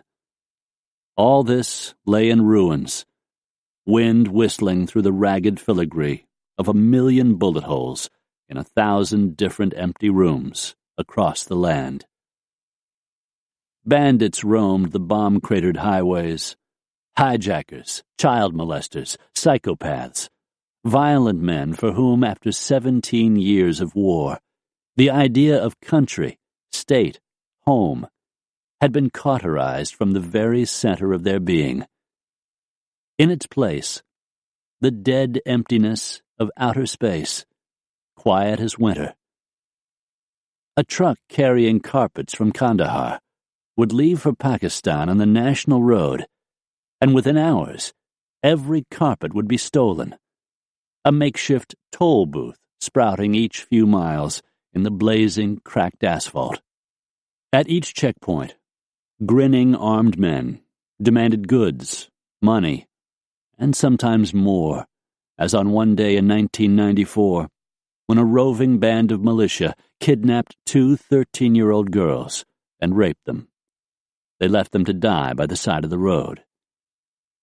It was from this chaos, this skyline of smashed buildings and broken bones, electrified by gunfire and dagger slash, that the Taliban had stepped into the international limelight. They had managed to still the entropic universe. Order, peace, silence. Inshallah, God willing. When the residents of a nearby village outside Kandahar heard of the girl's rape, they resolved to fight back. They wanted someone to address this injustice.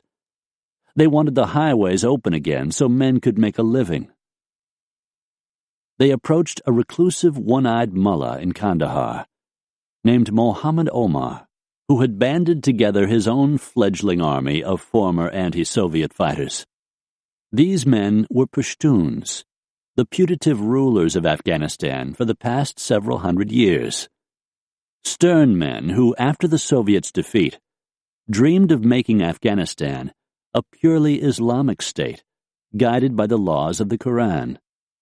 For them, Mohakkik, Dostum, Massoud, and Atta Muhammad Nur were secular wretches, infidels deserving either conversion or death. Dostum especially galled them with his large infantry and a reported wagon train of whores who traveled from town to town, servicing the militia. Omar dispatched 30 of his fighters, and they tracked down the bandits who had raped the girls on the highway. When they caught the 2 men, justice was swift. They were hung from the barrel of an old Soviet tank. Their bodies were later cut down and left as food for marauding dogs. Over that summer, Omar's stature grew, as did the perceived benevolence of the Taliban. Omar announced that he had posted 1,000 of his men on the Pakistan Road, and that they were keeping peace. The workaday Afghan citizens, exhausted and terrified after 5 years of civil war, couldn't have been happier to be under the watchful eye of the Taliban. They welcomed them with open arms. By the following spring, Omar's army had grown to 25,000 men. The fighters had poured in from madrasas in Pakistan, a form of Islamic schooling that dated back to the Middle Ages. In stifling one-room schools, teenage boys and young men whose fathers had been blown up, maimed, and killed by the Soviets, parentless children further galvanized by seemingly endless civil war, were chained to crude desks as they memorized all 6,666 sentences of the true Word of God, the Koran. After 3 years of this, the young men could become mullahs back in their villages, due now all the respect of a religious constable, adjudicating civil disputes and performing marriages and funerals. They were paid in cash or bartered their services for gifts in kind, cattle, sheep, food. They began calling themselves Taliban, seekers of knowledge. Theirs was the perfect world. Since taking control of Kabul in 1996, the Taliban had banned music, kite flying, photography, movies, and even perfume. Husbands were ordered to paint their house windows black so no one could see the women inside, and the women themselves were forbidden to leave their homes unaccompanied by a male relative. Women were to be as pliant as cattle, silent as stone. As many as 100,000 girls were ordered not to attend school. Literacy rates among the total population dropped as low as 5%. Denied proper obstetrical care. 1 out of 3 mothers died in childbirth. The life expectancy for men dropped to 42 years. Suicide rates among women soared as they were driven mad by privation. For not wearing a burqa in public, they could be lashed with a rubber hose. For committing adultery, they could be stoned. The Taliban carted women jouncing like livestock in the backs of pickups into crowded soccer stadiums, and before the games began, made them kneel, gasping within the oven of their blue burqas as heavy footsteps approached behind them. The women kneeled there, shaking, and then the man attached to the footsteps raised his rifle and fired point blank at the clothed domes of quaking heads. As a finale, they cut off the hands of thieves, tied the pale index fingers with a ribbon of scrap cloth, and hoisted the hands aloft, the way you would lift for inspection a pair of enormous candles still twinned by their wicks. The hands were pale, the stumps were red. After this, the soccer games began. Those had been terrible times. Terrible. Mohaqiq remembered them all. Now, as he and his men huddled at the berm, they looked skyward. And then at last, they heard it. The thwack, thwack of the helicopter. Mohaqiq prayed the Americans would land safely. McGee slowed the helo and brought it to a hover atop the landing zone. The rotor's blast scoured the ground and sent up boiling clouds of dust that engulfed the craft. Nelson could barely see his hand in front of his face. It was hard to breathe. Up in the cockpit, McGee couldn't see the ground.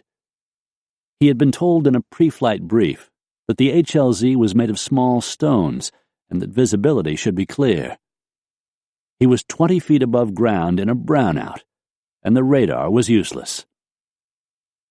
From their position on the ground, Mohawk and his men could barely see the helo through the dust storm. On the helo's rear ramp, a machine gunner stood fanning the gun barrel back and forth, ready to fire at the first sight of any muzzle flashes coming from the edge of the landing zone. 2 more gunners stood in the side doors, also ready to fire. Mohawk watched as the helo hovered overhead for what seemed long seconds. Then, without warning, it rose straight in the sky as if drawn on a counterweight. And then it was gone.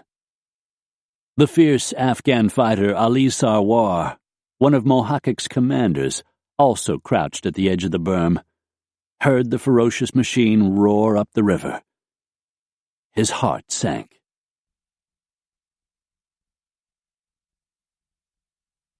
After flying about a quarter mile, McGee turned the helicopter for another approach. The first one had been a feint meant to draw enemy fire. McGee's training had taught him that the worst thing that could happen was getting shot at on the ground while soldiers were running off carrying hundreds of pounds of gear. It was far better to be attacked while in a hover with the engines powered up, when escape would be easiest. As he hovered again over the HLZ, McGee listened as a door gunner leaned out and talked him down over the intercom. The gunner could barely see through the dust. If the helo landed cockeyed, if 1 or 2 of the 4 balloon tires touched down before the others, the craft could roll. 10 feet. 5. Here comes the ground, said the gunner. And then the helo hit with a hard bounce. Go, yelled Spencer. Sam Diller went first, kicking his duffel off-ramp. Then came Milo, followed by the others. On their way out, they each grabbed something, sacks of grain, duffels, assorted bags of gear, and carted these off the craft. As they left, the ramp gunner pulled each man close and yelled in his ear, "Good luck!" Spencer and medic Scott Black searched the helicopter one last time for anything left behind. Then they jumped off. Spencer thought the drop would be farther, and he landed with a humph, the ground coming up too quickly. It had only been 2 feet. He stumbled and went down in a crouch, instinctively pointing his rifle at the dark ahead of him. Helicopter crew member Will Ferguson stood on the ramp and watched as the soldiers formed a defensive perimeter, the 12 guys lining up in a crescent shape, with Captain Nelson at the apex. The helo lifted, and Ferguson stepped back from the ramp, and the men slid from his sight. He'd been on the ground less than a minute. The helo turned, heading back to K2. On the ground, as the dust cleared, the silence was eerie. Spencer could hear his own breathing and smell the dry, cold night. The enormity of where he was, in the desert, several hours before dawn, with 11 other guys upon whom his life now depended, hit him hard. Spencer imagined that at the end of his gun barrel, days and weeks ahead, lay his home. And now all he had to do was get up and start fighting. And that's when he saw a strange shape, then 2 of them, now 3, trundling toward him across the landing zone. And these shapes were now standing up and elongating into men, dressed in what looked like long cloaks, with gun barrels sticking out of the flowing cloth. They turned on flashlights and started making what sounded like burbling noises, gibberish to Spencer's ears. He and his team froze. Spencer found the gibberish otherworldly. Then it dawned on him that it sounded like the language spoken by the Sand People in Star Wars. Spencer was fluent in Arabic and some Russian. He knew that this must be Dari, a dialect of Persian, Afghanistan's native tongue. No one back at Fort Campbell had ever thrown a book of Dari verbs and nouns at the team and said, "Here, you might need these someday." This lacuna reminded Spencer that he had prepared for this mission by acknowledging that, by and large, he was unprepared. If he was going to survive, it would be by his wits. "I'm in the land of the sand people," he joked. And then he felt a tap on his shoulder. He wheeled around, wide-eyed. Standing before him was one of the Northern Alliance soldiers. He couldn't believe he'd let the guy sneak up on him. The Sandman was looking down at him, pointing excitedly at the rucksack on Spencer's back. "I'll carry that for you," he seemed to be saying, and he reached and tried lifting the ruck. And Spencer had to say, "No, that's okay, I got it." But the man wouldn't take no for an answer, and he kept tugging until Spencer stood and said forcefully, "I can carry it." The guy shrugged and walked away. Spencer looked around, relaxed a little. The rest of the team stood up. Back at K2, they'd learned that a CIA welcoming party would greet them. So where were they? And then, out of the dark, stepped several larger figures, and as they got closer, Spencer recognized one of the guys as someone he'd met back at K2. The guy held out his hand. "I'm JJ," he said. "Welcome to Afghanistan." JJ introduced Spencer and the rest to Dave Olson and Mike Spann. "Damn glad to be here," said Spencer, relieved. For their part, the CIA officers were equally glad to see American faces on Afghan soil. Like his colleagues, Mike Spann was anxious to start fighting the Taliban.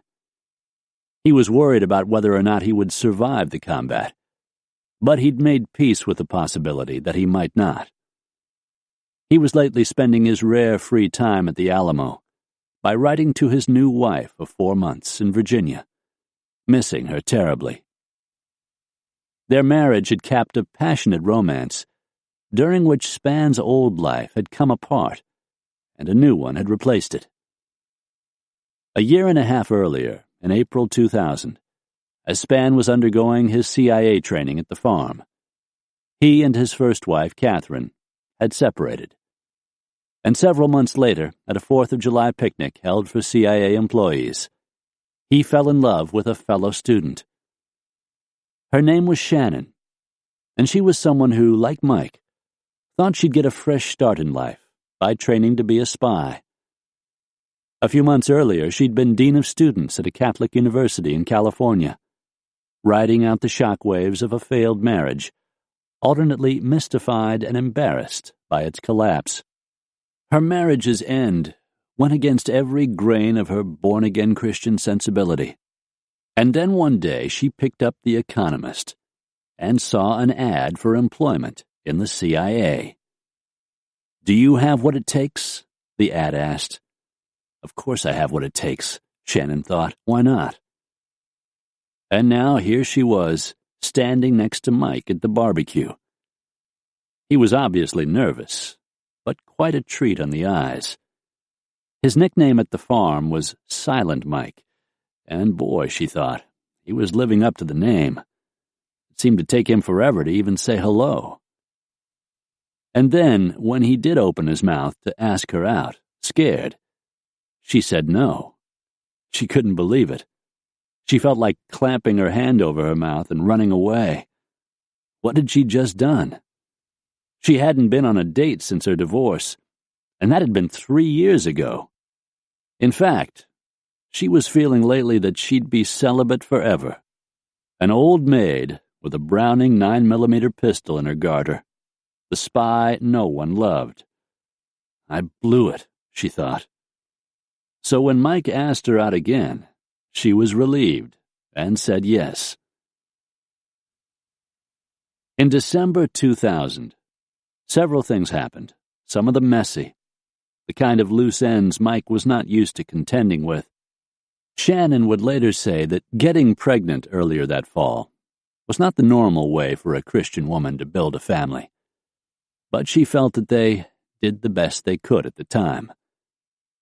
That month, she and Mike finished the training program, and his separation from Catherine was made legal. At the same time, Catherine discovered that she had cancer and refused to sign the divorce agreement. Mike hired a lawyer and sought custody of the two girls. He showed up at the lawyer's office with a bruised face. He'd smacked it on a parachute strap during a training jump, and his lawyer, a man named Walter von Klemper, could only shake his head. Some men seemed made to live at home, while others made the world their home. But how in hell was he going to convince the court that his rough and ready client should have custody of the kids? He sensed that Mike saw the world in absolutes, in black and white. But Mike was also the man you wanted at your back in a fight. He was the kind of father who drove his grade school daughters to their bus stop, even though the stop was a half block down the street. He was a bit of a worrier, a bit of a softy. The court awarded him legal custody of the girls. A few months later, in June, Shannon and Mike's son was born. A few days after that, they got married. Finally, the ship seemed to have righted itself amid the whirlwind of divorce and newfound careers. And then, 9/11 happened. A few days after the attack, Mike sat down at his computer at home in Virginia, trying to convey to his mother, Gail, and his father, Johnny Spann Sr., a prosperous realtor back in Winfield, what was on his mind. He couldn't tell them anything of what he was about to do or where he was about to go. He had already learned from CIA headquarters that a team of 8 paramilitary officers was heading to Tashkent, Uzbekistan, to organize the U.S. military's entry into Afghanistan. Shannon used the computer to do the household bills, but Mike had customized the desktop screen to display the U.S. Marine Corps motto, Semper Fi, always faithful. He got right to the point. What everyone needs to understand, he told his parents, is that these people hate you. They hate you because you are an American. The U.S. lost the war in Vietnam because of lack of support at home. When you fight wars, people get killed. Americans should keep flying their flags, supporting their government, and writing their congressmen. God bless America. On the day he left for Afghanistan, Mike posed with the kids for a picture in the front yard outside their house, a trim white clapboard colonial with black shutters. Wearing jeans, a black shirt, and tennis shoes, Mike smiled, looking like a man about to clean and organize his garage, rather than a covert operator going to war. He held his young son tightly in his arms, the baby gazing at some vanishing point off camera.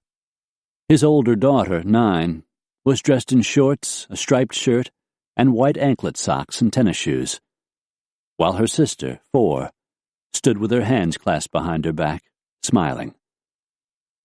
The past few weeks had been incredibly busy, filled with last-minute demands.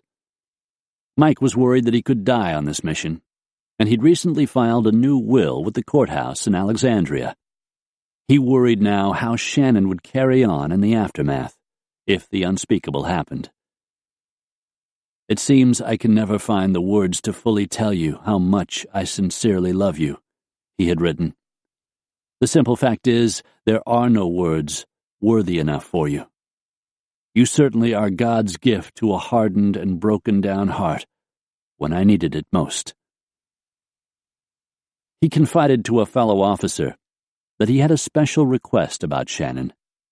I don't mean to sound dramatic, he explained. I'm sure this will be a piece of cake. But if anything should happen to me, I want you to be the one to tell Shannon. I don't want her to hear it from someone she doesn't know. Around the time that he stood now at the landing zone with Nelson and his team, Shannon, back in Virginia, was curled up in a chair, nursing the flu, pen and paper in hand, and writing to him in a journal. "I can't wait until we're all together," she began. "The house is quiet, and so I'm here speaking to my favorite person." Mike had called her from Afghanistan and announced he himself was keeping a journal. There were things he was thinking about, he told her, that he wanted to be sure to remember when he got home. Shannon had decided to begin her own recollections. "I miss you so much," she went on, "especially in the evenings."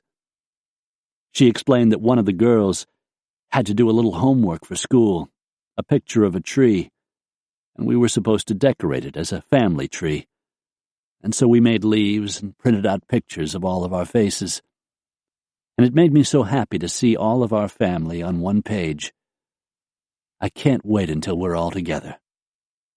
Now I shall go to bed a lucky girl and dwell on these things and the happiness of belonging to you and in the hope of your safe return to me. A few minutes after landing, Spencer and the team were walking down a narrow path. Leading the way were the Northern Alliance soldiers.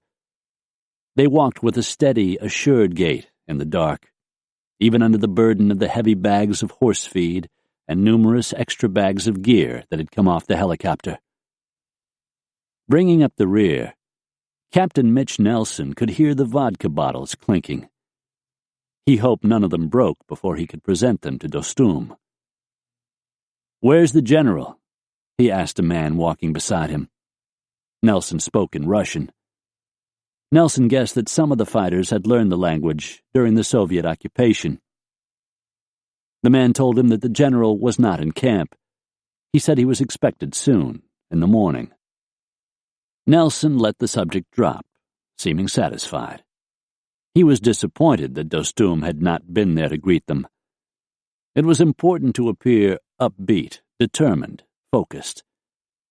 Everything he did, the way he ate, the way he talked, the questions he asked, would be scrutinized by the locals. He looked at the dozen Afghan men accompanying him, and he didn't trust one of them. But he knew his success depended on working with them. He wondered how General Dostum would receive him. Back at K2, Colonel Mulholland had raised the specter that Dostum might even kidnap the entire team and hold them for ransom to the highest bidder. As team captain, Nelson had the job of getting inside Dostum's head and predicting what he would do, even before Dostum himself knew. He had to convince the warlord that the Americans were here to fight and win. The truth was, without Dostum, they'd be annihilated by the larger Taliban army. With him, they had a chance. They had walked about 300 yards when Nelson saw a mud fort silhouetted against the sky. He halted. Somehow he'd been expecting a longer night's march. He was sweaty and tired of lugging his ruck, but it occurred to him that maybe he and his men were walking straight into a trap, an ambush. It was possible that JJ had been taken hostage by the Afghans now accompanying them. They could walk inside, where they'd be attacked. "What's the name of this place?" he asked JJ. "The Alamo."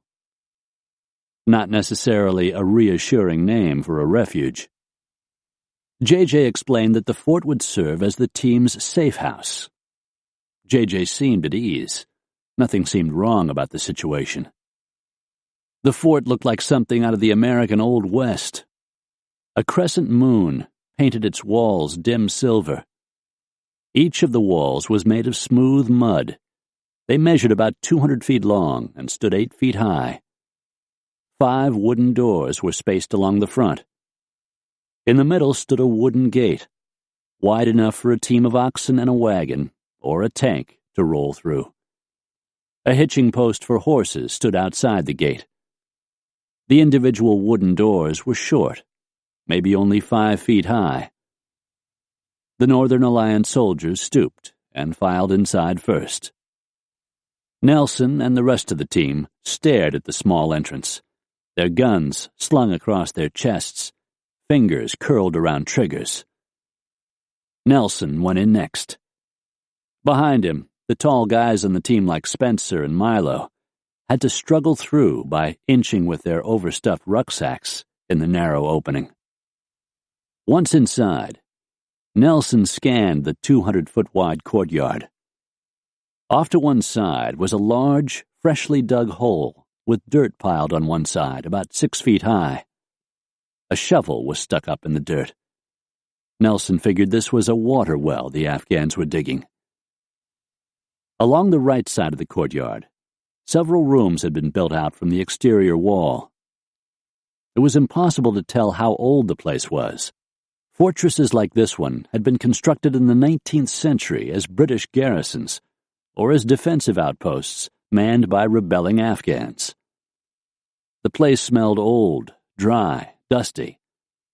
Scattered around were plastic 5-gallon water jugs and several black nylon bags filled with gear belonging to the CIA team. News of the Americans' arrival spread in camp, and soon some 50 Afghans had stepped from the shadows and stood in front of Nelson and the team. Some wore bandoliers of heavy ammo draped over their shoulders. Nelson thought he'd never seen a rougher bunch of fighters. The guys with the bandoliers looked like they'd stepped out of battle alongside Pancho Villa. Some were barefoot, others wore sandals, men's dress shoes, or tennis shoes with no laces. The youngest fighter was in his late teens. The oldest was a man in his 50s. Their chapped faces were crowned with colorful scarves, brilliant as peonies, wrapped tight on their heads. Their beards were wild and thick. Nelson said a few words of welcome, speaking in English, as one of the CIA guys, Dave Olson, translated into Dari. The language was filled with explosive sounds, lots of hard consonants like ch and jazay, rising and falling in intensity, like someone chipping excitedly at soft stone. Nelson told them that he and his soldiers had come to attack the Taliban, and that they would supply anything needed to do this job. "This is your war," Nelson told them. "We are here to help you fight it." The Afghans listened, smiling. They seemed neither to believe Nelson nor disbelieve him. It was like talking to the sky. You knew it was there, but not that it was listening. When Nelson was done, the men drifted away to small depressions in the dirt of the courtyard, where they slept uncovered in the cold. J.J. led them across the courtyard and down the long front wall to their rooms.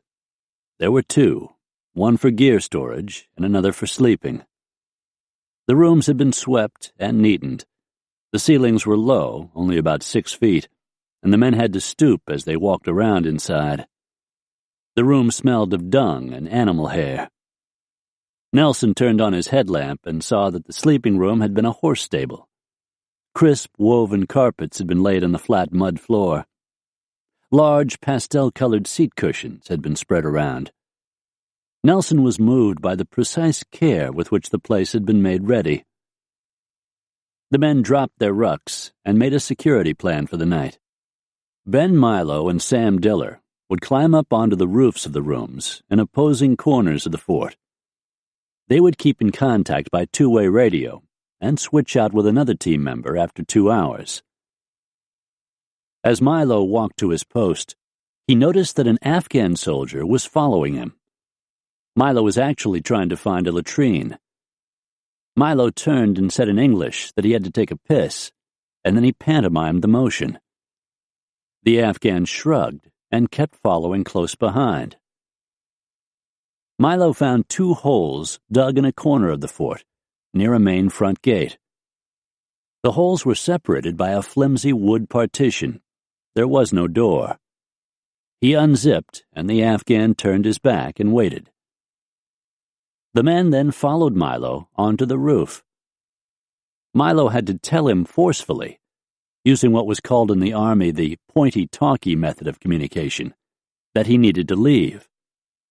The team had made the decision that their security would be their own problem.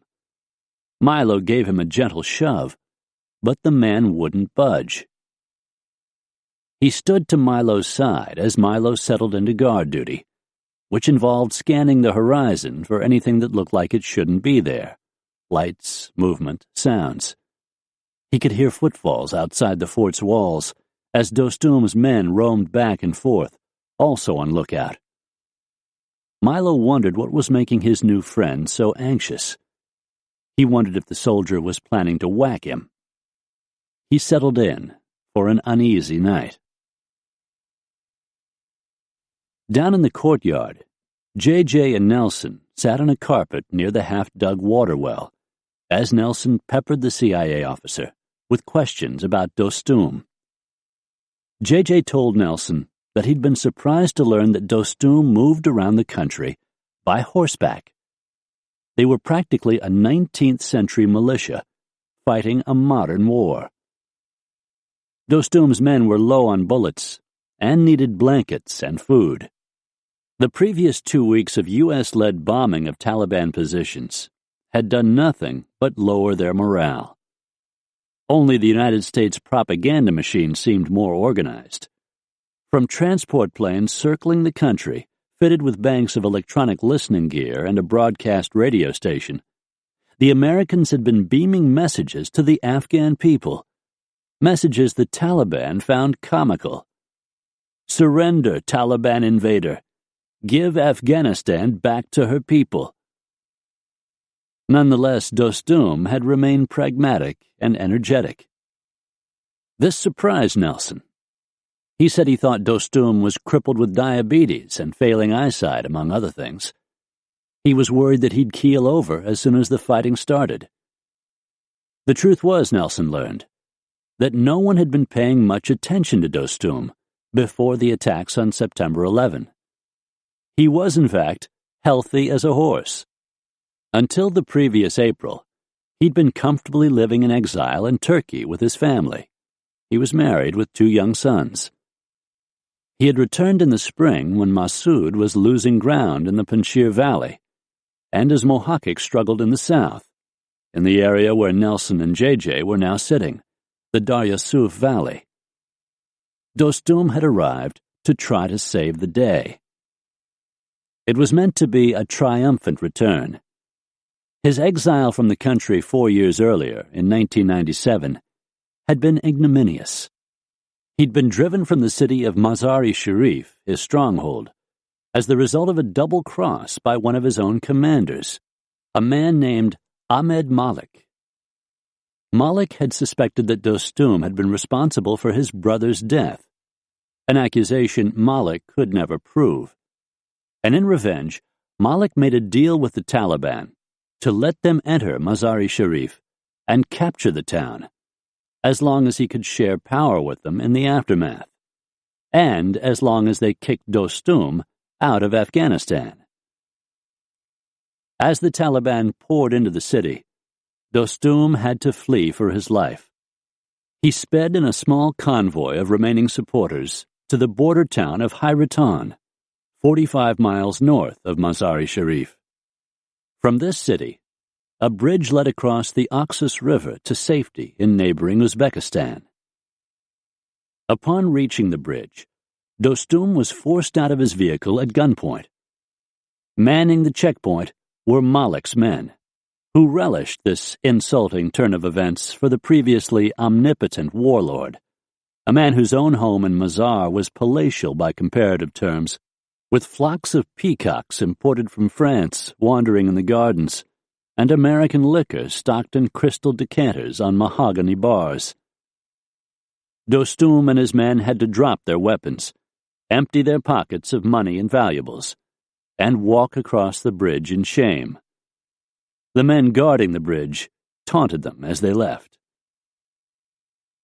With Dostum out of the picture, Malik, however, had experienced a sudden change of heart and decided he didn't want to share power with the Taliban after all. After the Taliban moved into the city as victors, Malik launched an attack. He was aided by 5,000 Hazara troops, eager to avenge centuries-old animosity between themselves and the traditional ruling class of Afghanistan, the Pashtuns, who made up the Taliban ranks. The Hazaras were led by a fierce warlord named Ismail Khan, Mohaqqaq's predecessor, and alongside Malik's men, this combined force killed between 6,000 and 8,000 Taliban in a matter of several weeks.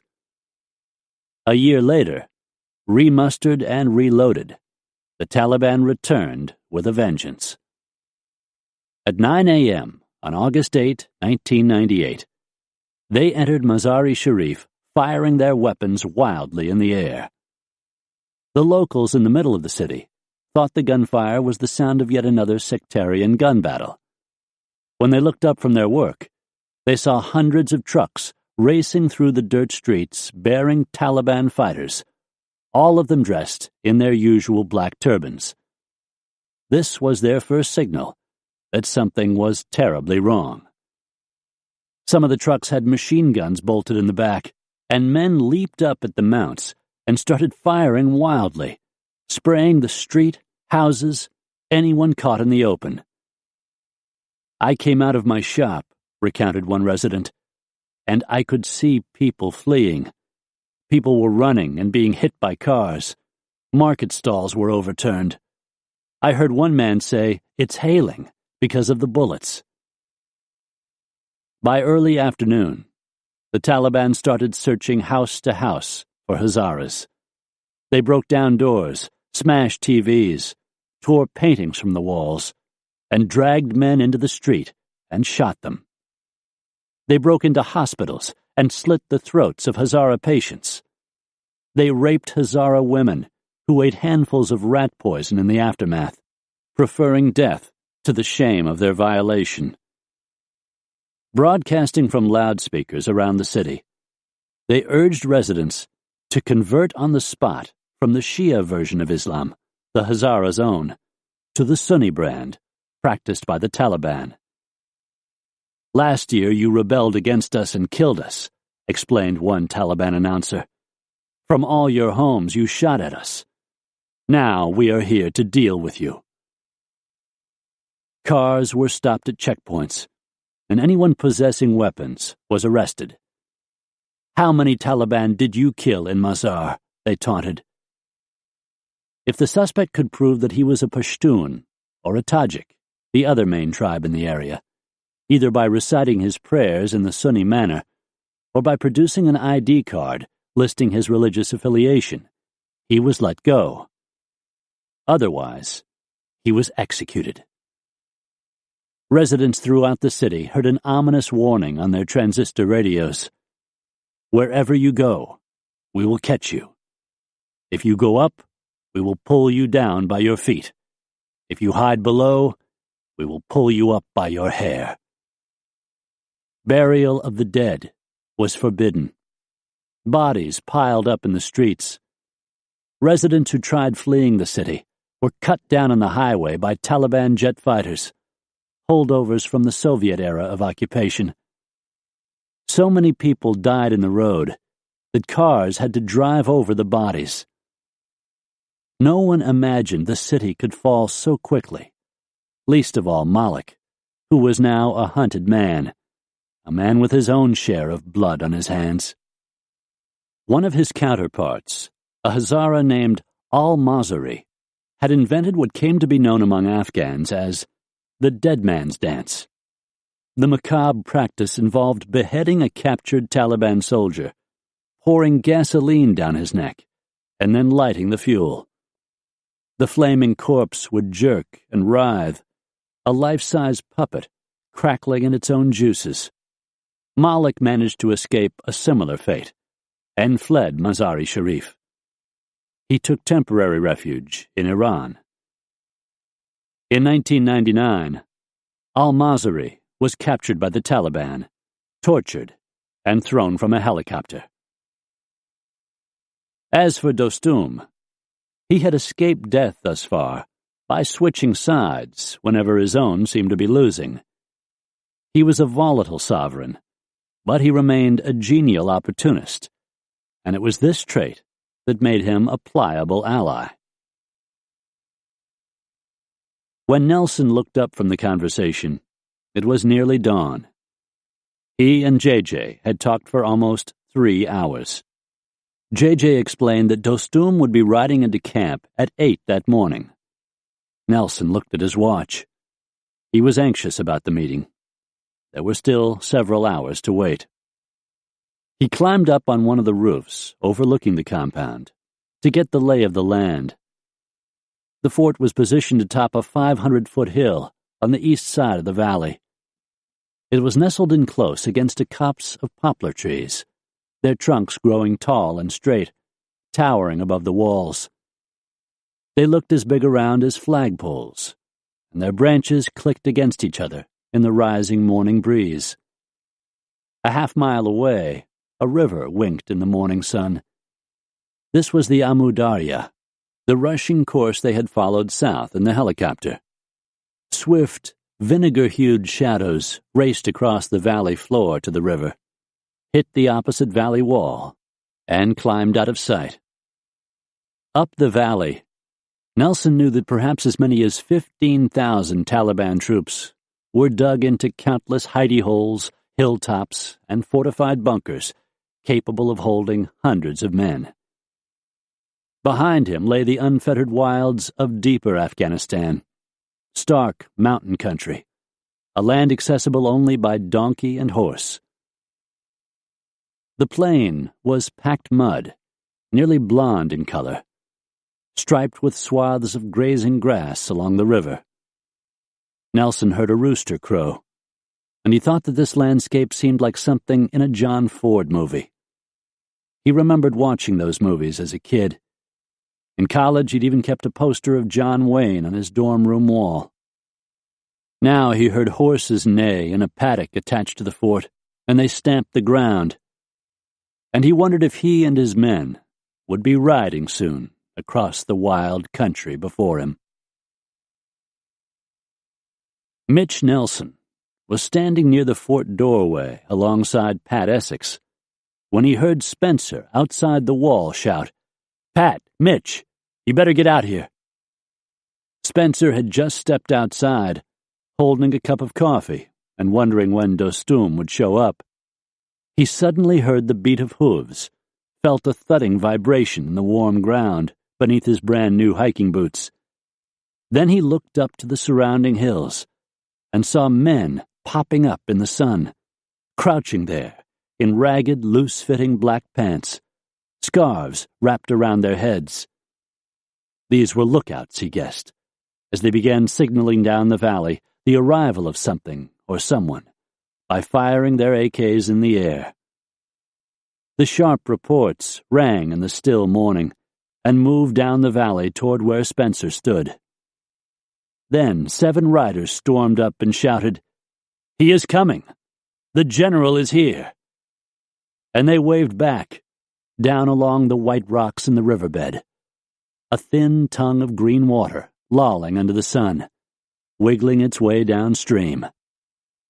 Spencer took the last swig of coffee from the metal cup he'd pulled from his rucksack, knocked the cup dry against his pants leg, then called again over his shoulder to Nelson and Essex. Inside the fort, Essex turned to Milo, Diller, and Black. "We're going to go outside," he said. "You guys stay here, and you be ready in case something goes wrong. You be ready to take care of business." Diller and the rest nodded. They took up positions in the 4 corners of the fort, on the roofs. Essex and Nelson walked out the door and over to Spencer. "He's here," said Spencer. "Where?" said Essex. "There he is," said Spencer, nodding upriver. A white horse emerged from a curtain of dust. The man in the saddle, immense, strong-shouldered, holding the reins in one hand, while his other rested gently on his leg, looked straight ahead, the horse churning beneath him while the man floated atop. Riding along the edges of the river, their gear and weapons clattering, were about 50 more horsemen. They entered the camp and pulled up in front of the Americans. They sat atop their horses and looked down at them. "Oh boy, here we go," thought Essex. "We either just got a whole lot of new friends, or we're surrounded." The lead horseman wheeled his horse to a halt, and the animal stilled as if turned to stone. Nobody moved. Nelson, Essex, and Spencer had no idea what was going to happen next.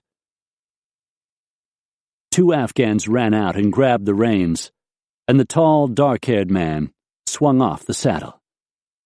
He was wearing a long, gray woolen robe, slit up the sides, a red smock, turban, and leather riding boots. "I am General Dostum," he boomed in English. "I am glad you have come." Nelson, Essex, and Spencer were standing in a line, their weapons slung across their chests, their hands at their sides, a sign of comfortable submission, trust, and readiness. Out of the corner of their eyes, they watched Dostum's men, waiting for them to make any sudden movement with their guns. The big man walked up and stopped before Nelson. The general was over 6 feet tall, weighing maybe 240 pounds. He had a short beard peppered with gray, and limpid eyes that swirled into dark focus as he gazed at Nelson. "An honor," said Nelson. He put his right hand over his heart and said, "Salam alaikum. Peace be unto you, brother." "And peace be upon you, friend," said Dostum. "Now we will go and kill the Taliban." Nelson breathed a sigh. They hadn't been killed or kidnapped. Yet. The general burst into the fort in a flurry of shouts and orders, and immediately several attendants spread 2 carpets on the dirt berm near to the water well. On closer inspection in the daylight, Nelson saw that the hole was quite large, about 30 feet across, and that it was filled with chalky green water, probably fed by a spring bubbling at the bottom. Nelson guessed it also contained rainwater, though rainfall in this part of Afghanistan was less than 4 inches a year. The crude hole was meant to supply drinking water for the camp. Nelson remembered the filters they'd bought by phone from a camping store, all while sitting in the comfort of their team room back at Fort Campbell. Those days seemed a long time ago. The general's attendants set ornate glass bowls containing pistachios, almonds, apricots, and chocolates on the carpets. They bowed swiftly and left, refusing to meet Nelson's eyes. Nelson watched as an aged Afghan man in an outdoor kitchen in a corner of the courtyard drew a brass kettle from a fire. Nelson was starved and wanted to reach and grab a handful of the food. He resisted the urge, realizing it would be rude. He watched as the old man hobbled from the fire with the kettle, trailing a rich plume of steam, and knelt at the carpets.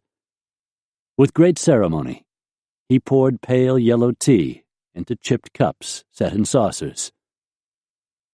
Nelson realized the ceremony was as old as war itself. Some corner had been turned. He and his men were inside a guerrilla camp. They were guerrilla fighters now, and they were about to meet their warlord. Dostum sat first, taking a seat at the head of the red and green carpets. The berm's elevation above the floor of the courtyard, about 5 feet, gave the 47-year-old general a commanding view of the goings-on around him.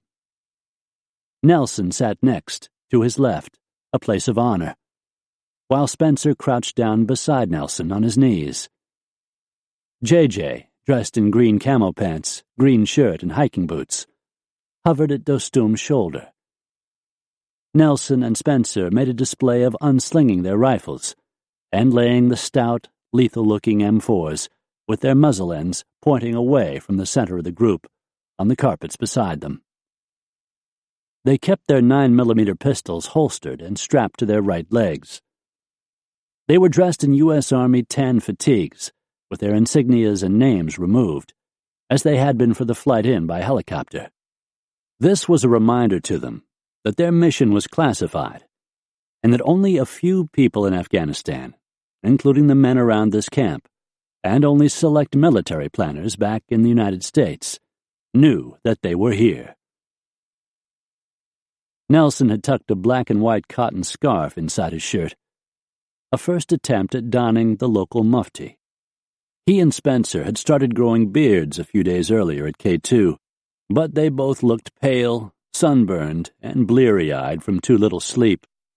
Nelson wore a loose, wide-brimmed boonie hat that flopped down over his eyes, while Spencer's billed parade cap was pushed back at a jaunty angle.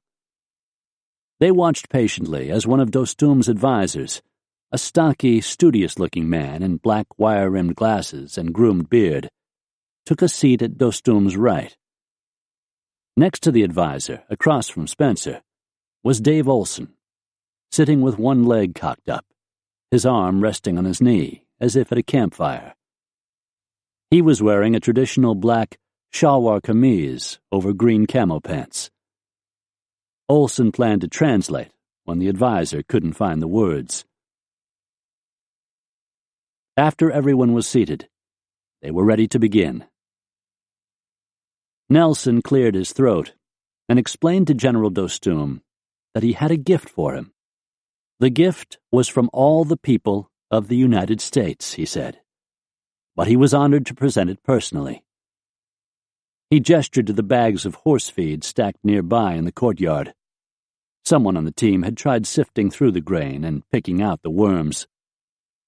Dostum looked at the bags, and then back at Nelson. Olson translated. "I don't need food for my horses," Dostum snorted. "My men are hungry. They also need blankets." Spencer could see that Nelson was taken aback. Spencer and Essex had agreed they would keep an eye on the less experienced Nelson. They'd have to guide him through awkward moments like this, when offhand statements might carry larger portents. Was General Dostum unhappy? It was impossible to tell. "General," Spencer spoke up, "we have brought you another gift." And here he reached into one of the black bags brought off the helicopter and produced a bottle of Russian vodka. Dostum's eyes widened. Spencer looked over at Nelson as if to say, "This is how you do it." "Very good," said Dostum. "Excellent." He set the bottle down next to him and regarded the two Americans carefully. He held up one finger. "But what I really need," he said, "is bombs." "Sir," Nelson said, "we have all kinds of bombs. I got more bombs than you could ever want." "We will need them all," he said. He let the matter hang in the air. He sat back. He had a way of looking straight into Nelson's eyes that was unsettling. "And what will you need to drop these bombs?" he asked. "Well," said Nelson, "first off, we need to see the enemy. We need to get up close, real close." Dostum considered this. "I can take you to my mountain headquarters," he said. He had just returned from there. The windswept outpost was located 6 miles up the valley, and there was much Taliban activity in the area. He reached beside him and produced a rolled-up tube. He snapped it flat on the carpet. It was a topographical map, the biggest map of Afghanistan Nelson had ever seen. It measured maybe 6 feet long, creased and tattooed by pencil stub and slashes of ink, smudged with sweat and the ash of cook fires, and crawling with hundreds of arrows marking Taliban positions across the paper's soiled grain. Dostum said he had carried this map for the past month during the fighting at Safid Kota, which was 3.5 miles to the northeast, over the mountain ridge now brightening in harsh morning sun. Nelson's own map was small, practically worthless in comparison. It was at least 20 years old, with tiny blurred print written in Russian. In fact, it had been the map used by the Russians during their occupation, and it had been the only map available to the Americans back at K2. Nelson had thought this was not a good omen, to be carrying a map of the defeated. Dostum scooped up a handful of pistachios and chewed busily, lost in thought, staring at the map. He jabbed at the paper and started speaking rapidly. The key to controlling the country, he explained, meant taking Kabul. The key to Kabul was taking Mazar. Nelson and Spencer nodded in agreement. The key to Mazar, Dostum continued, was taking the Darya Suf River Valley. And if they took Mazar, the North would fall. All 6 provinces, without question. Next would come Kabul. And with the North in control, you could take Kandahar in the south. In this way, you could capture the country. Dostum sat back and studied Nelson and Spencer. He next laid a broad thumb near the village of Chapchal. It lay 8 miles north of their camp, a wind-scoured, sun-struck place of 500 souls moving through dusty streets and squat mud huts, nestled in a rolling sea of burnt hills. The Taliban are now here, he said, circling the village with his thumb. The Taliban had retreated to this place after their defeat at Safid Kota. A few roads, little better than goat paths, spidered from the village, a red dot on the general's map. Nelson pointed to another village, Dehi, about 2 miles north of them, also up the valley. Nelson asked if Dehi was safe. Dostum smiled. But of course, I have captured it last week. After a fierce skirmish with the Taliban, he had ridden through the village, stopped outside the houses while still astride his horse, and announced to the men inside that they should fight for him, that he would pay them for this, that they had nothing to fear from him, that they should fear only the Taliban. Let me tell you a story, Dostum said to Nelson. When I heard of the attacks in the United States, my heart broke. He had been living in an apartment in the village of Chobaki, north of Chapchal, about 12 miles from where he and Nelson now sat. From this makeshift headquarters, he could look out with binoculars and see the Taliban front lines just 1.5 miles away.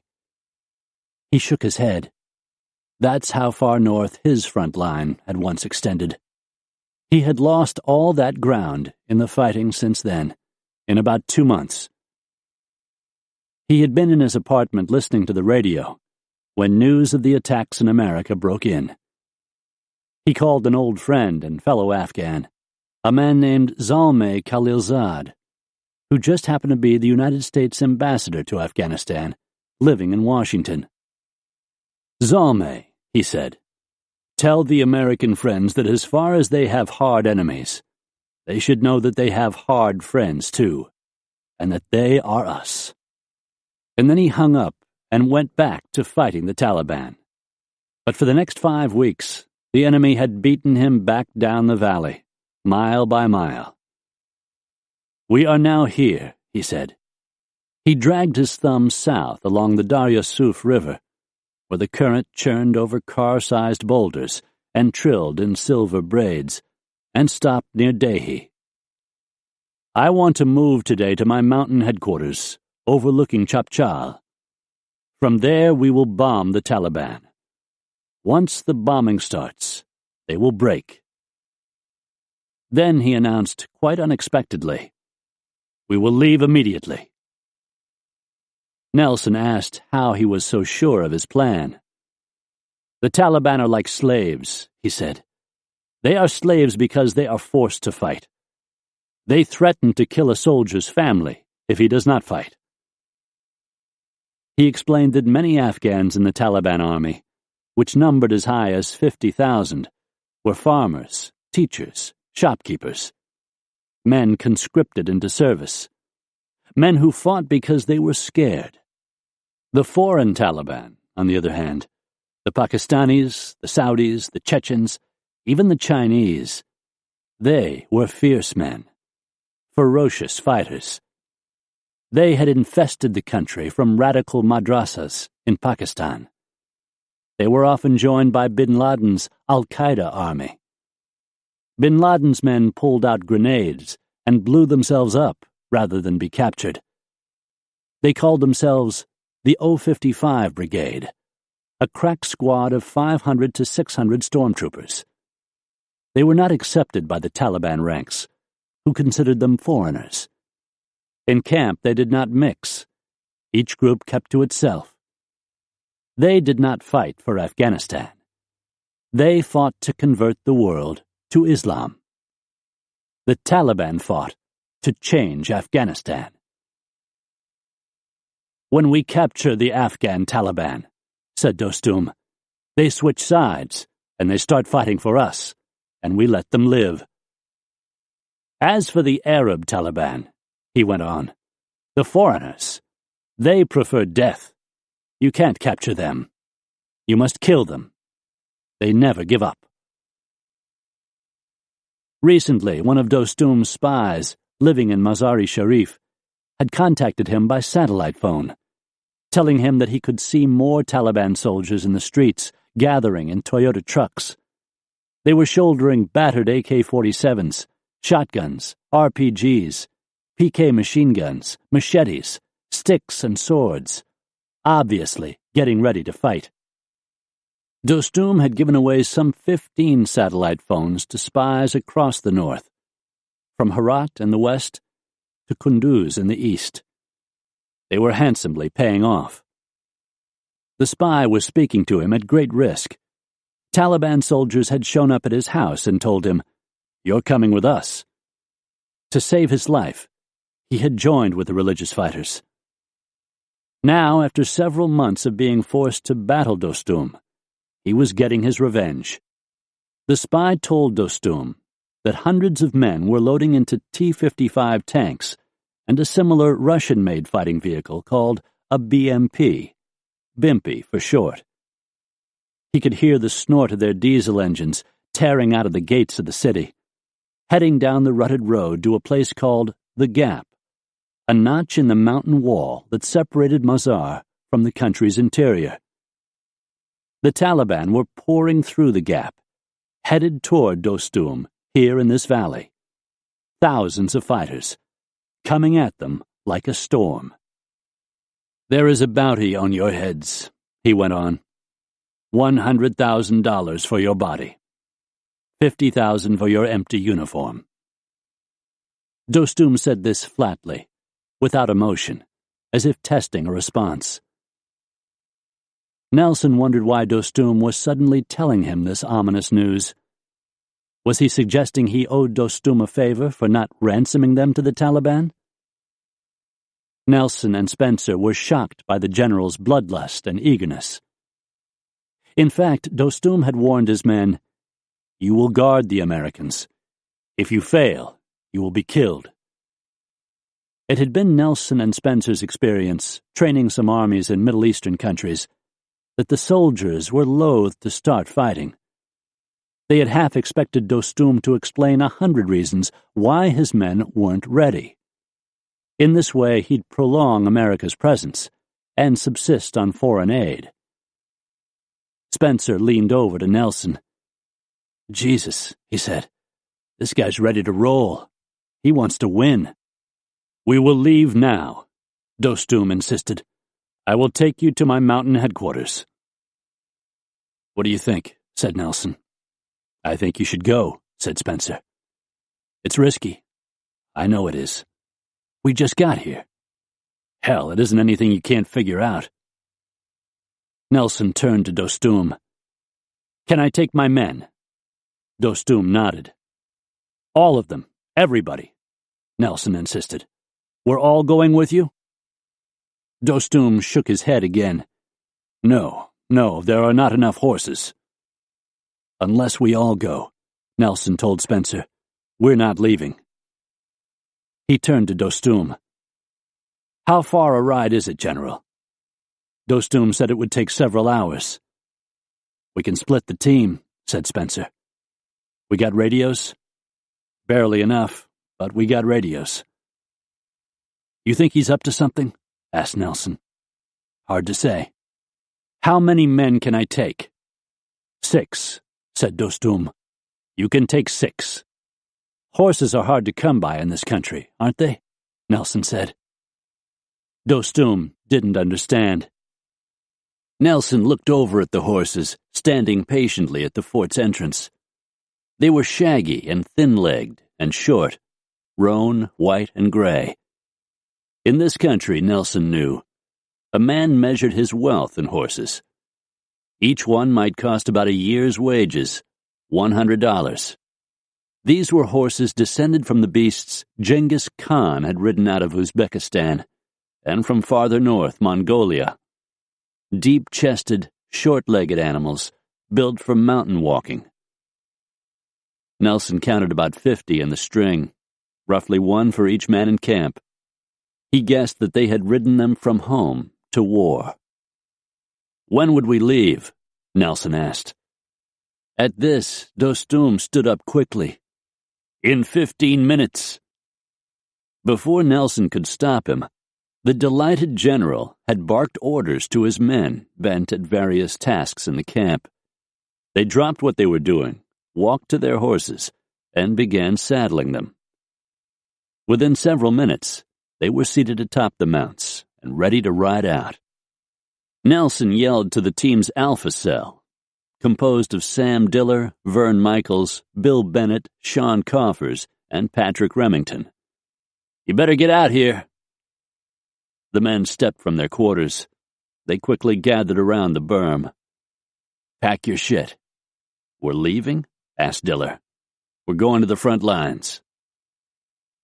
The 5 men hurried to their rucksacks in the gear room and pawed through clothing, food, ammo, and water, winnowing an essential load to stuff in their green day packs. They came lugging them back to the center of the courtyard. They stood stone-faced, with their rifles slung on their shoulders, pistols strapped to their legs by means of wide black elastic bands. They looked around the courtyard at the Afghans, gazing back at them.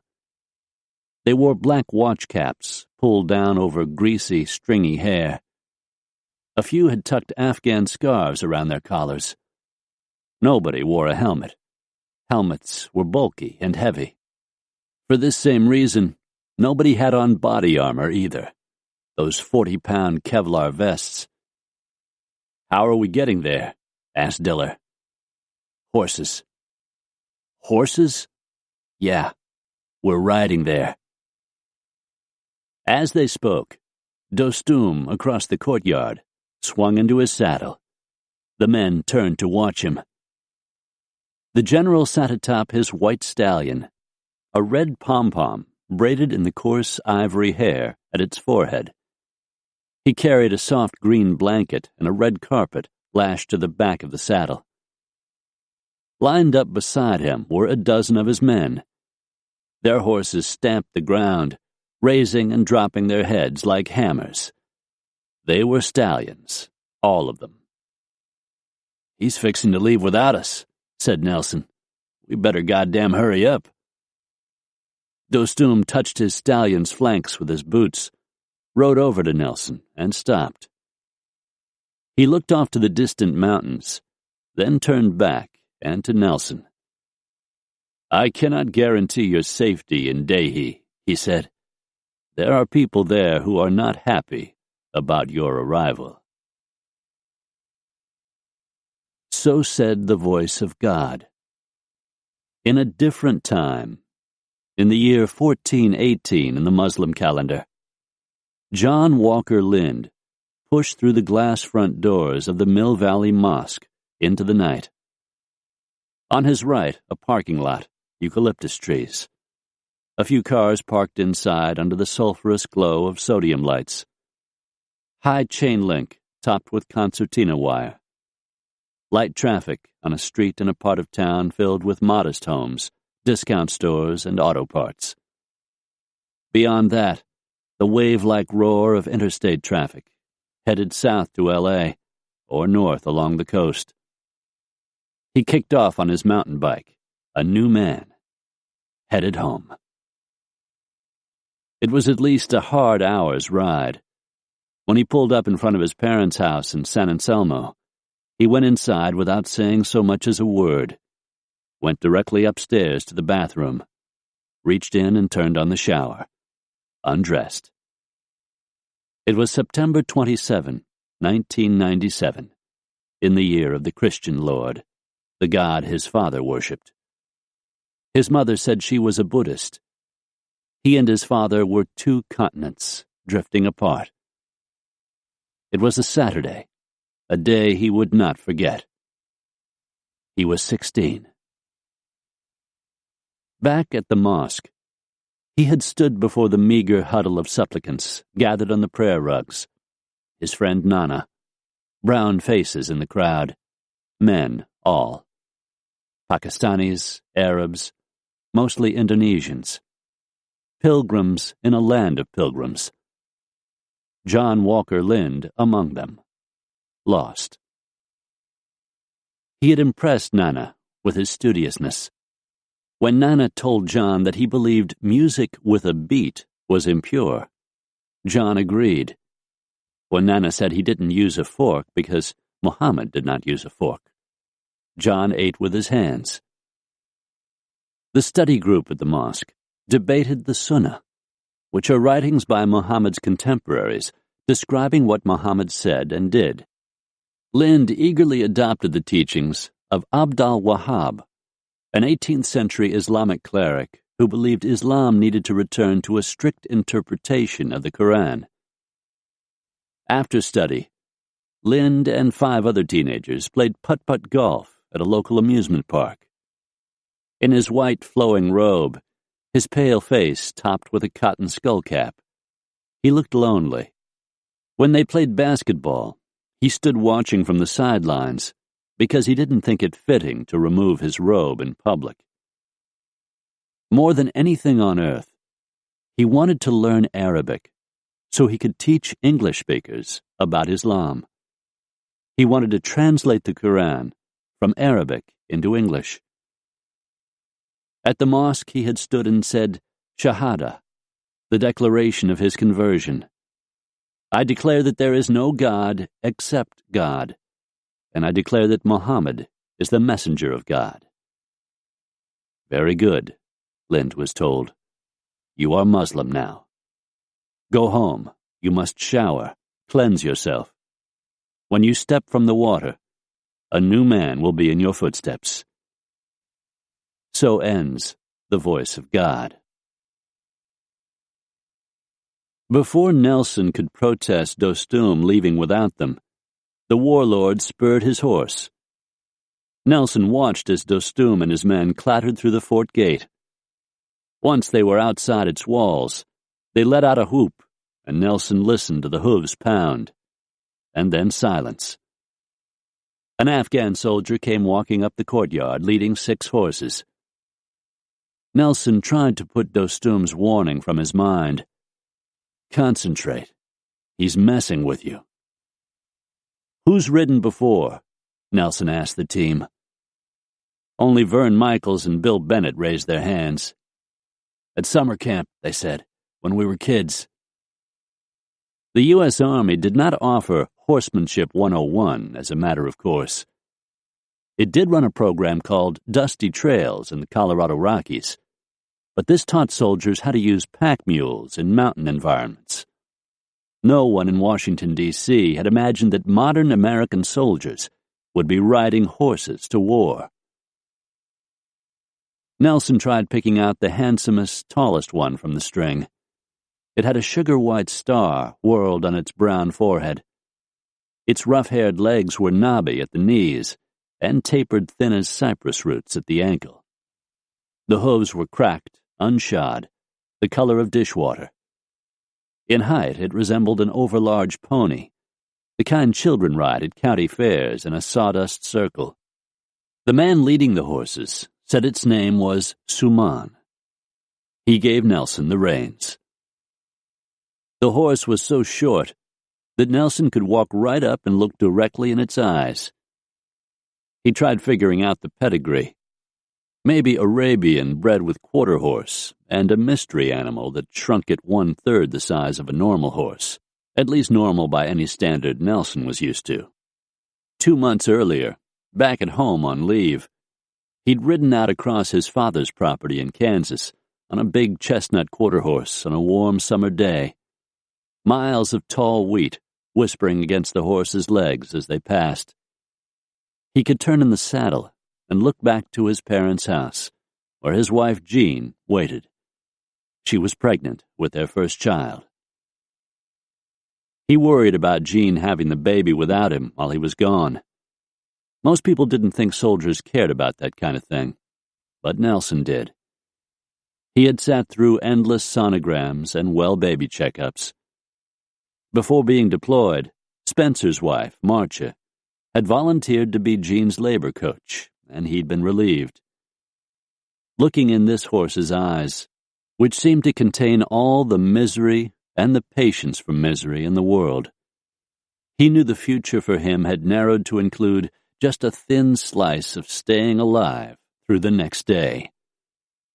The wives, though, they had the rest of their lives to worry about, if anything should happen to the men. He tried swinging his boot up in the stirrup, and found it was too high.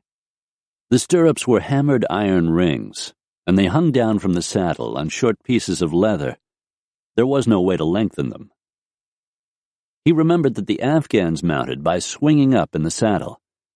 He put his left hand on the stained blanket that formed the saddle seat. It smelled rancid. The saddle was made of 3 boards, hinged together, covered by goatskin. He reached up with his right hand to the back and grabbed the edge of the stout board underneath the blanket, jabbed his right toe as best he could in the stirrup, and kicked up and swung down. He landed with a groan.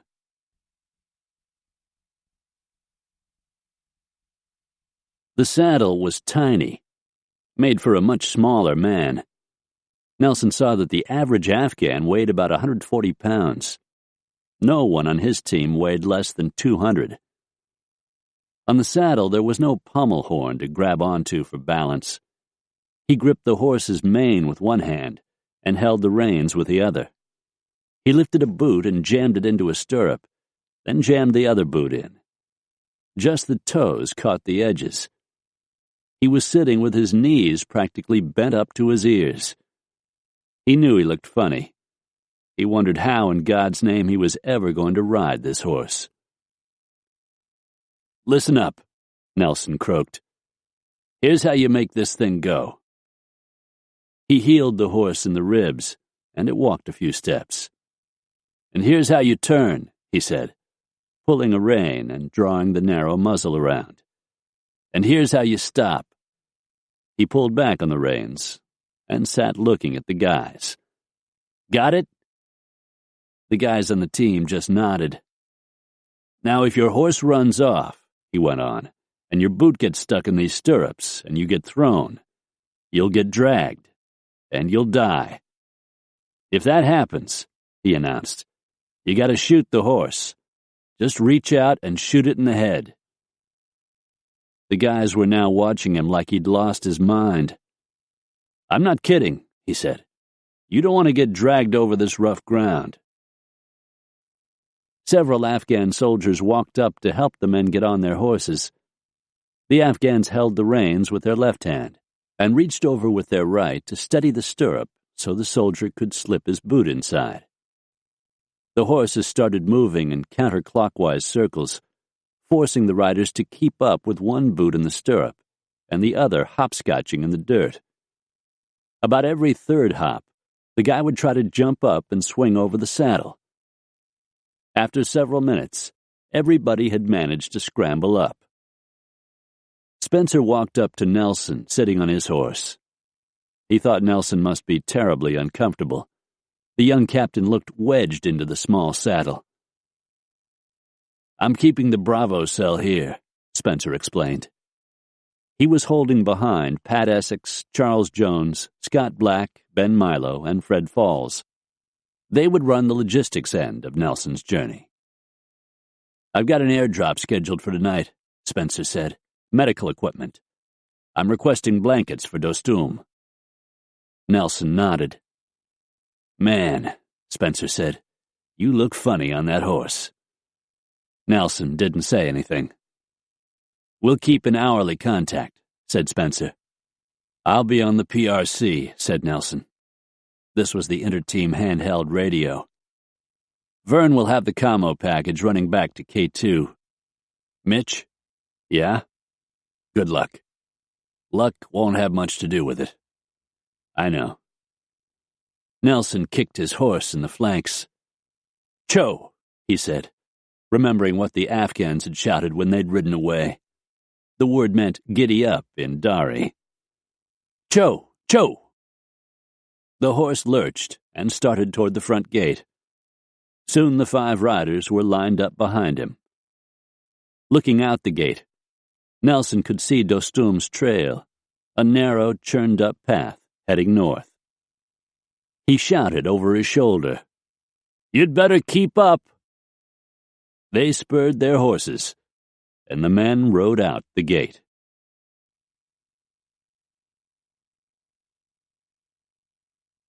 Part 3. Danger Close. Chop Chal, Afghanistan, October 20, 2001. Najib Qureshi cursed the Taliban tanks and trucks he saw racing from Mazar-e-Sharif, headed south to attack Nelson and his men. For 7 years during the Taliban's rule in the city, he had lived in daily fear of being arrested and beaten. At age 21, pudgy, witty, and easy to laugh, Najib ran a successful language school on the second floor of a dilapidated office building in downtown Mazar. He had 200 students who trudged up the stairs at all hours to learn English. The Taliban were in constant threat of shutting the place down. They did not want anyone to learn English, the language of infidels. One day Najib got into a fight on a street corner with a Taliban policeman, a member of a unit known as the Ministry for the Promotion of Virtue and the Prevention of Vice. Najib had refused to grow a beard, and he didn't keep his hair cut short. The policeman attacked Najib with a riding crop, beating him on the head and shoulders, asking him why he was not a good Muslim. Najib snapped. He hit the Taliban policeman and kept hitting, and he found to his surprise that the man was nothing but a coward who ran away from his roundhouse blows. Afterward, Najib stood on the street, shaking, unable to believe what he had just done. He believed he had just signed his own death warrant. He knew that if he was tortured by the Taliban, he would not walk for a year.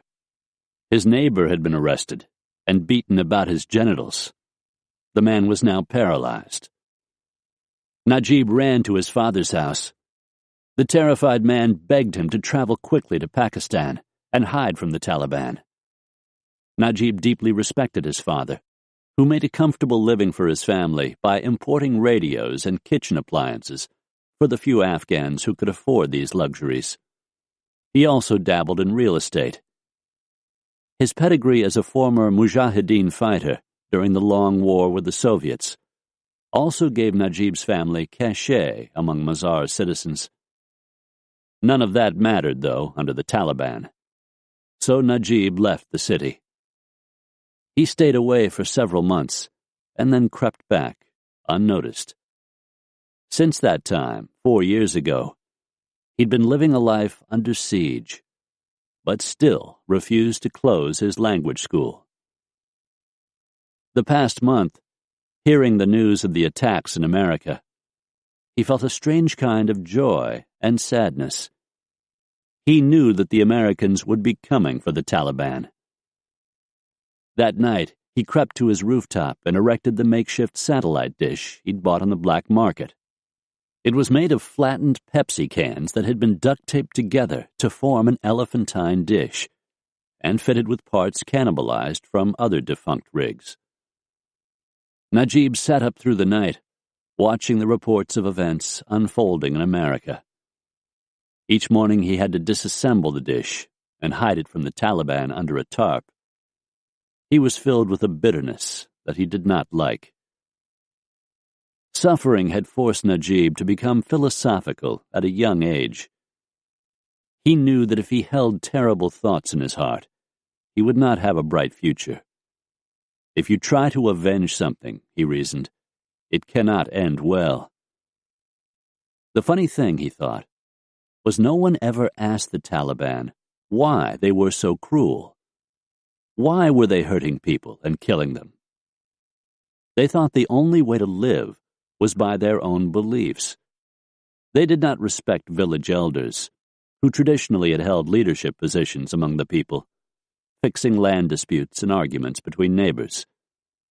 He couldn't help himself. He wanted to kill them all.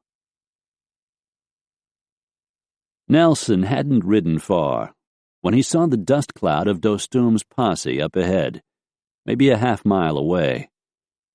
Dostum was keeping ahead of him, out of range. He didn't know why. He worried about losing the trail and pushed hard to catch Dostum. As they rode, they hadn't seen a soul so far. They passed empty settlements that had been decimated by the Taliban. Whole families wiped out, the men and boys dragged away into the army, the water wells poisoned, the shells of houses standing amid mounds of broken mud wherever the Taliban had driven their tanks up and inserted the cannons through the windows and fired. Soon they came to a crossroads. Nelson lifted his hand and brought the men to a halt. He turned.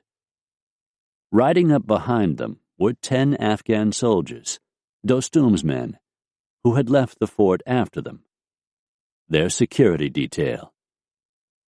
Trailing them were 2 mules, straining under the load of the team's rucksacks. 2 more mules carried bottles filled with water. The bottles hung from wood frames around the withers of the mules. Each mule carried several dozen. The bottles made a dull music against the damp hide of the animals as they trudged. The Afghans passed him on the trail and cut back in and kept riding without stopping. They took the west road to the left, and storms of dust that Nelson and his men rode through.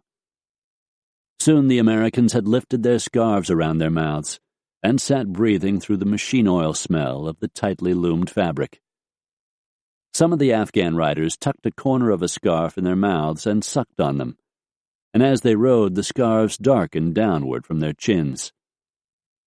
After several more miles, they approached the village of Dehi.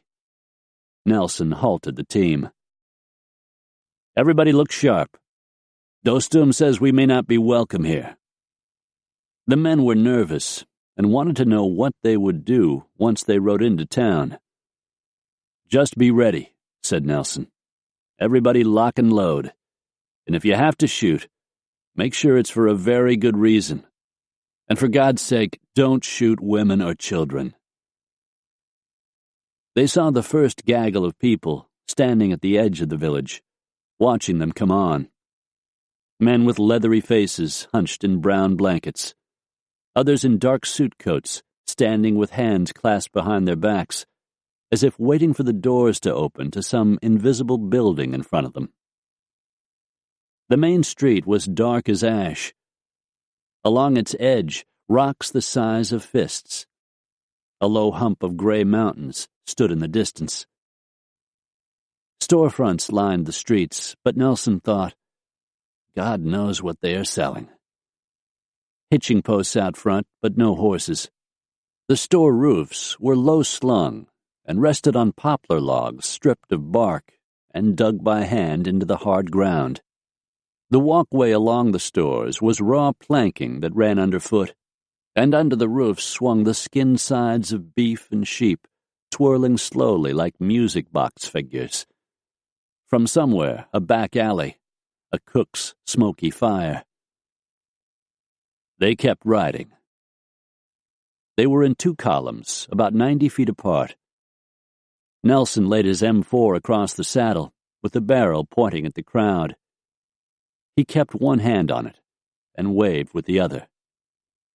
At their passing, the villagers parted and reached out filthy hands as the legs of the men brushed past, and they swarmed to refill the emptiness behind them. There was no sign of Dostum anywhere. "These people came to see a parade," said Nelson. "So let's give them one." Now there were at least 200 armed men on each side of the road. Some of the men wore makeshift uniforms, camo pants, and shirts of varying pedigrees from who knew how many different countries. They carried battered AK-47 and RPG tubes.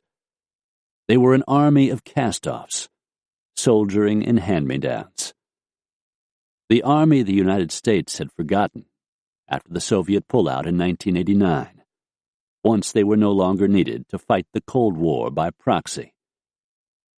"We're going to need you now," thought Nelson. Some other men in the crowd were working worry beads between calloused forefinger and broad thumb as they recited prayers under their breaths. More men were walking toward them, holding hands. They weren't gay, Nelson knew that. In public, men and women were forbidden to touch, but men could easily show this manner of affection. Nelson thought that they really should just keep moving. He figured the villagers had heard the helicopters land in the night, and they'd come out to meet the Americans. Either that, or Dostum had ridden through town and announced the Americans were on their way. Nelson called out to the team, "Everybody keep a finger on the trigger." Without warning, the security detail ahead pulled up and stopped. Everybody on the team halted, tensed. Diller put his hand on his sidearm and the holster on his leg. Others did the same. "What's going on?" Diller asked. "I don't know." Nelson said he'd ask. He spoke in Russian, and one of the riders in the security detail answered that they needed to stop for supplies. Supplies? That sounded dubious. The last place Nelson wanted to be was stuck in the street while the Afghans went inside a store, maybe never to return. The Afghans dismounted and stepped up into the store and went inside. Nelson could hear them talking excitedly to an unseen storekeeper. The villagers pressed around the legs of the horses, looking up at Nelson and the men. "Grip and grin," he told them. He had a few phrases he knew from some pages of Xeroxed material he'd studied back at K2. He put his hand over his heart and said, "Salam alaikum." The villagers looked back and smiled and said the same. "Chotor asti," said Nelson. "How are you?" "Nametuchiast," he said. "What is your name?" He kept scanning the crowd in the front door of the store. Up ahead, on the left side of the street, there stood an outpost, like a guard shack, built up on one of the roofs. He kept looking at that, too. Still, no sign of Dostum. He'd gone through about all of his phrases, telling the villagers his name, not his real one, and asking if they liked candy and telling them that he was fine, thanks, when the Afghans emerged from the store hauling bags of horse feed over their shoulders and carrying even more water in 5-gallon plastic jugs. "We must be fixing to be gone a long time," thought Nelson, "if we need that much water." The Afghans loaded these items onto the mules, who stood with their knees locked under the weight, trembling. One of the mules would not stand still, and the Afghans beat it with a leather crop fitted into an ornate brass handle. Nelson, and he could tell the guys on the team felt the same way, wanted to say something about beating the animal, but he didn't. His job was to be there and not be there. "You ready?" he called to the Afghans in Russian. They ignored him, But the question seemed to register, because they swung onto their horses and reined them into the middle of the street and started riding. Nelson rode up to them and pointed to a side street between two squat mud homes. Blue and green tarps rested on tree branches at the street's edge. A woman in a blue burqa sat holding a child. Beggars, mother and child. The father probably killed by the Taliban, or hauled off to fight for them. It was like passing by two sundials, churning the sun. A silence without end. Nelson cut ahead and took the alley between the two houses. He wanted to get off the main drag and ride hard through the back streets and pick up Dostum's trail. They came out at the other end of town. Before them lay more open ground, dark rock piled in jumbled moraines along the valley walls. Nelson pulled up his horse. The other riders stopped. "Where is the general?" Nelson asked. The Afghans pointed out across the open ground, and then up into the mountains to their left, across the river. It was another 4-hour ride, they said. Nelson looked up. The time was about noon. They had maybe 6 hours of daylight. Nelson realized that he had to admire what Dostum had done. He'd led him and the team through town as a show of force against the Taliban. Nelson guessed the intended message was, "Here are the Americans, and they're not afraid of you. And they are with me." That they hadn't been killed was just a bonus for Dostum.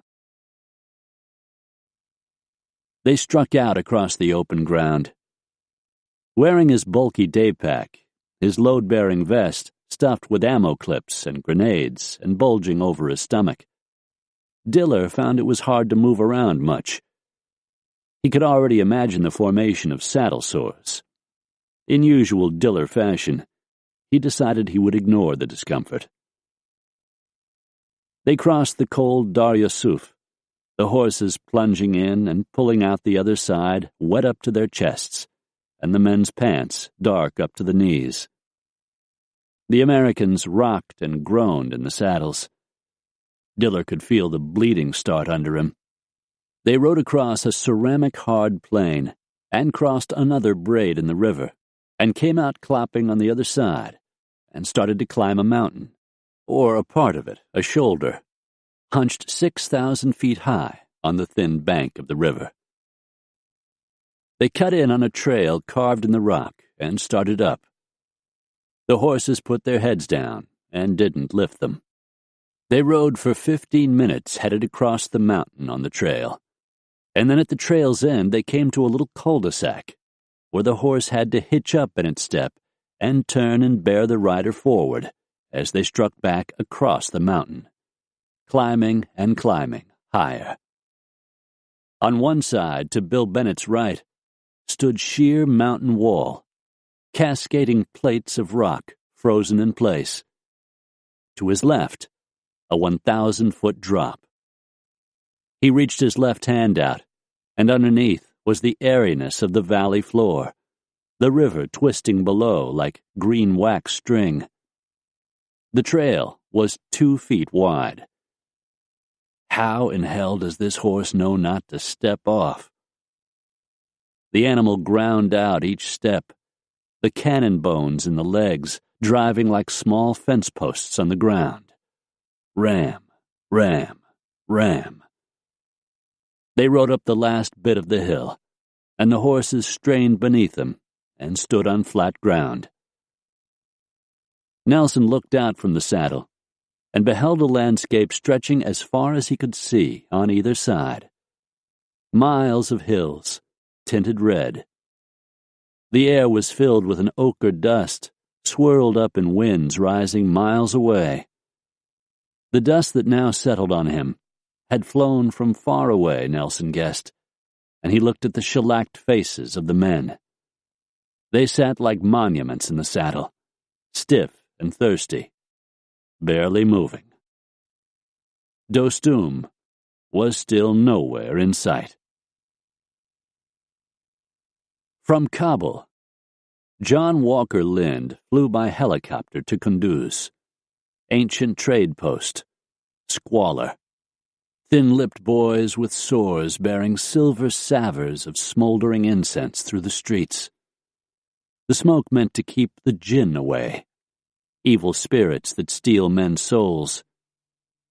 In the parks, the deranged, men babbling in tongues, out of their minds and with no hospital to hold them, wandering freely in their robes striped with excrement. Men thought to be speaking truths, the sagacity of shamans, seers, standing in a park and shouting under a noon sun as others went about their work around them. From Kunduz, Lind got on a bus. The dirt road north, swinging and swaying out over the plain, as if constructed in a delirium. At one point the road had been straight. Then came the war and the planting of landmines. A car, a truck, a tank grinding down the thoroughfare would veer around the presence of a mine or the threat of its presence, and by this way the road veered like a river seeking least resistance. The road led him to the desolate village of Chichke. The village, or what was left of it after the Taliban siege, lay along the Amu Darya River. He got off the bus dressed in flowing shalwar kameez and his cotton skull cap, a dark rind of beard around his doughy face. What am I to do? You are to walk to that hill and sit. Here is a rifle, a grenade. Lind trudged up the hill. Facing him, the jagged escarpments of the mountains of Tajikistan across the river, rising 10,000 feet. Snow in the valleys, bright sun. The ground gritty under his soft palms as he sat in his trench, and waited. Waited for the invasion of the hordes, the infidels, Dostum's men. They were to come from the north, enemies of Afghanistan, enemies of Islam, drinkers, fornicators. There is no God but God, and Allah is his name. It was September 6, 2001. So spoke the voice of God. Nelson sat on the horse and saw that down below the hill there were 3 trenches. In front of the trenches, facing north, earth had been piled to make protective berms. The trenches were about 30 feet long and 5 feet deep. A man could stand in them up to his waist. He could lean forward over the berm and rest his rifle on the packed earth and fire. Nelson saw that they were soundly made fighting positions. At the top of the hill, he discovered 3 caves. Dostum emerged from one of them, the largest. He stepped toward Nelson, and with a sweep of his arm said, "Welcome to the mountain headquarters." Behind the hilltop, the rest of the team dismounted from their horses. They slid down from the saddles and stood in their tracks, unmoving, as if frozen in place. Many of the men found they couldn't walk, and some were bent over, as if catching their breath. All except Nelson. The ride had invigorated him. Diller could feel the blood seeping through the seat of his pants. The saddle had rubbed the skin clean away. Nelson called out a few good-natured comments about who looked funny now, and the guys ignored him. They placed their hands at their backs and attempted to stand up straight. As they did, they stifled groans so as not to raise suspicion among the Afghans that they were not good horsemen. The ruse, of course, failed miserably. Diller saw that a few of Dostum's men were sniggering at them. Diller looked over at his horse and promptly named it Dumbass. "Well, Dumbass," he said, "I'm going over to get my ruck off the mules, and when I come back, I hope you're dead." He hobbled over to help the Afghans unburden the exhausted pack animals. Each of them had carried in excess of 300 pounds, maybe more. when the usual load might have been 100. I would not want to be a mule in Afghanistan, thought Diller. I would not want to be an Afghan either. Under the direction of Dostum's men, he and the team hauled their rucks across the hill to a cave next to Dostum's.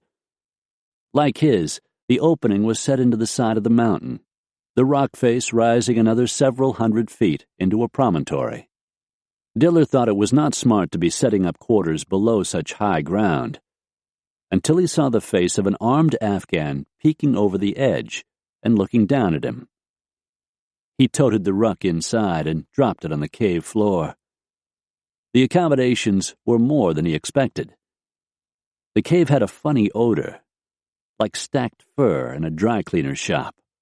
Warm, humid. He could stand up in the middle of the cave with about 4 feet of headroom. From wall to wall, it measured about 25 feet. He looked at the walls more closely. They were covered in a strange substance. Diller reached out and stroked the rough, furry surface. The fur was actually horse dung. Maybe mule, too, he figured. For insulation. The blanket of shit was dry as toast and flaked only slightly to the touch. How the Afghans had ever managed to affix it up there and make it stick, Diller couldn't guess. But he found it a marvel of engineering. As he walked around unpacking his gear, he tried not to brush up against the walls. Outside, Dostum and Nelson sat cross-legged on a red blanket, overlooking the valley. Next to them stood a tall wooden pole with a radio antenna wire fastened to the top.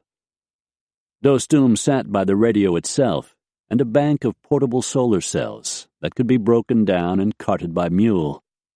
Nelson thought it was a pretty slick setup. Dostum was running this part of the insurgency on solar power. That had to be a first. Nelson guessed their elevation was about 8,000 feet, and that the far hills across the valley were 10 miles away. The hills, like all the hills, looked denuded. The Taliban hadn't been able to take this high ground from Dostum while he'd been battling them in the south, downriver at Dehi. This had been hard fighting.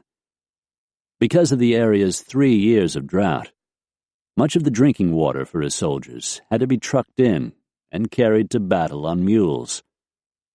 Dostum's men had even dammed the Dar Yusuf to make a pool for their horses to drink from. At night, he would gather his fighters around a lantern and, unrolling his map, plan the next day's attack. He spread the soldiers out over several miles in groups of 2s and 3s to wait in ambush. If they were discovered, their small number would not give away the fact that 500 more men were camped nearby. After a day's fighting, he and his men rode their horses back down rocky trails and picked their way along the river and broke out into a clearing that was their base. They were safe here because the road was non-existent. There was no way for a tank or bimpy to reach them. The Taliban would have to walk or ride horses, and he knew they didn't have horses. An infantry attack in the valley would have been suicidal. Dostum could set up firing positions in the rocks and pick off the enemy as they marched down the river, their long black robes swaying, their guns at the ready. He would have killed them all. Now Dostum was going to use this high ground to bomb them. He despised most of all a tall, bearded Taliban commander named Mullah Faisal, the man who now occupied his former headquarters at the fortress in Mazar. Faisal commanded the Taliban's 18th Corps, some 10,000 soldiers, a feared man with a perpetually pinched gaze and an inscrutable smile. Next in command was Mullah Razak, whose 3,000 to 5,000 soldiers of the Taliban 5th Corps controlled the Dar Yusuf and the adjacent Balkh Valley, where they were also battling Atta's men. Razak was joined in the bulk by the fearsome, one-legged Mullah Dadullah. He'd lost the leg fighting the Soviets and wore a wooden peg as a prosthesis. These three commanders were supported by several dozen sub-commanders spread across the country. Dostum pointed across the valley and said, "There they are, Taliban soldiers." These were Mullah Razak's men. Nelson raised his set of binos and cranked down the focus with his forefinger and steadied himself for a clear picture. The binoculars were heavy and rubber-coated and powerful, but still Nelson couldn't sight any enemy fighters in the distance. He didn't want to say so. It was like hunting deer or catching fish. Part of your standing in camp meant how well you could spot game. You looked for what shouldn't ordinarily be there. He lowered the glasses. "I'm sorry, General, but I don't see what you're looking at." Dostum pointed to a far outcropping on one of the distant ridges. "My God, that's miles away," Nelson thought. "Does he think we can bomb that from here?" "Okay, I see it," said Nelson, bringing the dark spot into focus. "That is the Taliban's position," said Dostum. "One of their bunkers. I know, because I have been fighting them." He asked Nelson, "Can you bomb it?" "Well, sir, like I said, we can bomb it. But I need to get closer. I can't accurately target it from here." "No," said Dostum. "You cannot get closer. I cannot let you get killed. 500 of my men can be killed before even one of you is scratched." "I know that. I understand that. But you have to understand I can't call in bombs from this distance. I've got to fix the bunker on a map and call that coordinate to the pilot." Dostum's aide, Chari, was translating. Nelson wondered if he was getting it all correctly. Nelson didn't like haggling with Dostum about how to do his job. He wanted to ask him why he'd left them in the lurch back at Dehi. But something stopped him, a feeling he had, that he had passed a test by getting to the mountain headquarters, and there was no sense in asking for the test's reason. To do so might signal that he was uncomfortable with accomplishing the unknown. He thought maybe this argument about dropping bombs was another test. Dostum's men bowed and curtsied to the general's every move, and it was clear that he was the bull of the woods in these parts. Nelson could see how this arrangement would work. Dostum would be in charge, and Nelson would make him believe that this was true. "All right," he said. "We can drop bombs. I'll set it up." Dostum smiled. This made him very happy. In fact, Dostum was relieved. He had his doubts about the Americans' abilities. He had never seen their bombs. They were reported to fly where you told them to go, by themselves, like iron birds. This technology had not existed in his long war with the Soviets, and then with his fellow Afghans. Otherwise, of course, he would have used it. He was hoping the Americans would surprise him again, as they had last night when they landed so expertly on the small dirt pad in complete darkness. Dostum had thought it was most incredible to fly helicopters at night with no lights. Unbelievable. Nelson asked, "And you're sure these are Taliban, right?" It was Nelson's responsibility not to drop anything on anybody, unless the target was clearly defined as an enemy position. Those were Nelson's rules of engagement. Otherwise, various warlords could use the Americans and their wonder bombs to take out rival factions.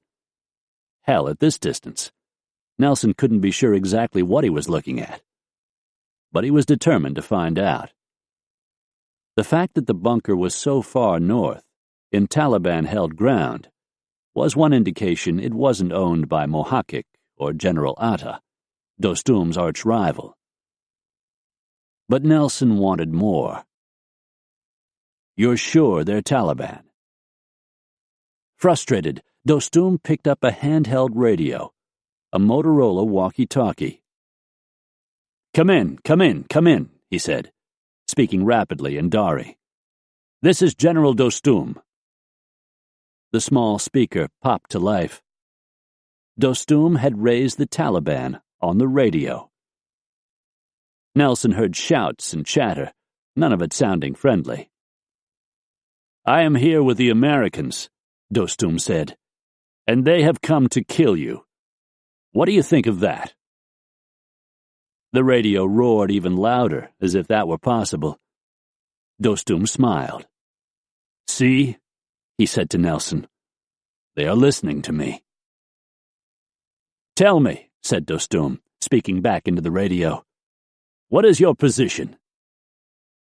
This was unbelievable to Nelson, that Dostum would ask such a question, and that he seemed so sure to expect an answer. Nelson heard the Taliban talk even more rapidly. Dostum turned to Nelson and explained that yes, in fact, the bunker they were looking at was the Taliban's. No doubt about it. And then it dawned on Nelson that the Taliban had no idea what was coming.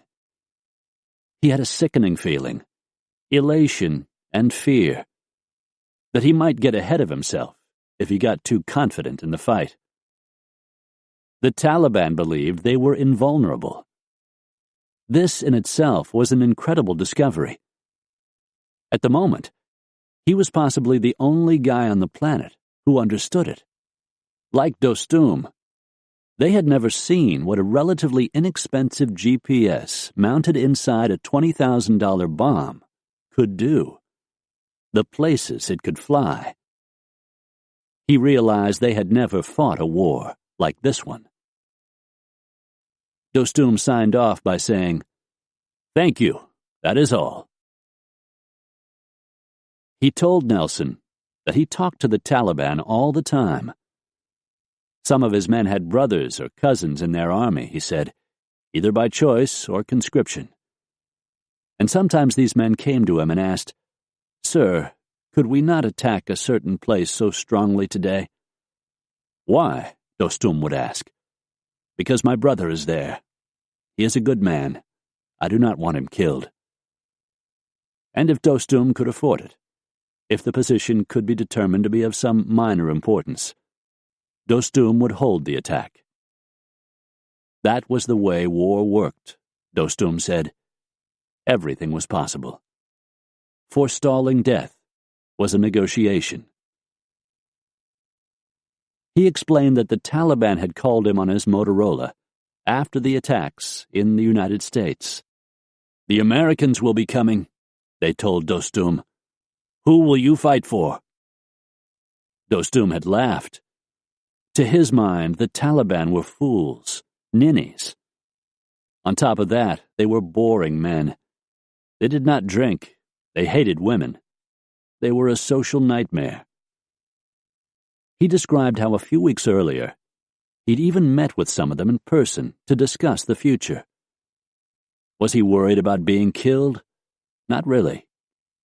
He knew he was worth more to them alive than dead. In him, they had a known quantity with which to negotiate. A man who would make deals.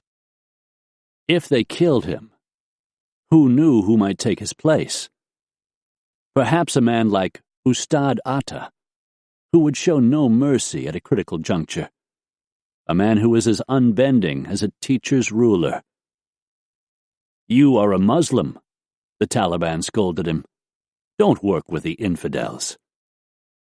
They explained that Osama bin Laden himself had proclaimed jihad against the Americans.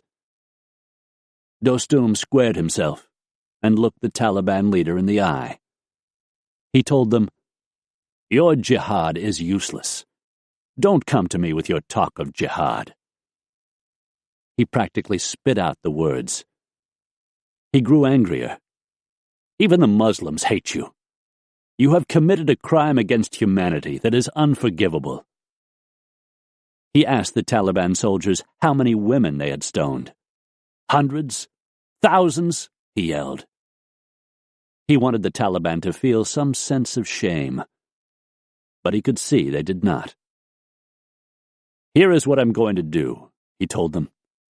I'm going to do a hometown thing. Pack up your things. Pack your trucks. Leave the north. Leave Mazar-e-Sharif. Go back to where you came from. Don't come face to face with me again. Don't bother me. That, he said, is what I will do for you. He went on. But if you stay and fight, I will kill you. I will hunt you and kill you. The Taliban had been flummoxed by Dostum's bravado. They didn't know what to think. The man did not seem to fear them at all. The wind whipped dust devils up and down the hill that went spinning into the valley and vanished with a visual pop in the air. Nelson knew it was a fearsome thing he was about to do. He stood at the edge of the trench with his hands on his hips, looking at the valley and the Taliban positions beyond. He jumped down into the trench and landed waist-deep in the narrow slit. The Taliban were on the other side of the river. The river ran north and south, but at this particular place it took a bend to the left or west, so that the Taliban were actually on its north side. Ahead he could see the village of Beshkam about 3 miles away, several dozen mud houses, no people. And beyond that another village, a tiny brown flare on the horizon through the optics of the binoculars. At the sound of the approaching Taliban tanks, the villagers of these various places had scattered into the hills, hiding. Even farther north was Chapchal. If Nelson could push the Taliban north and reach Chapchal, then they could take Baluch. From there, the Taliban would have to fall back up the river to Shulgareh. In this way, they could drive the Taliban north to Mazar-e-Sharif, 40 miles upstream. They would start with Beshkam. One of Dostum's men stepped forward and spread a blanket on the trench berm, and Nelson turned and said, "Tashakur, thank you," and leaned forward with his elbows in the blanket, still looking at the country through the binoculars. He let out a breath and waited for the image to settle and focus before his eyes. A collection of 8 Taliban pickups loomed up in the water-clear depths of the binoculars, looking as if they were only a quarter-mile away, close enough to see the battered black doors, the blink of the windshields like dusty mirrors, Toyota Hiluxes. In the cramped beds of each, several dozen Taliban soldiers were sitting along the rails with their robed knees touching in the middle, rifles over their shoulders. His first clear sight of them. He fiddled with the focus wheel to sharpen the image. Their turbans black as crow's wings. "We'll have to get closer," he said, hoping the older man would relent. Dostum cut him off. "We will bomb from here." Nelson shrugged. So be it. He had to give it a try. He reached down his shirt front, pulled up the GPS hanging by a lanyard on his neck, and read the pixelated numbers in the gray window of the device. These were the latitude and longitude coordinates that marked his position. He had to shield the small window with his hand to read them in the sun. He read them twice to make sure he was not making a mistake.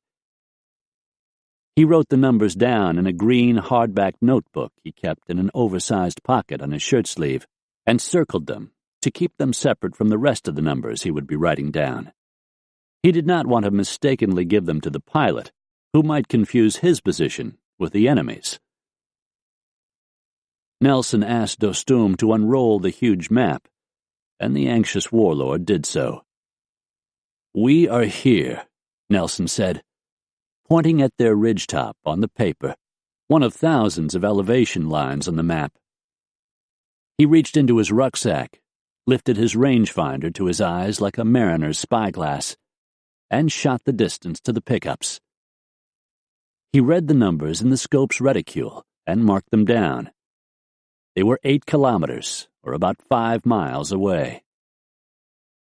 Nelson looked down at the map and counted the grid squares from his ridgetop until he'd marched out 8 squares with his finger, each grid square equaling 1 kilometer, and found the Taliban's approximate position on the far hill. He set the rangefinder in the dirt beside him and looked up at the position across the valley with the naked eye. Yellow sun, the far hills looking sheared as if by tiny, incessant jaws.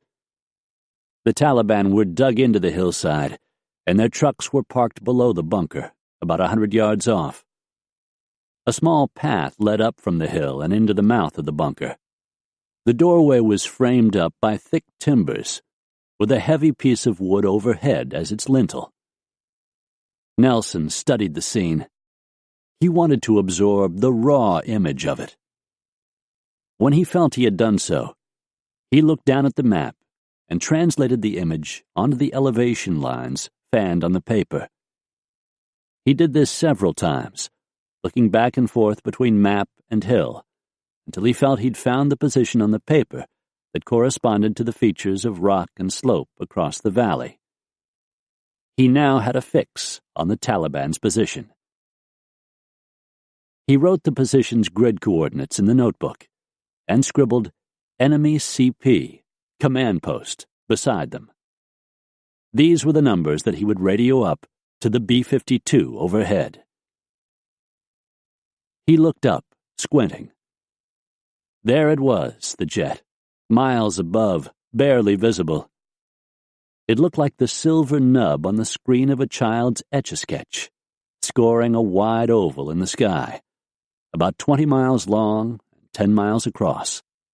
The pilots called this the plane's racetrack. The plane was waiting up there. All Nelson had to do was pick up the radio and relay the numbers. He hoped by God that he didn't screw it up. The satellite radio was heavy and boxy like a home stereo receiver, powered by a green battery about the size of a half-gallon ice cream carton. A cable snaked from the radio across the dirt to a black, spindly contraption that Communications Officer Vern Michaels had erected as Nelson plotted the Taliban position. This was the radio's satellite antenna. It was shaped like a small, charred Christmas tree. Michaels had set it in the dirt and carefully pointed the crown at the sky in the direction of government satellites circling overhead. Nelson keyed the mic and identified himself as Tiger 02, his call sign. The pilot came back acknowledging himself as Buick 82 and said he was cleared to drop. Nelson read off the coordinates, and the pilot repeated them back. Up in the cockpit, the pilot reached over with a gloved hand to a console and typed in the numbers. He then pressed Send. The coordinates circled backward in the plane through the skeleton of circuits and entered the bomb bay, where they dropped into the bomb and came to rest in the GPS, which was about the size of a paperback novel, strapped inside the bomb near the tail. The bomb awoke. It was now armed. The pilot announced, "Pickle, pickle, pickle," the traditional announcement of bombs away, then pushed another button on the console, and the bomb fell from the belly of the plane and started flying to the ground. 30 seconds, radioed the pilot. Roger, 30 seconds. As the bomb fell, the GPS monitored its position and checked this against its destination. As the bomb rocked and hummed in the slipstream, the GPS sent signals to the tail fins, which feathered the breeze and ruddered the projectile on course. 20 seconds, said the pilot. The bomb was 12 feet long and filled with about 1,200 pounds of explosives.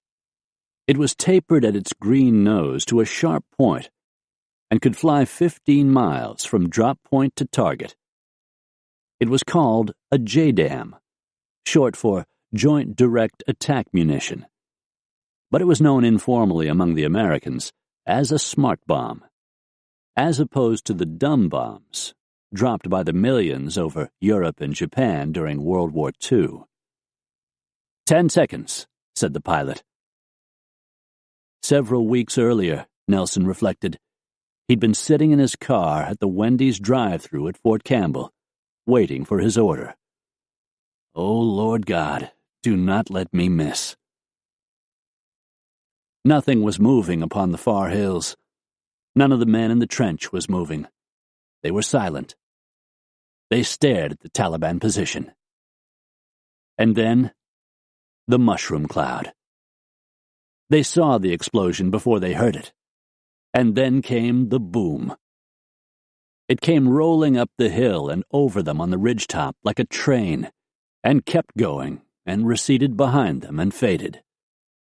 The violence was fearsome, scary. Nelson had called in airstrikes before, but never on people, always in practice. He scanned the Taliban position with the binoculars, anxious to see the damage done. As the smoke cleared, he saw that something had gone wrong.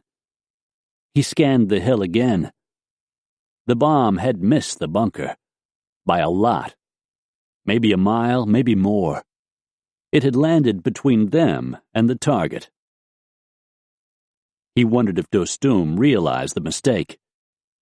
He was about to explain what had happened when he noticed that one of the general's most trusted aides, a man named Fakir, was moving up and down the line of Afghan troops, slapping high fives. The men with him were laughing. Dostum himself was grinning. For the moment, Nelson decided that he'd keep his disappointment to himself. As he was thinking this, the second bomb hit. This explosion was even bigger, and Nelson saw that this one too had fallen short. The Taliban were filing out of the bunker and looking around, up at the sky and across the desert, unsure of where the big noises were coming from. After a short while, they went back inside. Dostum's men continued laughing at the sight. Nelson was sure he'd figured the coordinates right. Maybe the B-52's crew had plugged them in wrong. He got on the radio and told the pilot to correct for elevation. The pilot dropped again. This third bomb hit closer.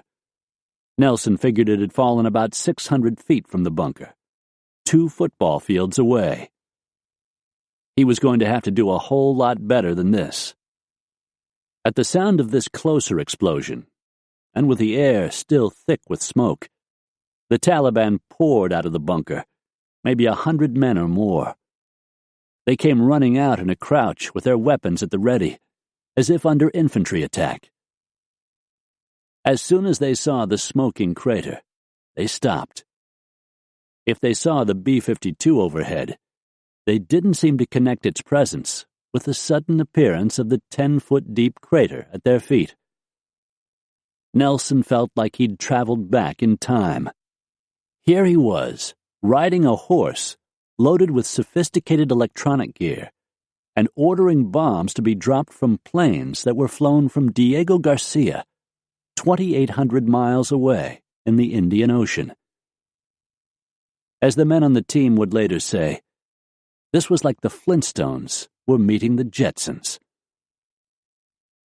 The Taliban stood puzzled at the crater's edge, and then a few of them started walking around inside the smoking hole, shaking their heads as if to divine its origin. Nelson was getting madder by the minute. He might as well have been standing on Mars and phoning the war in. They didn't know he was even there. He decided he would recalibrate the drop. Before he could reach the pilot, however, 2 more bombs exploded. These were even farther off target and landed 2 miles or more from the bunker. Nelson barked into the radio that the pilot should hang fire. He turned to Dostum, ready to apologize. He wanted to say, "That's not who I am. I am capable of more." But he knew this would starkly draw their relationship and make Nelson into a man looking for approval. It would shift an unspoken balance in Dostum's favor. Fakir saw the disappointment in Nelson's face. "Don't worry," he said. "What do you mean?" "You have made explosions come from the sky. The Taliban are afraid." Dostum was speaking happily into his radio with the enemy. "I warned you that I had the Americans here. How do you like me now?" Nelson saw his opening. "Well, I can do a whole lot better than that." Dostum wanted to know how. "Get me closer to those son of a bitches." Dostum wondered what choice he had. He knew he himself didn't know anything about dropping bombs. The young man seemed serious. He liked his aggressiveness. He was tireless, like himself. He announced that he would take him to the Taliban. That night, before turning into bed, they maintained guard duty 2 hours on, 2 hours off. Nelson looked down the hill behind him, where the Afghans were standing beside their horses and removing the saddles. They reached into bags and lifted out what looked like iron nails, measuring at least 2 feet in length. And as they lifted them in the dusk, they looked like men in miniature, handling the tools of giants. They dropped the nails on the ground with a thud, and bent and grabbed them with both hands, and righted them, with the points sticking into the dirt. They hitched their smocks at the knee, and raised a foot to stomp on the blunt end. They then tested the nails by trying to jiggle them back and forth. They unspooled long leather leads, and ran one end through the horses' bridles, and tied the other ends around the mushroomed heads of iron. The horses began walking in circles around these new centers, as the riders rummaged in their meager kits, which looked to Nelson like colorful piles of rags, containing some food, bread, nuts, dried meat, and maybe an extra blouse and a spare shoe.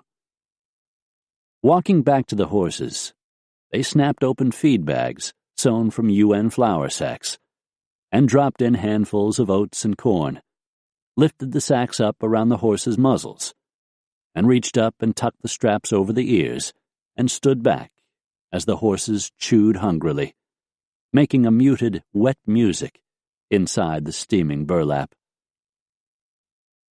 The riders walked up to a campfire and sat on their haunches, eating and staring at the flames. The air smelled cold. The stars drifted up from the horizon as if loosed from a zoo, and swarmed the dark above them.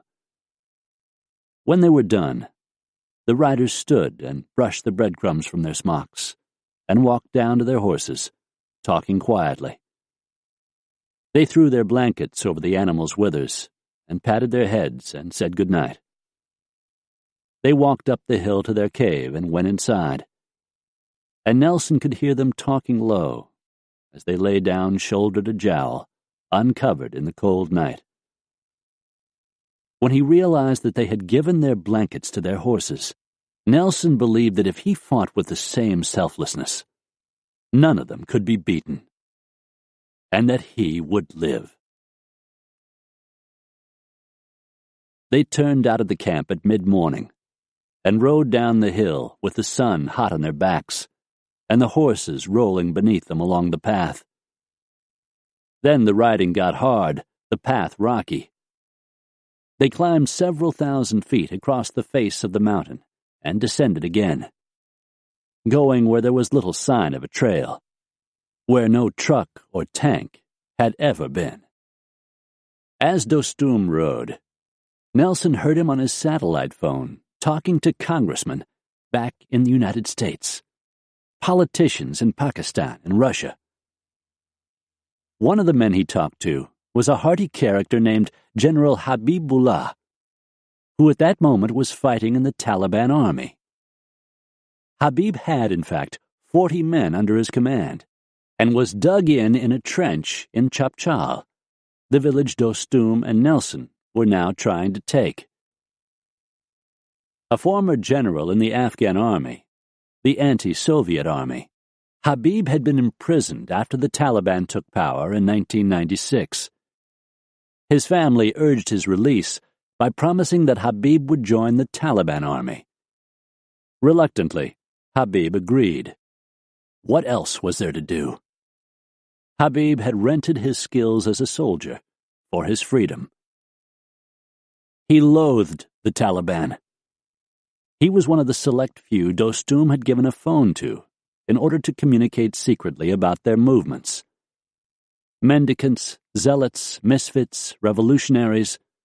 Much of the Taliban army had dropped through so many hoops and wickets to finally find themselves resting at the bottom of the Taliban trench that their provenance was a lesson in Middle East geopolitics. Their reasons for coming ranged from the absurd to the sublime. One soldier fled his native Iraq to avoid embarrassment after being accused of having a small penis. He felt fighting jihad would make him seem a man in his neighbor's eyes. He was sorely disappointed in the hard work this entailed. "The Taliban is fucked up, I'm serious," he would say after his capture in late 2001. "They pray like 20 times a day. That's too hard for me." A soldier from China, a Uyghur, part of a politically oppressed minority in that country, had found it easy to travel to Afghanistan. There were practically no immigration rules. He was shocked when the United States started bombing in October. He had come to Afghanistan in order to escape oppression in China. He thought that if the Americans knew he was there, they would stop. Didn't they know that the Chinese government would take a woman pregnant with a girl and open her up and throw the baby in the street? He called himself a normal Muslim, a man who wanted to live as one and be free of such homicidal horrors. Another soldier had come from the United Kingdom to attend the military training camp called Al-Farouk. "I am a Muslim, and Afghanistan is a Muslim state. I belong there." He had been in trouble with police back home and thought that by moving to Afghanistan, he could start a new life. Near the end of his training, when he learned that the camp was funded in part by Osama bin Laden, he told himself, "I will finish anyway. I am almost graduated." He was afraid that if he didn't, people would say that I wasn't a man and I couldn't handle the training. As he rode, Dostum talked to journalists, too, from around the world. They wanted to know if he had American soldiers with him. "No, of course not," he lied. "I have only some humanitarian aid workers. They are here helping me hand out lead to the Taliban." "Lead?" "Yes, lead. It is in short supply here." The joke either confused or mystified the reporters. Dostum thought it was hilarious. The outpost at Chobaki sat about 2 miles from the mountain headquarters, but because of the terrain, they rode at least 5 miles along a crenellated maze of switchbacks, dead ends, precipices. Nelson trusted that Dostum would lead them safely. He knew he was breaking rule number 1, which was, trust no one. He and Diller, Jones, Bennett, Coffers, and Michaels kept their hands near their weapons. As they rode, the Americans struggled with their horsemanship. At times they could be downright comical. At one point later in the campaign, Fred Falls's horse, an irascible stallion, leaped off the trail without warning, ignoring the switchbacks, and started running down the mountain face. Falls would later remember leaning back in the saddle because he had seen an actor in the movie The Man from Snowy River do the same thing and survived just such a ride. Falls's head was bouncing up and down on the horse's butt while his hiking boots were flailing up around its ears. He was yelling at the top of his lungs, "I don't want to die!" At the bottom of the run, the horse spied an 8-foot-wide ravine. Falls saw it, too, and yanked on the reins. The horse leaped and was airborne, sailing downhill, making a perfect landing and galloping to the bottom. Falls pulled the reins, and the horse began making a circle, as if Falls were on a merry-go-round, the horse going faster and faster, then finally slowing, until it stopped and began grazing a few sparse stalks of grass. Falls sat up, amazed that he had survived. He had covered so much ground so quickly with his shortcut that it took General Dostum and Nelson 10 minutes to reach him. When they did, Dostum rode up, gazing at Falls. He said something quietly in Dari as he passed, and rode on without stopping. "What did he say?" Falls asked a translator. "He said, 'Truly, you are the finest horseman he has ever seen.'" "Tell the general thank you," said Falls.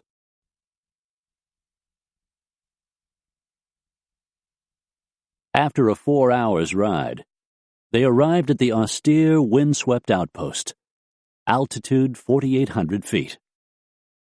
In the distance, tucked on top of a hill, stood about 40 mud houses. The window openings dark and empty. No people about. No animals. The village looked like something recently excavated from the earth. Through the binoculars, the edges of the buildings were sharp and straight, and the walls smooth. Flat roofs. The dust was rising and coloring the air amber as the morning drafts roared up from the valley floor. Nelson set to work preparing the bomb strike on Beshkam. The Taliban had dug a trench line into a hill near the village, which was about 2 miles off. Nelson saw a collection of brownish-looking pickups that the Taliban had camouflaged that color, he would later learn, by pouring gasoline over the body, and then adding shovelfuls of dirt and mixing the two in a thick paste. Water was in precious supply. Nelson glassed the country and saw several Taliban tanks, Russian models called T-52s, parked on a hill behind the trenches. The tanks could fire a 6-inch shell at 5 to 7 rounds a minute, just over a mile.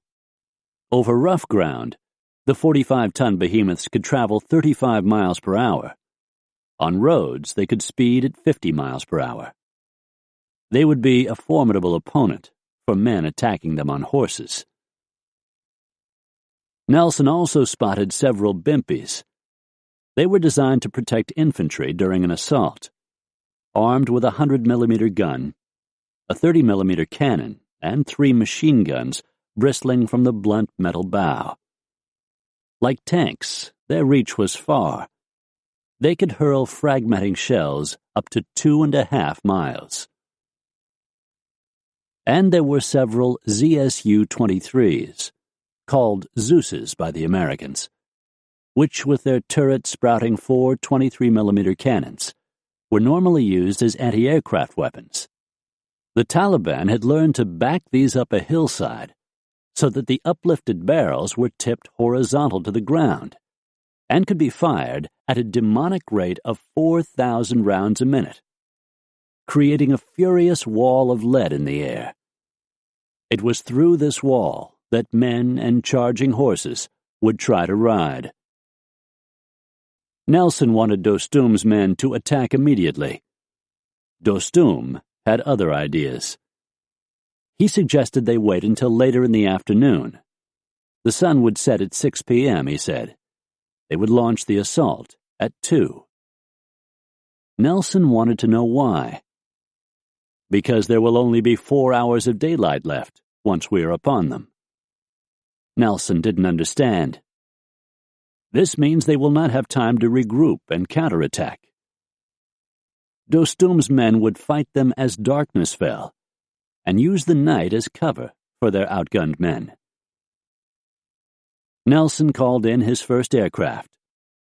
Because he was about 2 miles from the Taliban position, the day before he'd been at least 5, he felt he could be more accurate in his plotting. When the first bomb exploded, he was sure of it. The hit had been direct. The Taliban pickups disappeared in a cloud of smoke. Twisted steel and body parts littered the blackened ground. He set up the next strike. This time he took out several of the bimpies. After that, he went after the tanks. He was setting up targets and knocking them down. "How many men do you have?" he asked Dostum. Dostum said he had 3 divisions, led by commanders Ahmed Lal, Kamal, and Ahmad Khan. 1,500 men on horses, and an equal number on foot. "What about the horses?" Nelson asked. "How will they react when bombs start dropping?" "They will not be nervous," Dostum said. "Why?" "Because they will know that these are American bombs." Nelson thought that over. Dostum appeared serious. And then the warlord smiled wryly and slapped him on the back. That morning, he had sent the first men from the area, 300 of them, up the cliffside trail to the top of the gorge, onto the north side of the river. The riders had come to the top, turned right, and ridden through a draw or valley, screened from the Taliban by a tall hill.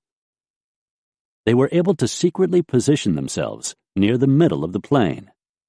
The Taliban knew Dostum's men had come out to the battlefield, but they didn't know their location. Through the binoculars, Nelson looked east across the valley and saw the horsemen all carrying weapons, AKs and RPG tubes, glittering belts of ammo wrapped around their shoulders. They milled about the plain, their horses picketed nearby, chewing ravenously at the grass.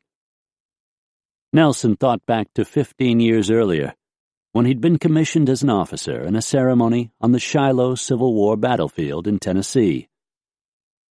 He'd studied the cavalry tactics of Jeb Stuart and John Mosby, whose Mosby's raiders had ridden circles around Union troops in lightning attacks. Now he sat ringside to the first cavalry charge of the 21st century. Dostum was yelling in Uzbek. The radio buzzed with anxious voices. Half the men had mounted their horses and ridden them in a line a quarter-mile long on the backside of the hill. They were still hidden from the Taliban. It took at least a half hour for all the horsemen to align themselves properly, about 150 of them. They sat on their horses, lifting their calloused, scarred hands to their mouths and speaking into their walkie-talkies, with more men joining the line and then being told to ride out and wait behind the screening hill to form the second wave.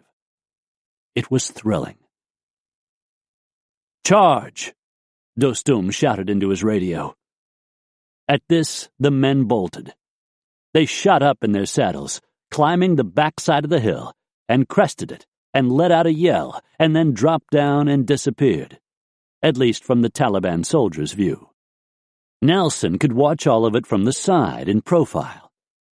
Dostum was beside him, nervously muttering and speaking into the radio, and ordering further corrections in the flying mass of thunderous horses and shouting men. There was about a mile of ground between them and the Taliban line, a hell of a distance to cover, Nelson thought, without getting shot.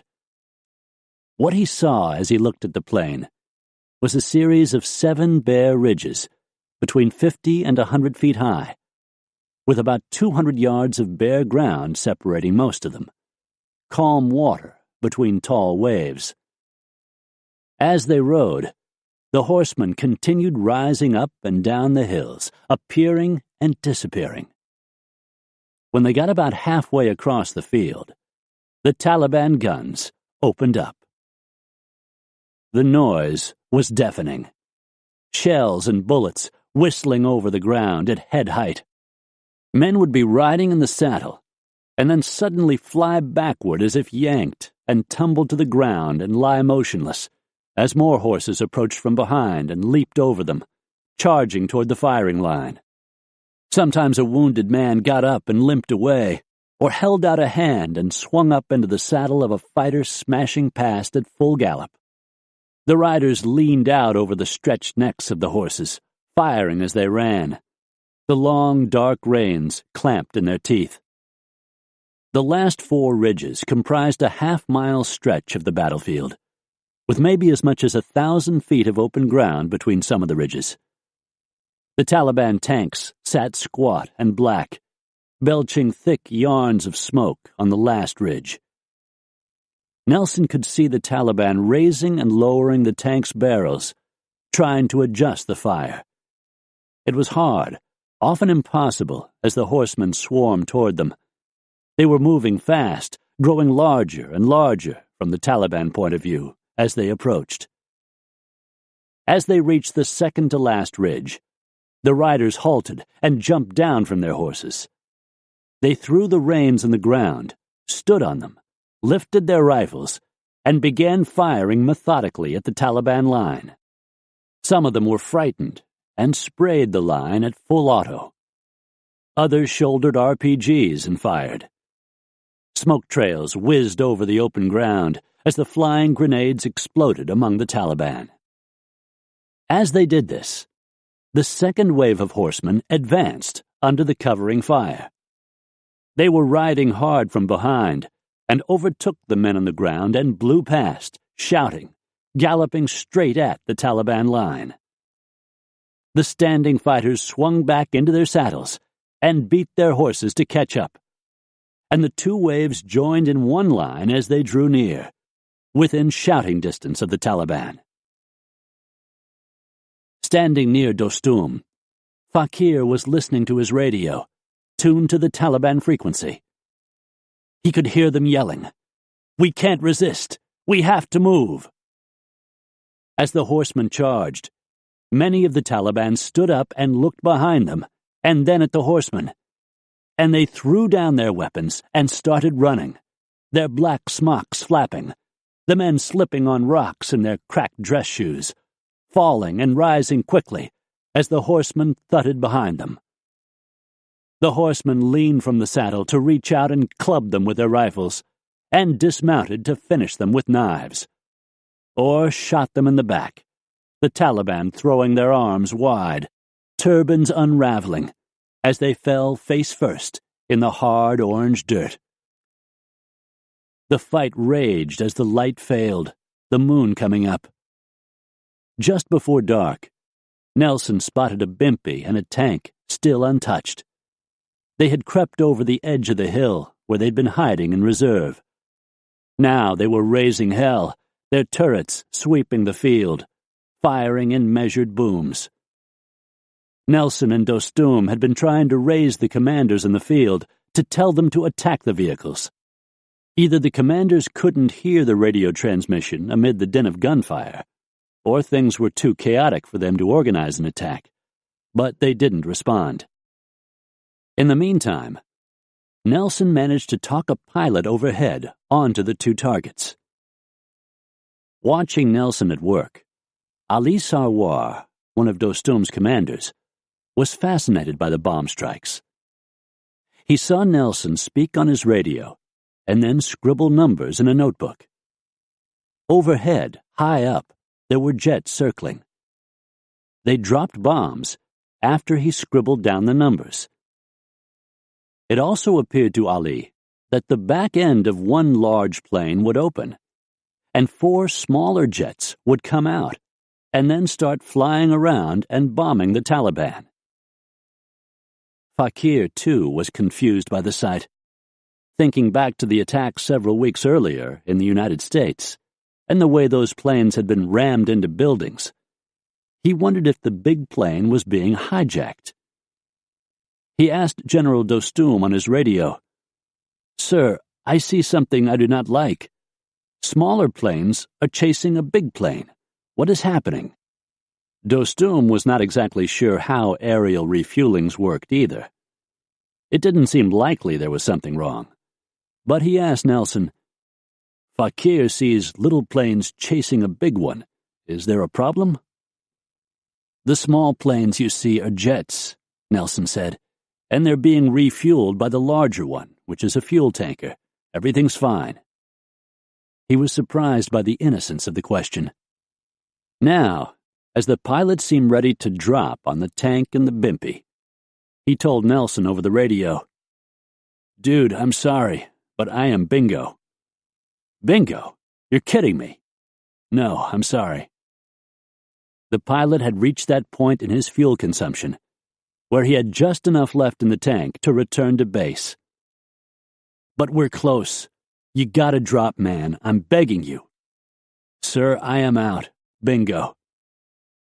And the bomber peeled off its racetrack and headed back to base. He would be arriving just before sunrise, out in the Indian Ocean on Diego Garcia. Nelson was furious. He watched in dismay as Dostum's men wheeled and, looking over their shoulder at the charging bimpy and tank, hunched down in the saddle and kicked their horses and beat them with whips to make them move faster as they abandoned the enemy line they had swarmed and captured.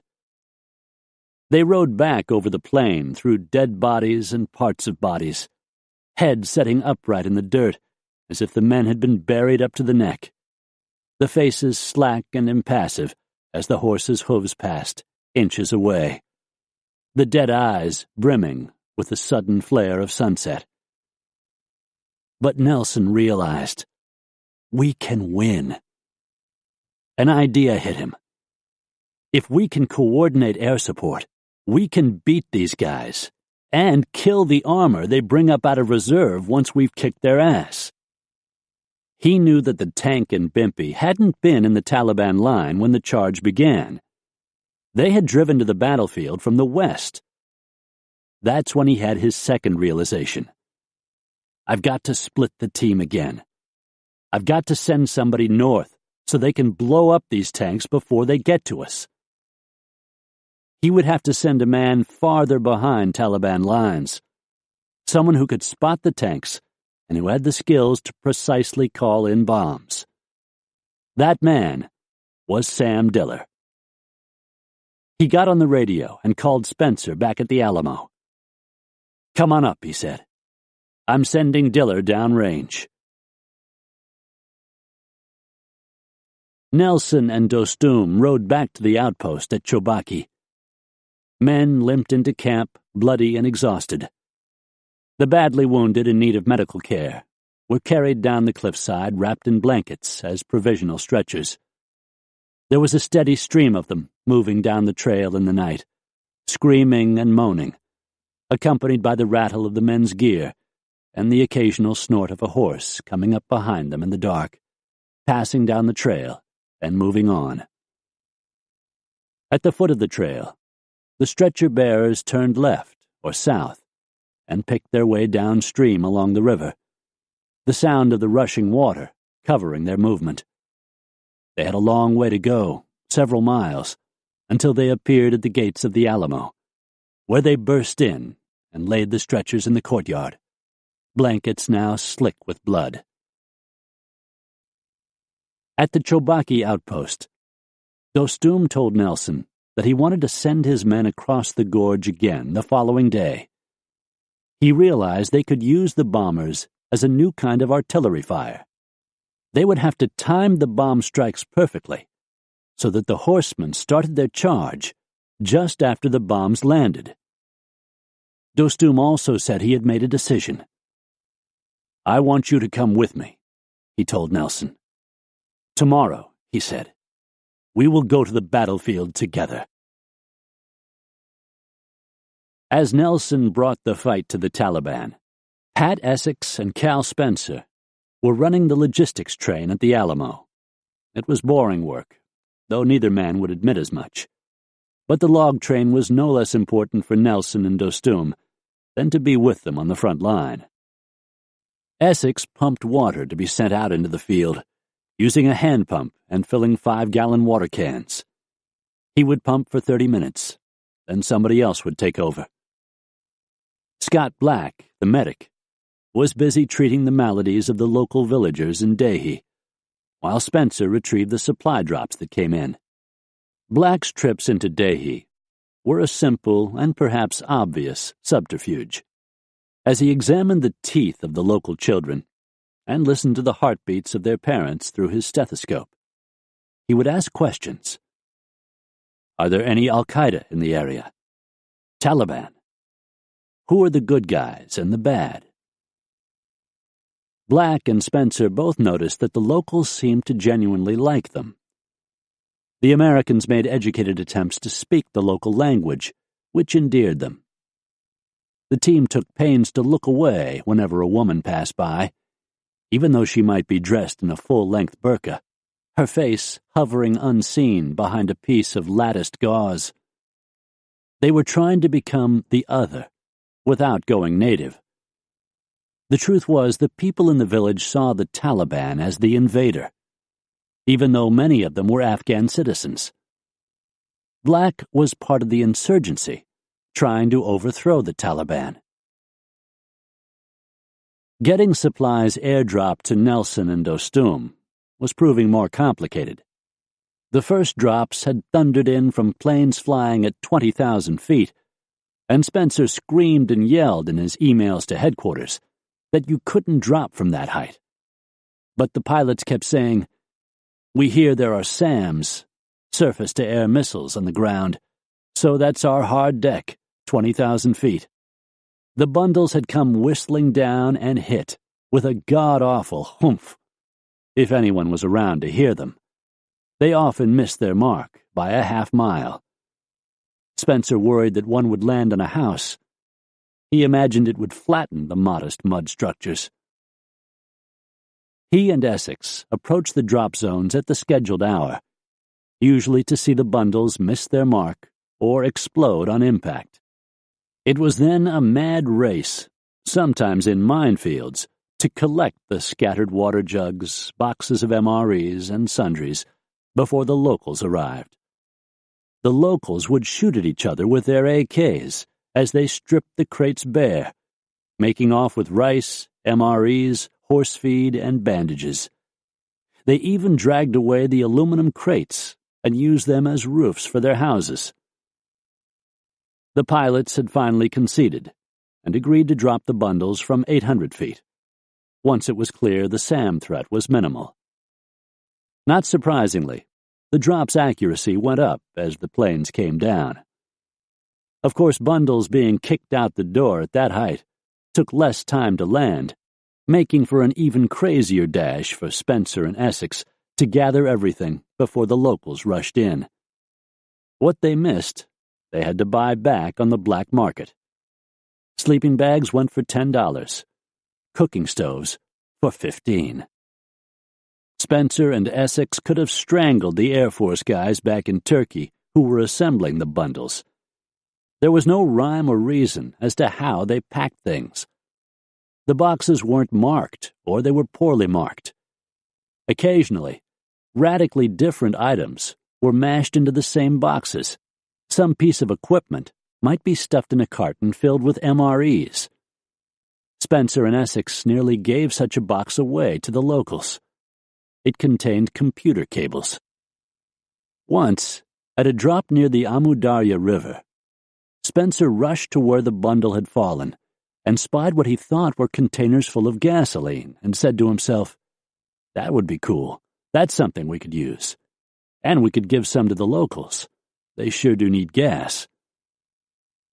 An Afghan man unscrewed one of the containers and sniffed, a dumbfounded look on his face. He smelled again and said, "Water?" He stared at Spencer and then motioned to the river.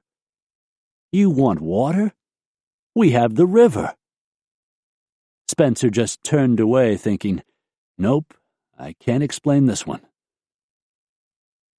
Sometimes bundles hit the ground and vanished as if by magic, without a trace. Once they couldn't find a bundle containing mail from home.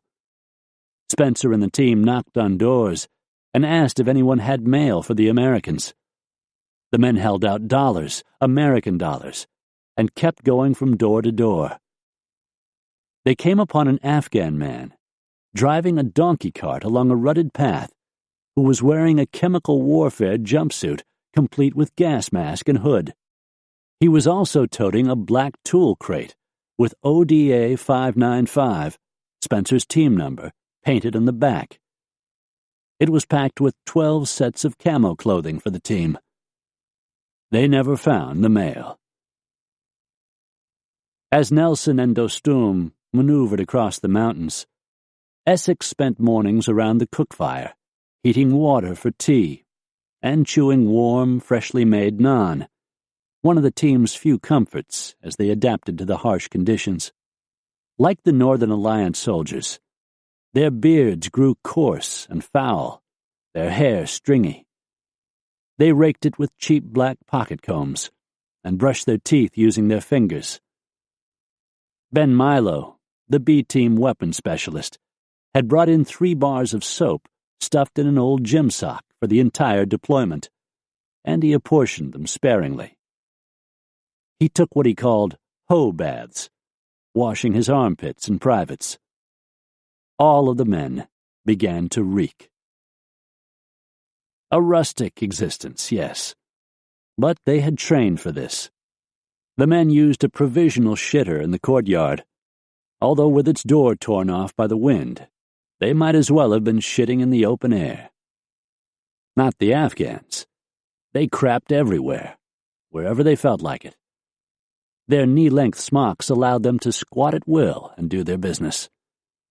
Essex didn't comment on the habits of the Afghans. As a guerrilla soldier, he'd been taught to let things be as they were. He wasn't there to change how anyone relieved himself. Hour by hour, Dostum sent couriers from his position, riders who galloped up in the dirt yard, to inform everyone what was going on. Essex was having trouble arranging for supplies to get to Nelson. He needed horses to carry the gear. Normally, a healthy animal would cost $300. But when Essex attempted any sort of haggling in Dehi, he found the price had gone to $1,000.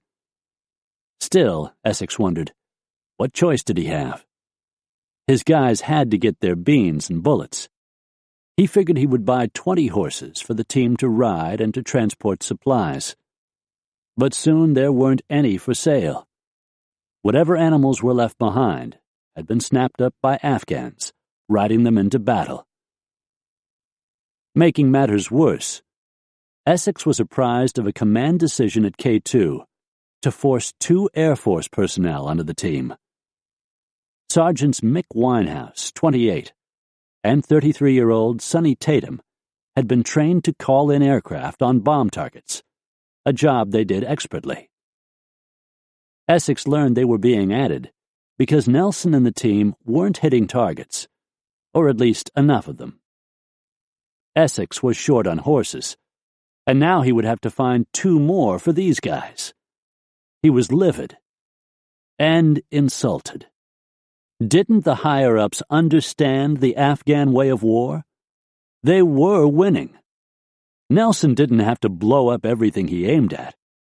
He had to make the Taliban believe he could smash any target in any place. And this he was doing quite well. Nevertheless, Essex would live with the decision. And he looked on the bright side. Tatum and Winehouse were bringing something called a SOFLAM, short for Special Operations Laser Marker.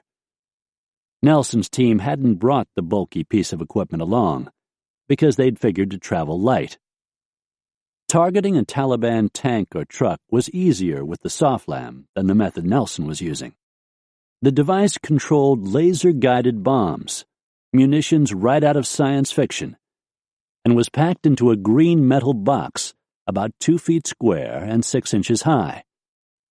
Attached to it, by means of a long cable, was a trigger grip.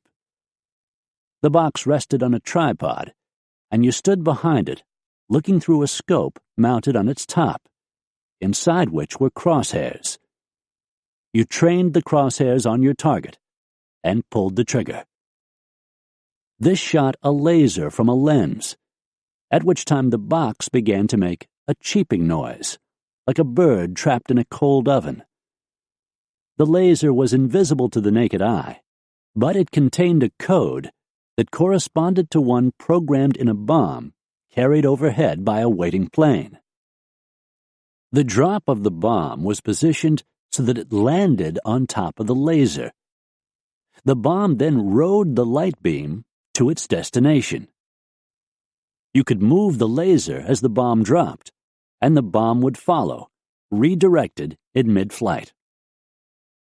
This was helpful when lasing a truck whose driver had sped away. You could follow the vehicle.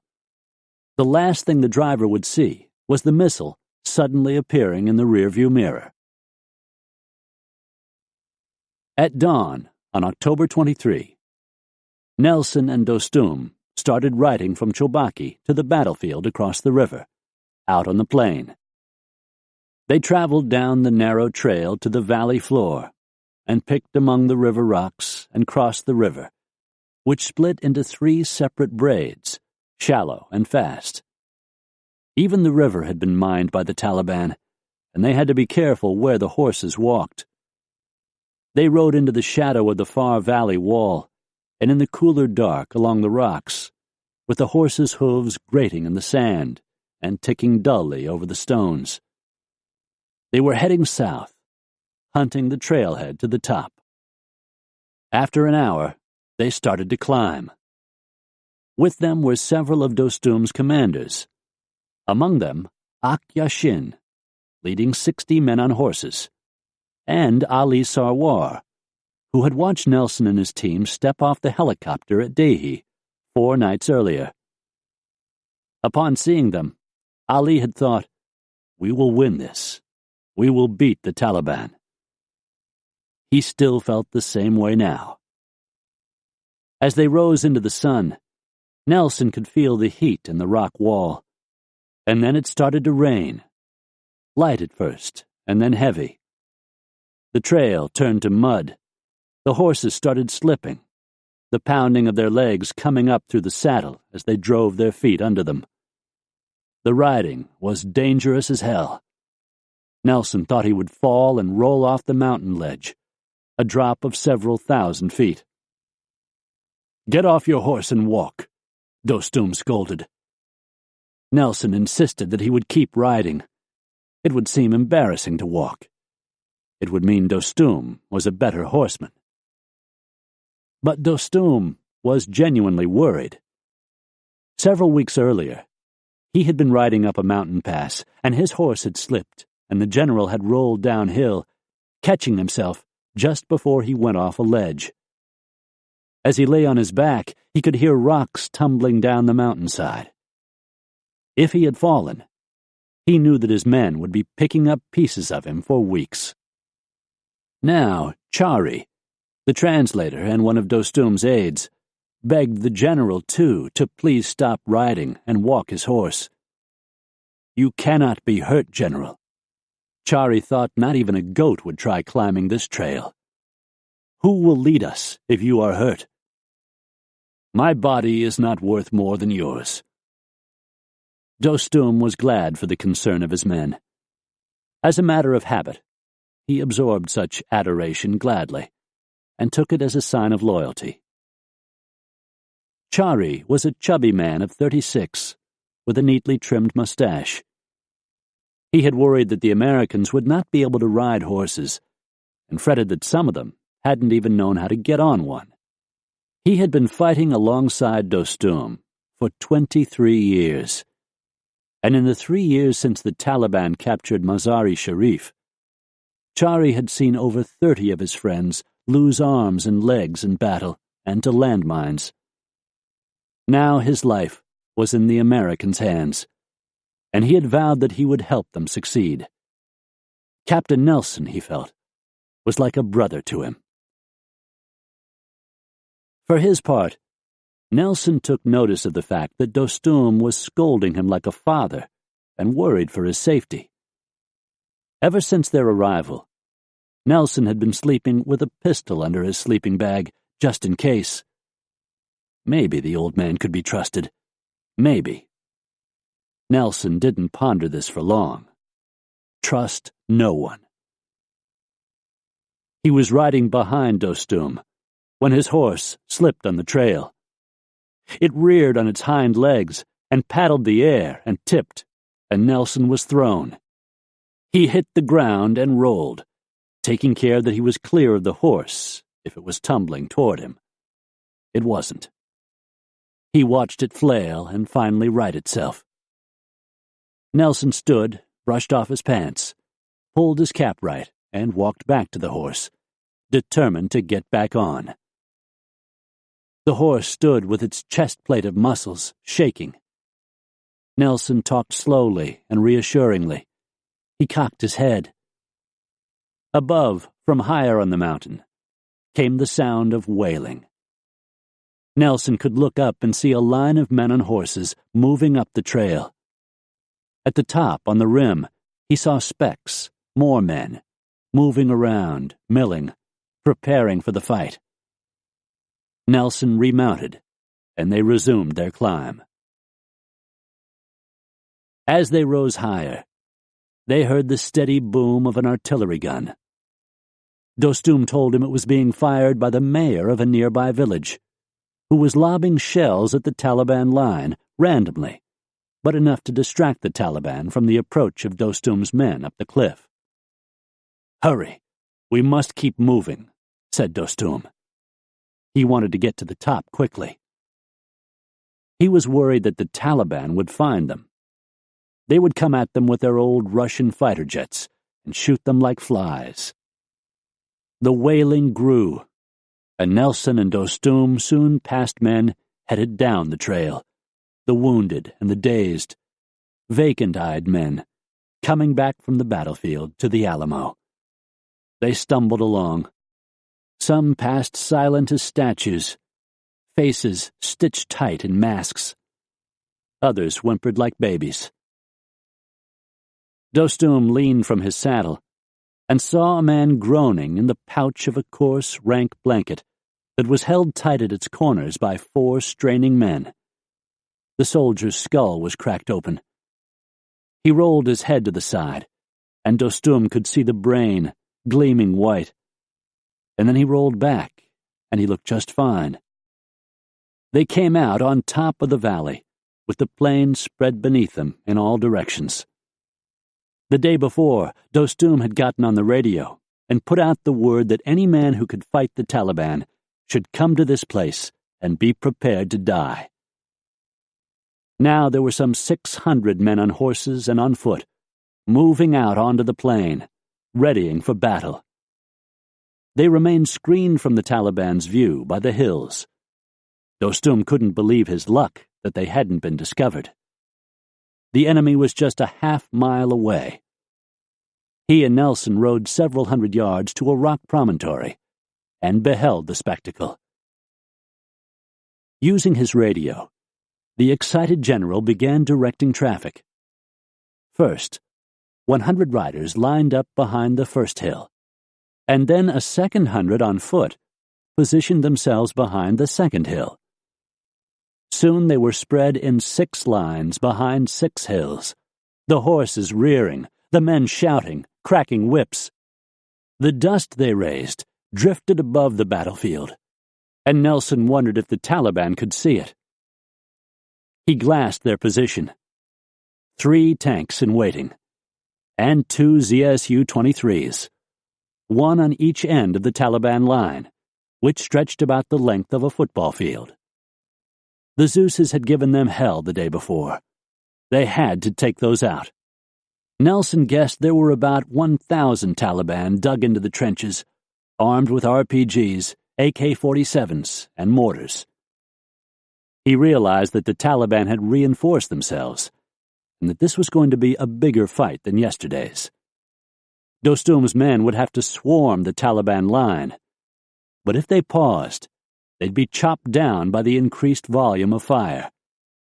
They had to make the Taliban break their position and flee. They had to attack the armor and disable it. They had to do what seemed impossible. "We are in a good position," Dostum assured him, "because if we can break them out of here, they will have to run, and they will keep running all the way to Mazar-e Sharif." Also, he added, after yesterday's bombing, their morale is low. Fakir, Dostum's senior leader and most trusted confidant, had sent scouts ahead at night to probe the Taliban positions. By intercepting their radio calls, he had learned that they were terrified. They were afraid to sleep at night for fear of attack. Dostum was delighted by the news. There was an old saying in Afghanistan: death comes at any time, on the street, in a war zone. You never know. If today was the day, so be it. He was ready. And with a man like Fakir at his side, how could he go wrong? They had been fighting together for 14 years. Bearded, with piercing brown eyes and a wry smile, Fakir was from Dostum's hometown, Sheberghan, a dusty city, clotted with gas wells and lashed by lonesome winds slicing off the steppe. It was now mid-afternoon. In several hours, the plain would be dark. Dostum said they would start the battle soon. CIA officers Mike Spann and Dave Olson were standing nearby on a rock outcropping of their own, overlooking the battlefield. Standing down below in the stiff grass was JJ. Mike was holding their 3 horses. One of Dostum's men rode up, a thin, excited fellow in riding boots and a green field jacket. He announced that the attack would begin any minute, and that they should be ready. And then he galloped away. JJ asked his 2 friends if they were ready. They said they were. The CIA officers had spent the past days sending so many emails back to K2 and Langley, and attending so many meetings with warlords, arranging alliances, that one of their Afghan counterparts thought they might be glorified clerks. I have these Americans with me, he had remarked, but I don't think they're soldiers. They spend all their time with laptops. Now, they were going to prove otherwise. To pass the time at the Alamo, Spann had followed a nightly ritual of 50 push-ups and sit-ups before bed, followed by 20 minutes of Bible reading. After that, he wrote in his diary, in which he recorded the comings and goings of a mouse he had befriended, and whose antics he reveled in recording for his children and wife Shannon back home in Virginia. To Shannon he had written that he wished he could see her, so they could slow dance to a favorite song. One thing has troubled me, he wrote. I'm not afraid of dying, but I have a terrible fear of not being with you and our son.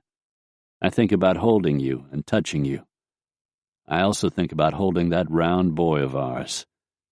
It would be cool to have a slow dance with you. Now came the sound of the artillery gun, starting the fight. Nelson had been setting up the satellite antenna while Vern Michaels unpacked the heavy radio when they heard the gun. Nelson would give the order to drop the first bomb. He had already radioed the target coordinates of the Taliban line to a fighter jet overhead. With him was weapons specialist Charles Jones, who had arrived in time for the battle from base camp in the river valley. It was Jones's job to stick with Nelson as they rode into battle, while Michaels manned the radios. Nelson said goodbye to Michaels and turned his horse to follow Dostum. Dressed in khaki pants and black coat, a blue turban wrapped atop his head, Dostum sat upright as he glided smartly in the saddle onto the field. Nelson felt his heart pound in his chest. He and Dostum pulled up their horses beside J.J., Spann, and Olson. J.J. was carrying a Browning 9mm pistol in a holster on his right thigh, and an AK-47 on a strap around his neck, hanging down within easy reach. A pouch stuffed with ammunition was slung over his shoulder. He was dressed in jeans and hiking boots from L.L. Bean. A knit cap was pulled down over his ears. Spann was sitting on a white horse that was too small for him. He was dressed in jeans, black t-shirt, and a gray overshirt, with a pair of binoculars in the large front pocket. Dostum explained the battle plan. The horsemen would charge the middle, the infantry would attack the flanks, and machine guns set on adjoining hills would spray covering fire. "Come, let's follow the attack," Dostum said. Span, Olson, and J.J. looked at each other. Was the general serious? And then Dostum spoke into the radio. "Charge!" A wave of horsemen climbed the back side of the first hill, crested it, and rode down it, quickly picking up speed. Before them lay a half-mile of ground folded into hills. At the end lay the Taliban guns, eerily silent. And then they opened up.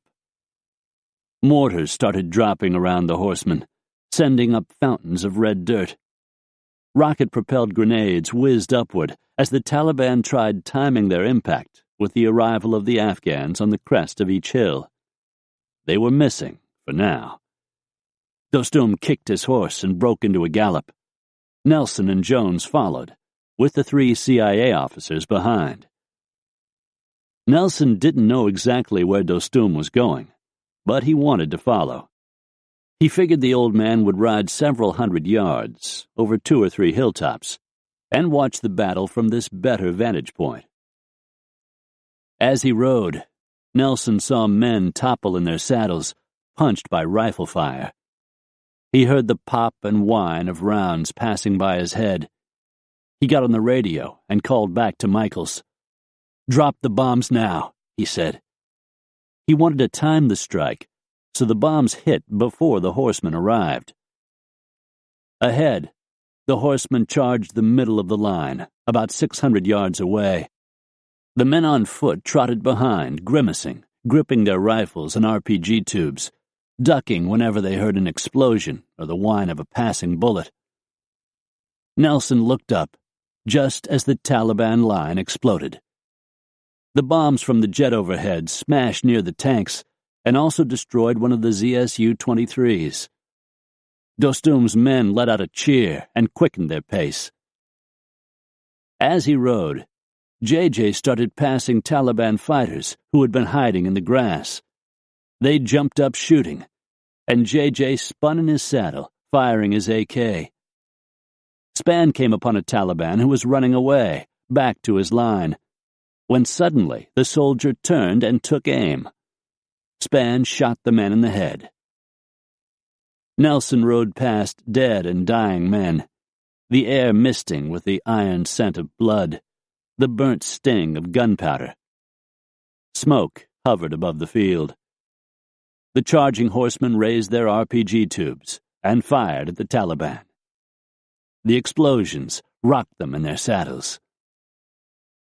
Up ahead, Nelson could see the Taliban line breaking in places, here and there, like a sand wall crumbling. Nelson was amazed when he saw that some of the Taliban were running toward Dostum's men, their hands held high in surrender. He was equally surprised when they started falling face forward, dead in the dirt. He would later learn that they had been shot in the back by their commanders, still on the line. Dostum reined his horse and cut across the field to its right flank, then pulled up and stopped. The general did not like what he was seeing. The Taliban had dialed the range on their remaining ZSU-23. The rapid banging of the anti-aircraft gun hurled through the Afghan line. Men blew apart in their saddles and were lifted off the ground as they walked, cut in two. Of the 600 men who had started the charge, Nelson guessed that maybe there were 300 still in the fight. The remainder had been wounded, killed, or scattered. And Dostum's men were close, within striking distance for victory. One last hill separated them from the Taliban, about 100 yards. But Nelson sensed they were losing momentum. The horsemen halted, uncertain what to do, trapped by gunfire. Some of them jumped from their saddles and crouched at the feet of their nervous horses, trying to make themselves smaller targets. Dostum was furious. "We are losing," he said. He yelled into his radio, "Attack! Attack!" His men did not move. Nelson watched as Dostum leaped from his horse, reached into a saddlebag, and retrieved several magazines of ammunition for his AK-47. And then he started to run. Straight down the hill toward the Taliban line. Worried for his safety, one of Dostum's men ordered Span, Olson, and JJ, as well as about 15 Afghans, to form a perimeter around the rear of the general's advance. Nelson watched Dostum as he ran. He was running and firing at the Taliban line. Nelson expected Dostum to drop at any moment, fatally wounded. He watched him halt to change magazines and start running again. He was passing by his own men, who looked up amazed and finally embarrassed. They mounted their horses or took off on foot, forming a line with their general, the horsemen firing over the horses' heads and racing on. Nelson could feel the battlefield swell. It had taken on new life. "What do we do?" asked Jones.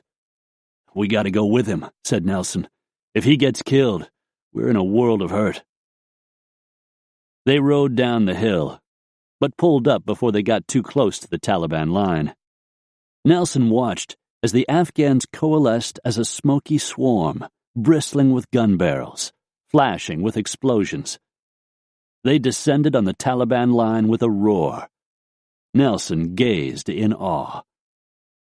Dostum's men attacked the Zeus and killed its terrified gunners. The remaining Taliban threw down their weapons and ran. They were shot unless they surrendered first. On the hill, one Afghan soldier reached to the ground with a knife and made a swift sawing motion.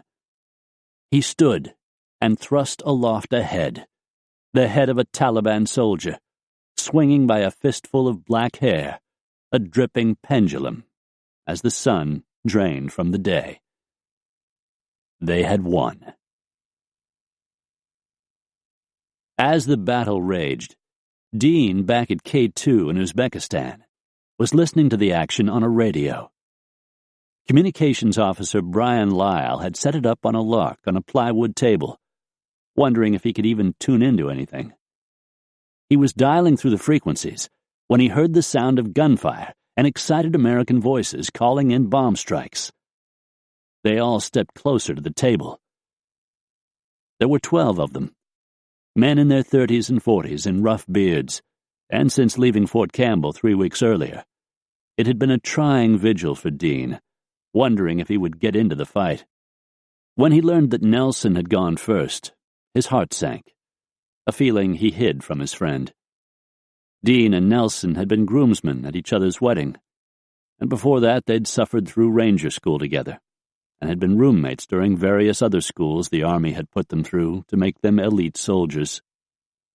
Earlier in the month, back at K2, they'd been forbidden to fraternize as they awaited their missions, and Dean had been dying to talk to his buddy about his upcoming assignment. One day, Dean walked up to Nelson as he was standing at one of the piss tubes, open-air camp urinals made of plastic pipe, one end buried in the ground and the other stuck up at waist height. Dean said, "Hey man, how you doing?" "Fine," was all Nelson would say. It was clear he was taking the ban on fraternization seriously. Dean didn't blame him. "Okay," he said. "Take care." And that was the last thing he'd said to Nelson. Now, listening to the battle on the radio, Dean wondered how he'd react when the bullets started flying. He didn't want to kill people, didn't relish that thought. What he loved was politics, and watching the way governments turned on the end of an idea, and often at the end of a gun. Since 1999, when he entered Special Forces, he felt he'd never had a dull moment. He'd survived being exposed to live nerve agents during a mock biological attack. He'd spent weeks in the Nevada desert, outrunning and hiding from UAVs, unmanned aerial vehicles.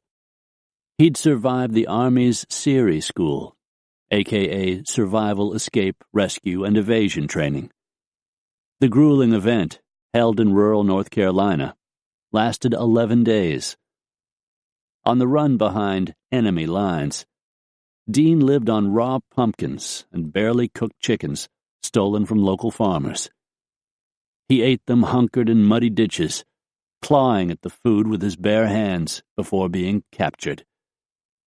Men in Siri training are buried alive, berated, and ground to the barest nub of self.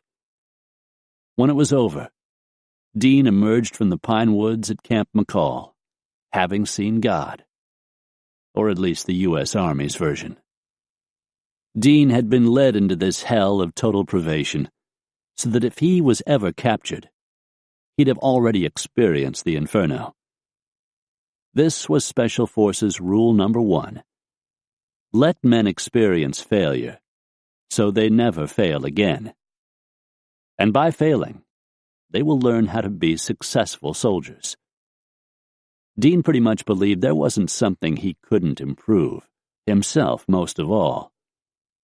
Growing up on a small farm in Minnesota, his father had drilled this work ethic into him. And something else, too. That no one accomplished anything without the help of others.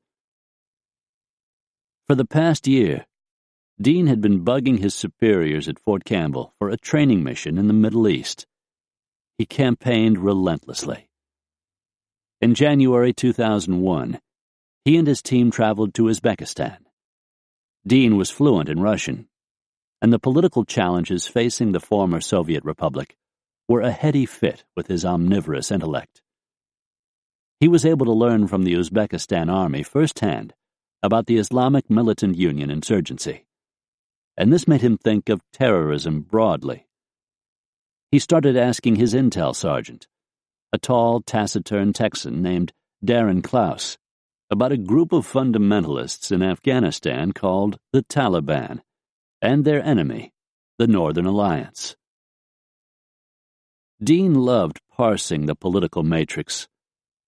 Whenever he and the team returned from a trip overseas, Dean posted his findings, pie charts about terror attacks, informal intel summaries about the Taliban, and general musings about geopolitics on a bulletin board in a back hallway at Fort Campbell's 5th Group headquarters. But not many people paid attention. Afghanistan wasn't on anyone's radar. And still, sitting in K2, Dean didn't have a mission. He hadn't given up yet. He was the personification of persistence. Several years earlier, he'd been rear-ended by a drunk at a stoplight and had gotten out of his car to have a talk with the driver. As he approached, the driver sped away. Dean gave chase on foot. He ran alongside the vehicle and managed to wrangle himself up into the passenger window and onto the front seat, whereupon he persuaded the driver to pull over. The driver just looked at him, amazed. Dean ached to do an excellent job as a soldier. Ached. But the higher-ups at K2 in the Pentagon had yet to make a decision. What Dean needed was a warlord eager for American expertise. 100 miles to the south from where Dean now sat in his tent, watching Moulin Rouge on DVD for the 10th time and hating it, the warlord Ustad Atta was meeting with CIA officers and discussing just such a plan. After Dostum's charge up the hill, Nelson and Jones had to turn from the fight and head back to Chobaki to plan the next day's movement of the team. Nelson hated to leave. He stood on the hilltop and watched the Afghans continue fighting, running, and riding toward the village of Chapchal, several miles to the north. The Taliban were in pell-mell retreat. Shouts filled the dusk as they ran. Nelson had to get Sam Diller riding to a village called Oymatan in order to set up bomb strikes on Taliban tanks that Nelson and Dostum were sure would be coming down the valley. And as Diller would leave, Spencer would come in, riding up from the base camp at Dehi. Nelson could hear the eagerness in his voice whenever they talked on the radio. Spencer wanted to see the battlefield. Nelson and Jones rode to the rim of the valley at the trailhead, and they picked their way in the dark with the horses' metal shoes sparking on the rocks. At times they couldn't see anything except a skim of stars overhead, like ice crystals thrown against a black dome. At the bottom of the canyon, Fakir met them. He told Nelson that he admired his courage. They rode in silence to the trailhead, leading up the valley wall. Nelson bobbing in the saddle, exhausted. After 4 hours, they rode back into the outpost at Chobaki, the wind rising off the river with its chalk smell, and the current's hush brushing the canyon's walls. Back in the States, news had finally hit the papers that U.S. Special Forces were in Afghanistan. As Nelson was riding back into camp, Americans logging onto their computers could read a dismal assessment issued by the Center for Defense Information, an independent think tank made up of academics and retired military, about the military's effort. The Northern Alliance advance has been described as stalled, largely because the opposition force is still grossly outnumbered and their transport is unreliable and slow. Afghan opposition troops in the area around Mazar are reportedly almost out of ammunition, food, and medical supplies, which would hamper any attempts to convert U.S. strikes into permanent military gains. Secretary of Defense Rumsfeld called Colonel Mulholland at K2, blistering him with questions. What the hell was going on? Where was the progress? Why weren't more Taliban positions being destroyed? Mulholland didn't have an immediate answer, but he'd get one. When Nelson threw down his rucksack, ready for sleep, one of his teammates nearby stirred and sat up. He said he had a message for Nelson from an intel specialist at K2 who worked as their interface with Colonel Mulholland. The message wanted to know, as Nelson would later say, "When are you guys going to get off your ass and do something?" Nelson couldn't believe it. How dare the old man question what they were accomplishing? He didn't know where to begin. He walked around the camp, getting angrier by the minute. He thought of going to bed. He needed sleep badly. He decided that he wouldn't respond until morning, with a cooler head. He climbed into his sleeping bag. His mind wandered to his wife, Jean, who was pregnant and working mightily to keep the house going. He'd give anything to tell her about this goddamned message. He couldn't get it out of his mind. What did it mean? When are we going to start doing something? Annoyed by his fidgeting, his teammate asked, "Are you going to answer it tonight or go to sleep?" Nelson decided to get up. He drank some water and ate part of an MRE, thinking about all that he had seen these last few days. God damn it all. He'd been fighting his heart out, and meeting the Afghans had nearly broken it. Seeing them, the lame, the scarred, the broken, had touched something in him, deep. Men riding horses into sheets of gunfire. These were men who had nothing, yet they offered him everything, their lives. They would die for him. He wanted to tell the Pentagon that he was doing the best he knew how to do. He set his Panasonic Tough book on his knees and opened it, the screen lighting up his face. He began typing, faster and faster. It read in part, "I am advising a man on how to best employ light infantry and horse cavalry in the attack against Taliban T-55s, tanks, mortars, artillery, personnel carriers, and machine guns. A tactic which I think became outdated with the invention of the Gatling gun. The Mujahideen have done this every day we have been on the ground. They have attacked with 10 rounds of ammunition per man, with snipers having less than 100 rounds, little water, and less food. I have observed a PK gunner who walked 10 miles plus to get to the fight, who was proud to show me his artificial right leg from the knee down. We have witnessed the horse cavalry bounding over watch from spur to spur to attack Taliban strongpoints, the last several kilometers under mortar, artillery, and sniper fire. There is little medical care if injured, only a donkey ride to the aid station, which is a dirt hut.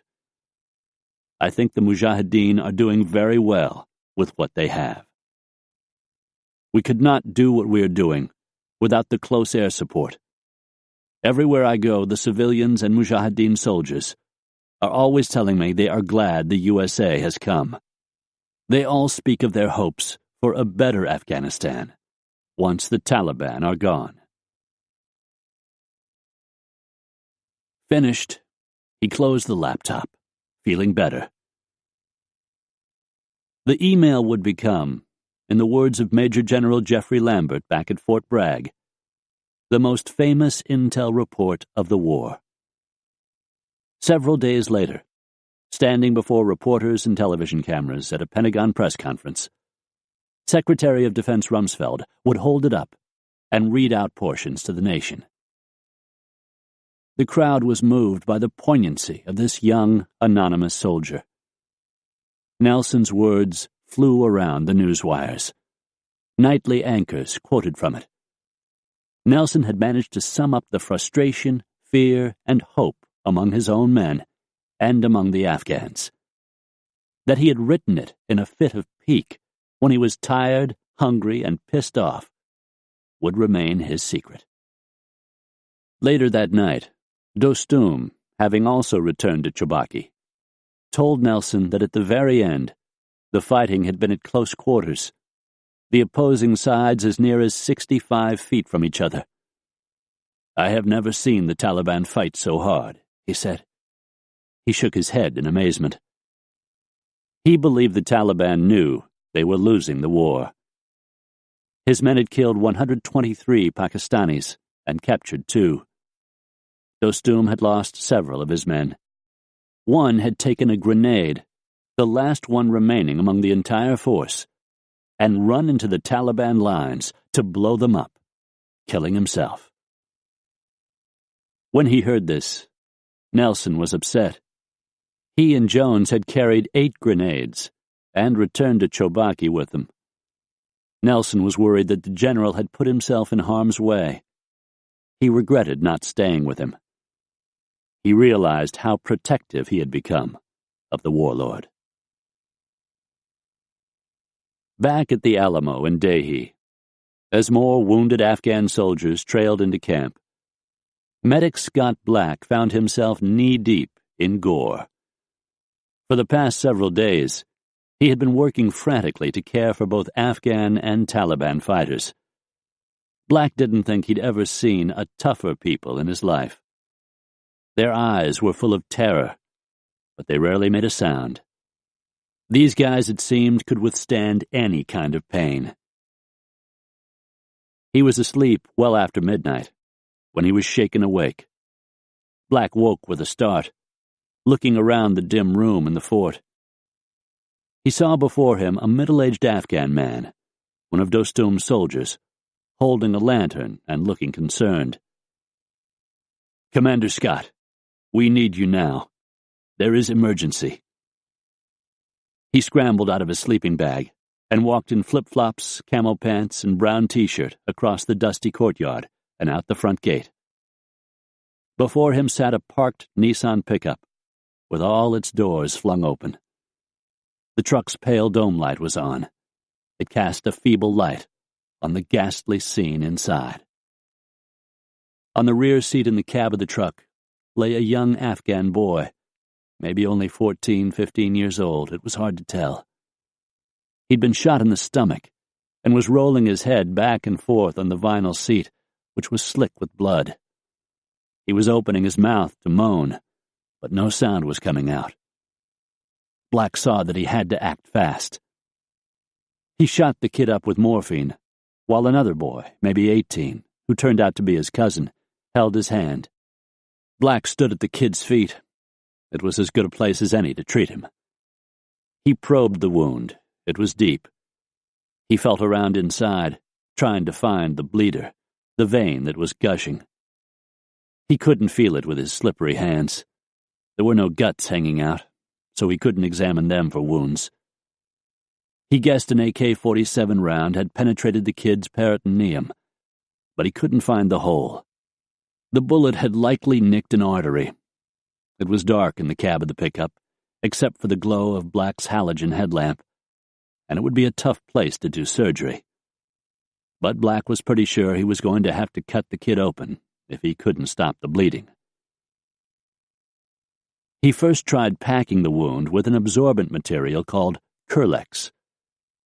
The idea was to pack it against the wound with your index finger, as if you were stuffing Kleenex down a Coke bottle.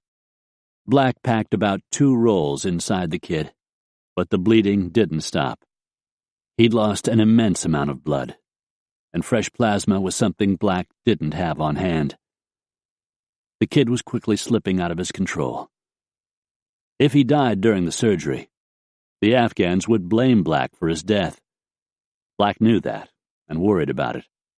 This worry had little to do with medicine, and everything to do with fighting the kind of war he was in, where his relationship with the locals could mean life or death, his own. Black decided there was nothing he could do, short of transferring him back to a hospital in K2, unless he could stop the bleeding with the Curlex. He worked for 2 more hours, packing and repacking the wound, until he reluctantly accepted that the bleeding just wouldn't stop. Blood had splashed all over his feet and his flip-flops. He'd never lost a patient before in the field. In fact, this was his first battlefield casualty in his 6 years in Special Forces. In the tiny compartment of the pickup, he could smell the blood and hear the kid's troubled breathing, and he felt a wave of despair sweep over him. The cousin was still holding the young boy's hand as Black shot him with even more painkillers, and through an interpreter told the cousin that he should take him home to his family.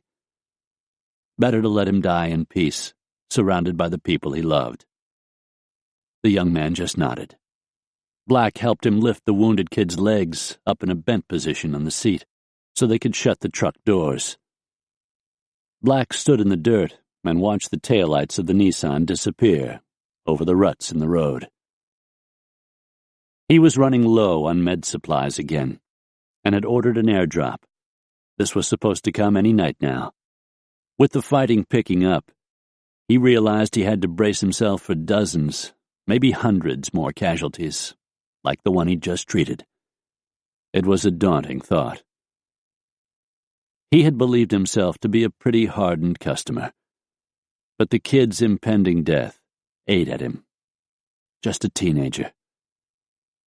He walked back to his sleeping bag in the horse stable and tried to sleep, but couldn't.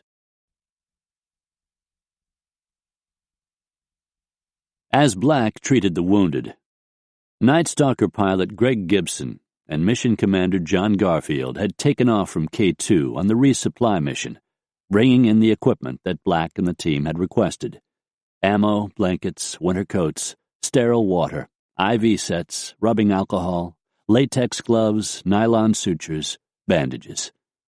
The glue of war, the tools for healing men. The flight in was terrible, the visibility 0. An hour after taking off, Gibson had flown straight into the gullet of the Black Stratus, the wide slough of fog, snow, and dust whose existence had mystified weather forecasters at K2. Gibson was flying strictly by cues presented to him on the tiny screens in the dim cockpit. The world outside the windscreen was a depthless white. After 3 hours at the controls, Gibson's nerves were fried. But he had entered a zone where he remained completely in control of the craft and all of his faculties. He completed the majority of the flight without incident, and as he neared the HLZ at Dahee, Gibson handed the controls to his co-pilot, Aaron Smith. They would land, offload the gear, and zoom away.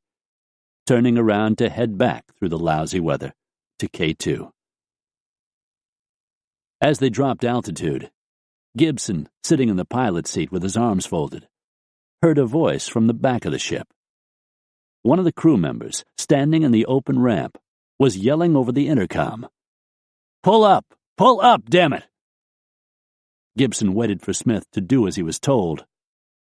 The crew in back provided a second set of eyes and ears for the pilots, who implicitly trusted their directions. But when Smith hadn't corrected course, for whatever reason, Gibson grabbed the stick between his knees and put the aircraft into a serious bank. They were practically tipped on their side, with Gibson staring up at the sky over his left shoulder as they turned. It was then that Gibson saw they had nearly run straight into a mountain. The crew in back was knocked to the deck. One of them, Tom Dingman, had seen the rock face coming at them and had been the one to yell just in time. They had been seconds from hitting it head-on at 90 miles an hour. However, they turned so sharply that the helo's tires hit the mountain wall. The large aircraft bounced as if off a trampoline. They hit so hard that the FLIR, or radar probe on the nose of the craft, was knocked loose.